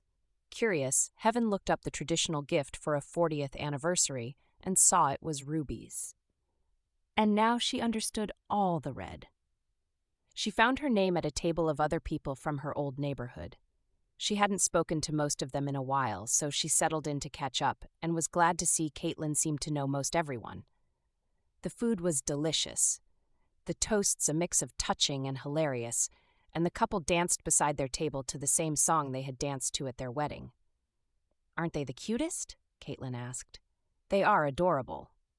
40 years, and they're still so in love. Don't you love how they look at each other as if they're the only two people in the room? They take walks pretty much every evening, rain or shine, unless the weather is really miserable. They never seem to run out of things to talk about and laugh together all the time. That's how I want to be in 40 years. 40 years from now, just how serious are you and Scott? 40 years after I'm married, whenever that is." She shrugged off the question. They're proof that love really can last. Hard to believe sometimes when we look at people around us, at our families. It's nice to see that luck happens to some couples. It's not about luck, it's about hard work and being determined to make the marriage work for both of you. Seeing all of the unhappiness from other couples makes me want to work harder when I settle down with someone, to be sure that we make the marriage work. Heaven didn't answer. She wanted to believe Caitlin was right. That if she let herself love Jayden as much as she wanted to, that she could believe that they would make it work. That she could be happy with someone until the day they died. That no struggle would overcome their determination to put each other and the marriage first. She wasn't sure if she believed it was possible, but she wanted it to be possible. She wanted it more and more each day. With nothing pressing on his schedule and total crickets from Heaven, Jayden closed shop early on Monday and left for his sister's a day sooner than planned. It was a relief to make the 6-hour drive to Reno for Christmas. After Heaven's rejection a couple nights earlier, or at least what had felt like rejection, he needed to get away, to get a change of scene and some perspective. He told himself she hadn't rejected him, so much as love in general, but he didn't really believe it. How could he have convinced himself that they were traveling the same figurative road toward love without realizing she was just passing the time with him? And why did he have to love someone who apparently couldn't love him back? He supposed it was one of those things you had to just get through, but he was glad to be able to get through it with his family. Instead of staring at his own four walls, he could stare at theirs. But at least it was a change of scene. Jayden arrived at Julie's shortly before Luke and Joey went to bed and took himself to the guest room a few minutes later, exhausted from the stress and lack of sleep the previous 2 nights. Julie's home was restful and he was able to sleep better, but he could have sworn he smelled Heaven's fruity scent when he woke in the morning. The next day, after visiting his uncle, Jayden returned to Julie's empty house. It wasn't long before the garage door announced someone's return home. Julie walked into the house with an armload of grocery bags. "Oh good, you're handy. Could you bring in the rest?" "The rest? How much did you buy?" "Enough to serve 6 families, no doubt. It'll save me from having to make another grocery run while you're here." She unloaded the bags onto the kitchen counter and started to pull bags and cans and boxes from them while Jayden headed to her car for whatever else she had purchased. It took 2 trips to bring in the rest, and he got to work helping to set out the purchases on the counter so she could focus on putting it where it belonged. Did your boys suddenly start eating for 5 each? Stop it. These are all necessary ingredients. Sure, if you're stocking a restaurant. Julie batted at him. If you're going to talk, how about if you tell me what's making you so unhappy? Jayden should have known she would be able to tell. Age-old story. A guy in his car? Well, that is a classic, but no, I meant the guy who falls for the impossibly perfect woman who just wants to be kissing friends. Except now I don't know if she even wants that. And holy cow, didn't he have any pride at all? Apparently not. Who is this woman, and can I take her in a fight? Julie asked with her fierce face and both hands holding cans of refried beans. He laughed, as she had intended. She always had been able to make him laugh. You'd certainly give her some stiff competition. But not a guaranteed win for me, huh? So spill. It won't be long before Tom and the boys get back from the store with their last-minute trinkets for me. She put away the beans and reached for the box of macaroni. Is that what they're doing? Dang it! I totally missed the trinket shopping. You know how little kids are. Even little things seem like the best gift, and Tom always puts off the shopping until the last possible minute and ends up at the jeweler's, which, not the worst thing ever, I guess. That's how I got these. She pointed at the jeweled studs that looked like they could be rubies. Very nice. I did buy you a trinket, something in value between what your boys spent and what Tom apparently spends. Good enough. So, the woman? She wasn't likely to give up, and he could use the listening ear. Local dentist. The reason I signed up to wrap gifts. Ah, I wondered if there had been a woman involved in that decision. Yes, well, everything was going great. She wasn't the least bothered by my issues, or it didn't seem like it, but then the other night we were dancing in the kitchen. Oh, good move. She gave him an approving smile. Apparently not because I told her that I'm in love with her, and then you're doing an admirable impression of her right now. Julie had stopped to stare at him, a jar of peanut butter in her hand as her brow wrinkled. Holy crap, you're in love with her and I still haven't even heard her name? It's Heaven, Heaven Lee. As in Heaven L-Y? Heaven L-E-E. It's her last name. Can you imagine the teasing? Okay, sorry, back on your side. You told her you love her and she, freaked out? More or less. She essentially said we were getting along great and that she didn't feel like that and, well, anyway, I'm not going to recount the whole conversation. It was bad enough having to go through it once. She's barely texted me since and has made up excuses not to get together. The point is, she isn't interested in anything more from me. The end. I couldn't stand it at home, so I came here early. You were really serious about her? I want to marry her. When her eyes bugged even further, he hurried to explain. I didn't say that. I was willing to wait until she got used to the idea of love before bringing up that topic. Guess that's not happening. Is there a reason from her past that would make her relationship shy? You mean besides every man she's ever loved before? Yes. Why would you ask? Okay, I need more details than that. He huffed and ran a hand through his hair in frustration. I don't have all the details and wouldn't share them if I could, but she said she's never been enough for any man, including her dad, which tells you enough all by itself. Yikes, I'm really sorry. Hopefully she gets over it and realizes what an amazing catch you are. He folded the empty canvas bags and stacked them on the corner of the island. Yeah, so amazing. I couldn't stay at the Nutcracker Ballet for 20 minutes without needing a break. The what? Wait, you went to the ballet? How did she convince you to do that? Never mind. No way. You went to a ballet? Jayden wished he could find that sweet spot between being too quiet and diarrhea of the mouth. It was her niece's ballet, okay? She's 7 and Heaven takes care of her in the evenings when her sister is at work. Faith is a deputy sheriff. Faith and Heaven? What's the poor girl's name? Chaste Lee? His lips quirked despite his frustration. No, it's Kay, and her last name isn't Lee because her mom is a widow. Anyway, I like the kid. She's cute and funny and doesn't make me nervous like most people. She asked me to come see her dance, so I went. I watched. I went out halfway through the show to gulp in air and recenter, then came back in again to tell her good job at the end. That's really nice that she helps her sister with her kids so much. It is, and they bought twin homes. Jayden went on to tell Julie all the basic details about Heaven's situation, just brushing up against the fact that she and her dad had been estranged for many years. Julie summed up. So, she's a good sister and aunt, but she has some kind of issue with dad, some issues with jerky ex-boyfriends apparently, and she thinks you're like them? Man, I hope not. I feel like my best self with her. Like I can do more than I can do alone. And I can help her to do and be all those things that she wants to do and be. But apparently she doesn't feel the same. That's it. Do you have pictures? He narrowed his eyes, suddenly wary. Only one. Well, gimme. Jayden pulled out his phone and flipped to the image gallery to show the one he'd taken of them at the festival and passed it over. The garage door opener started up, indicating that Tom and their boys were home. Pretty. Beautiful, he corrected. Well, even beautiful women can be idiots. Julie pulled him close in a quick hug. The door to the garage opened and she pulled back. And the invasion begins. Luke and Joey ran in with Tom bringing up the rear, a couple shopping bags hanging from one of his hands. Christmas is in the bag, he said. Great, take Jayden with you to wrap them. Apparently he's become an expert. He managed to teach you basic car maintenance. Maybe he can teach you to wrap.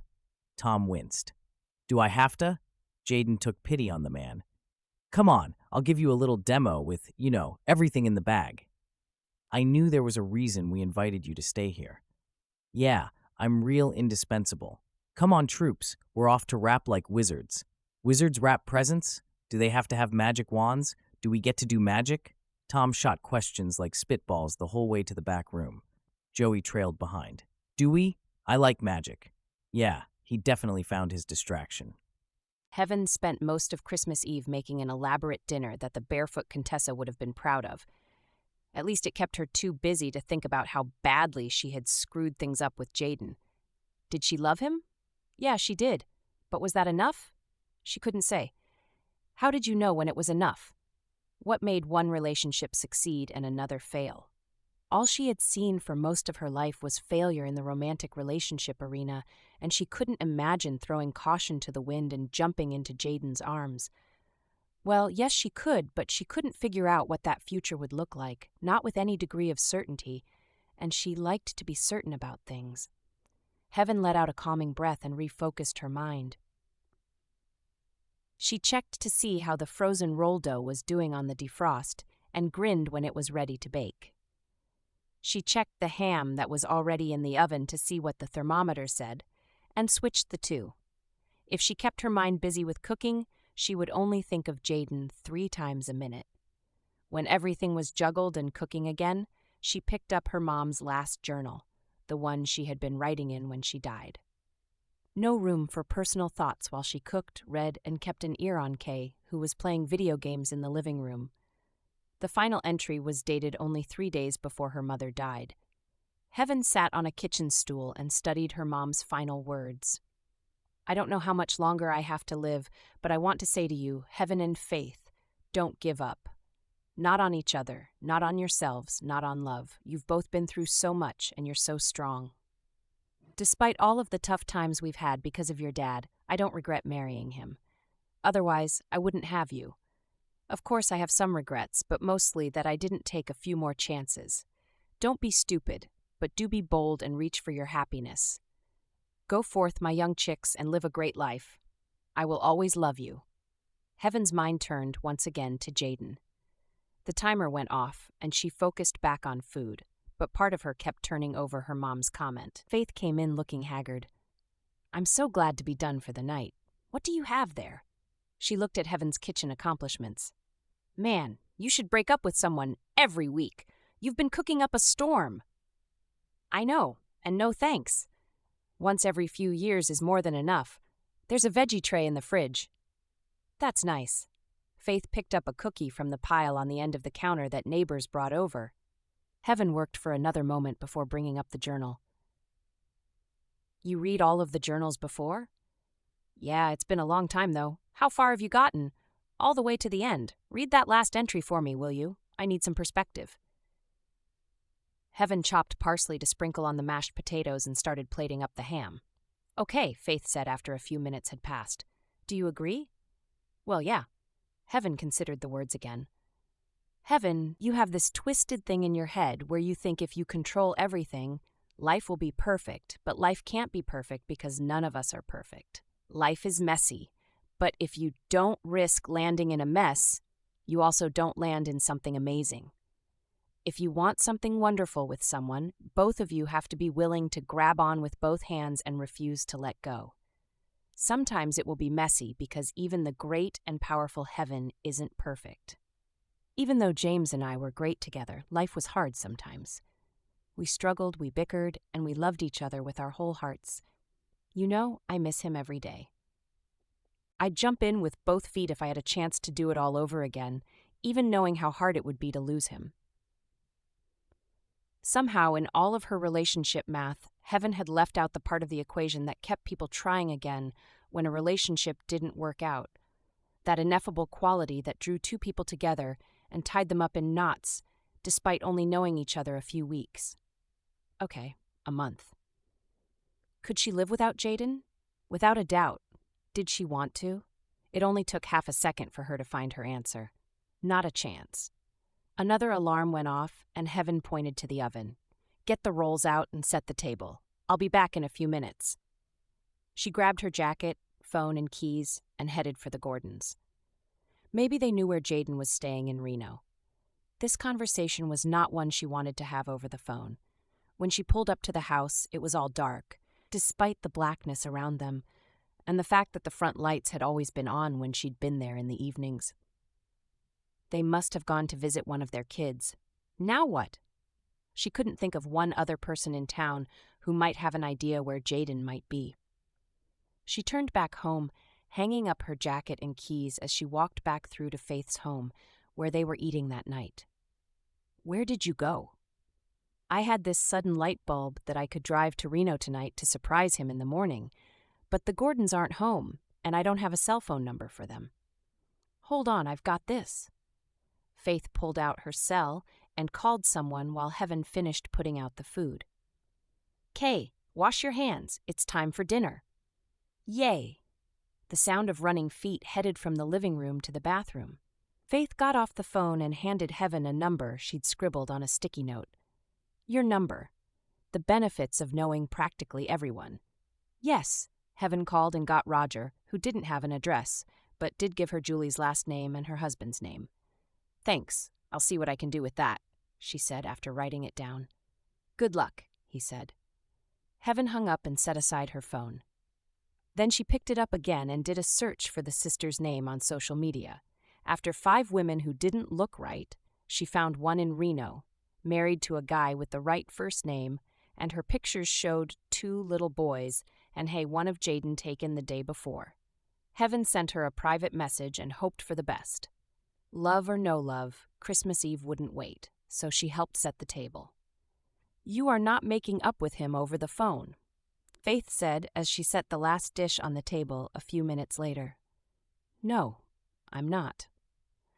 It would be sad to miss Christmas morning with Faith and Kay, but she knew this was the right decision.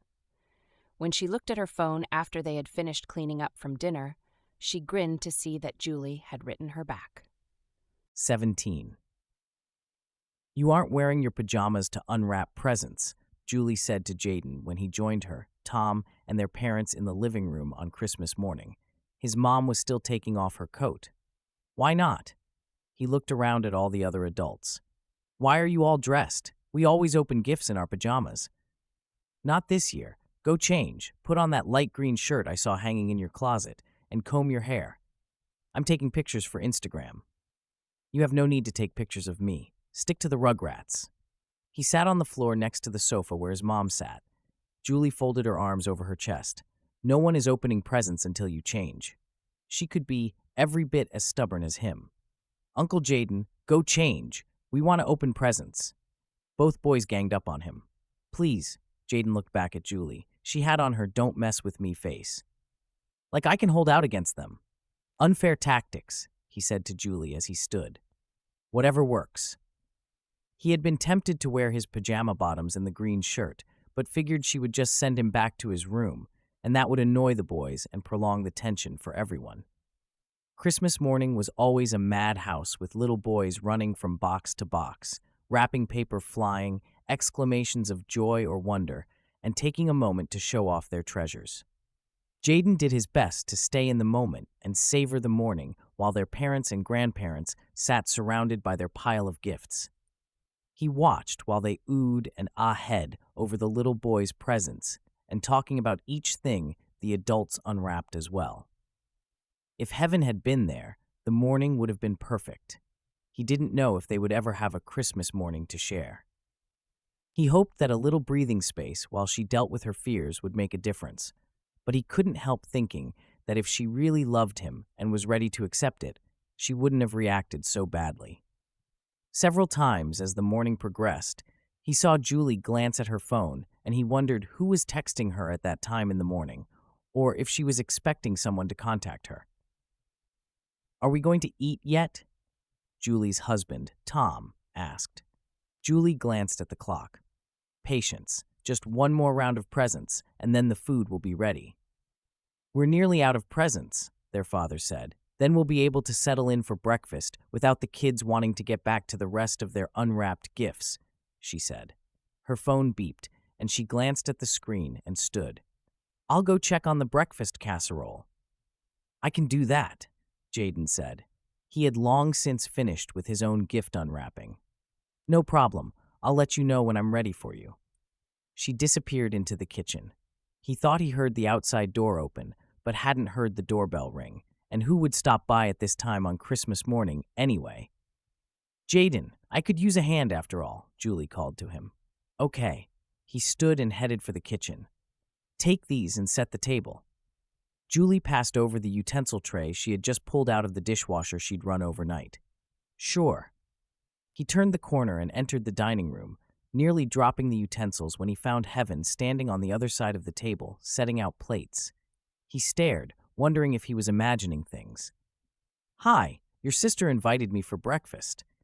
"It's a 6-hour drive," popped out of his mouth before he could think of what to say. "Yes, I left early this morning. Very early." "Wait, how did she know to invite you to breakfast? I mean, how?" Heaven set down the last plate and circled around to him. "I contacted her on social media last night. Roger told me her name.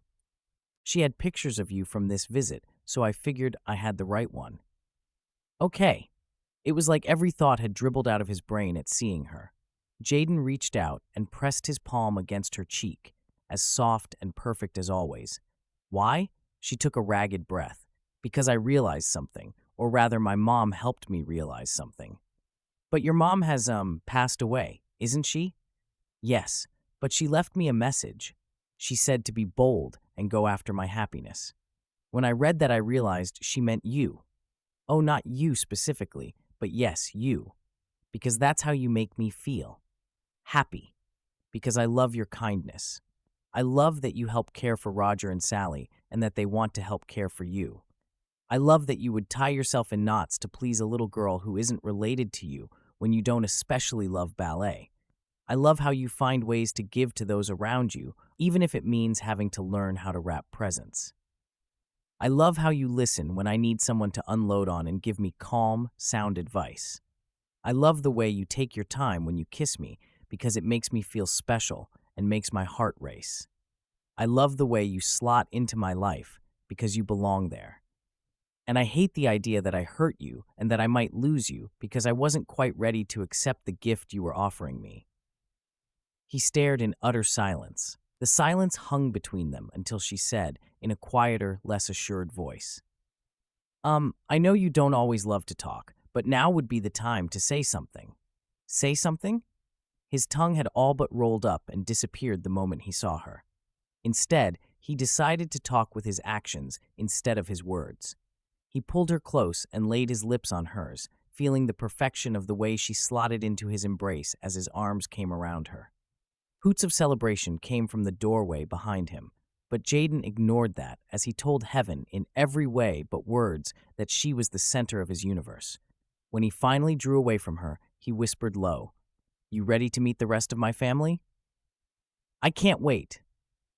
Epilogue. Heaven checked the mirror one last time to make sure everything was perfect. Jayden had made Valentine's Day reservations for the two of them at a small restaurant in Fort Bragg, and she was more nervous than she had expected. Since Christmas, they had grown closer than ever, spending part of every day together despite their busy schedules and eating most of their meals at one house or the other. Of course, Kay and Faith had been part of their everyday lives as well, and Kay was absolutely thriving with Jayden in her life. So was Heaven. It was funny, she thought as she collected her white sequined clutch, how much a person's life could change in a few months. The garage door started running. He was here. One of the kittens brushed up against her leg when she stopped to collect her dress coat, and Heaven leaned over to run her hand along Pudding's back from head to the end of her tail. Having the cats around had brightened her life in more ways than she had expected, from their funny antics to the comfort she received from having one purring on her lap. She probably wouldn't have them if Jayden hadn't encouraged her to talk to Faith and then called her when he found them. There was a knock at the garage door, and Faith walked over to unlock it and let him in. "Wow, that's a sharp suit you've got there," she said when she'd taken a close look at him. "I had to find something new, so I'd look decent enough to have you on my arm." Jayden still struggled with social anxiety, but it had completely disappeared when they were alone together. He set a hand on the small of her back and pulled her close, kissing her breathless. "You were supposed to wait for me," Kay said from behind them. Heaven looked over her shoulder at her niece. No need to let go of Jayden after all. "He wasn't allowed to kiss me hello without you present?" "No, for the other thing." "I haven't done the other thing yet," Jayden said. "Good." Jayden slowly retracted his arm. "I helped him," Kay said. "With what?" Heaven asked. Faith came through the doorway from her home. "They had discussions and made plans that night you had to go in for the emergency tooth repair." "Discussion and plans.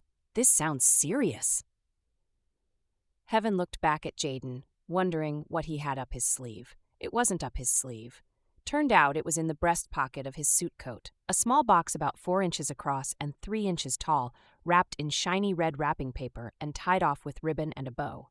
"This box is great. Did you do it yourself?" she asked him. "It only took me 3 tries. A smile tugged at his lips. "You're practically Olympic level now." Heaven tugged at the ribbon and realized Faith was taking pictures or video. "Stop it." "Can't, sorry, just open it." Now she was really curious. Heaven opened the box and found a small ceramic box inside, with the image of 2 doves on front. The whole thing was white, but the detail was impressive. "I helped pick it out. It's beautiful. The 2 of you did a great job." She ran her fingers over it in appreciation and lifted the lid to find a diamond ring snuggled in a bed of silk. "Whoa." She looked up at Jayden, who appeared uncertain. "I've told you I love you dozens of times. I want to be with you for the rest of my life. Will you marry me?" he asked in clear tones. He took the ring out of her trembling hands and slid it onto her ring finger. It sparkled like light breaking through gloomy clouds. "Will you marry me, Heaven?" he asked a second time when she hadn't answered, studying the ring. "Yes." She kissed him again and heard the cheers of her sister and niece, and a moment later realized they had been joined by his family members as well on Faith's phone, a family affair. As Jayden picked her up and spun her around, Heaven knew together they could do anything.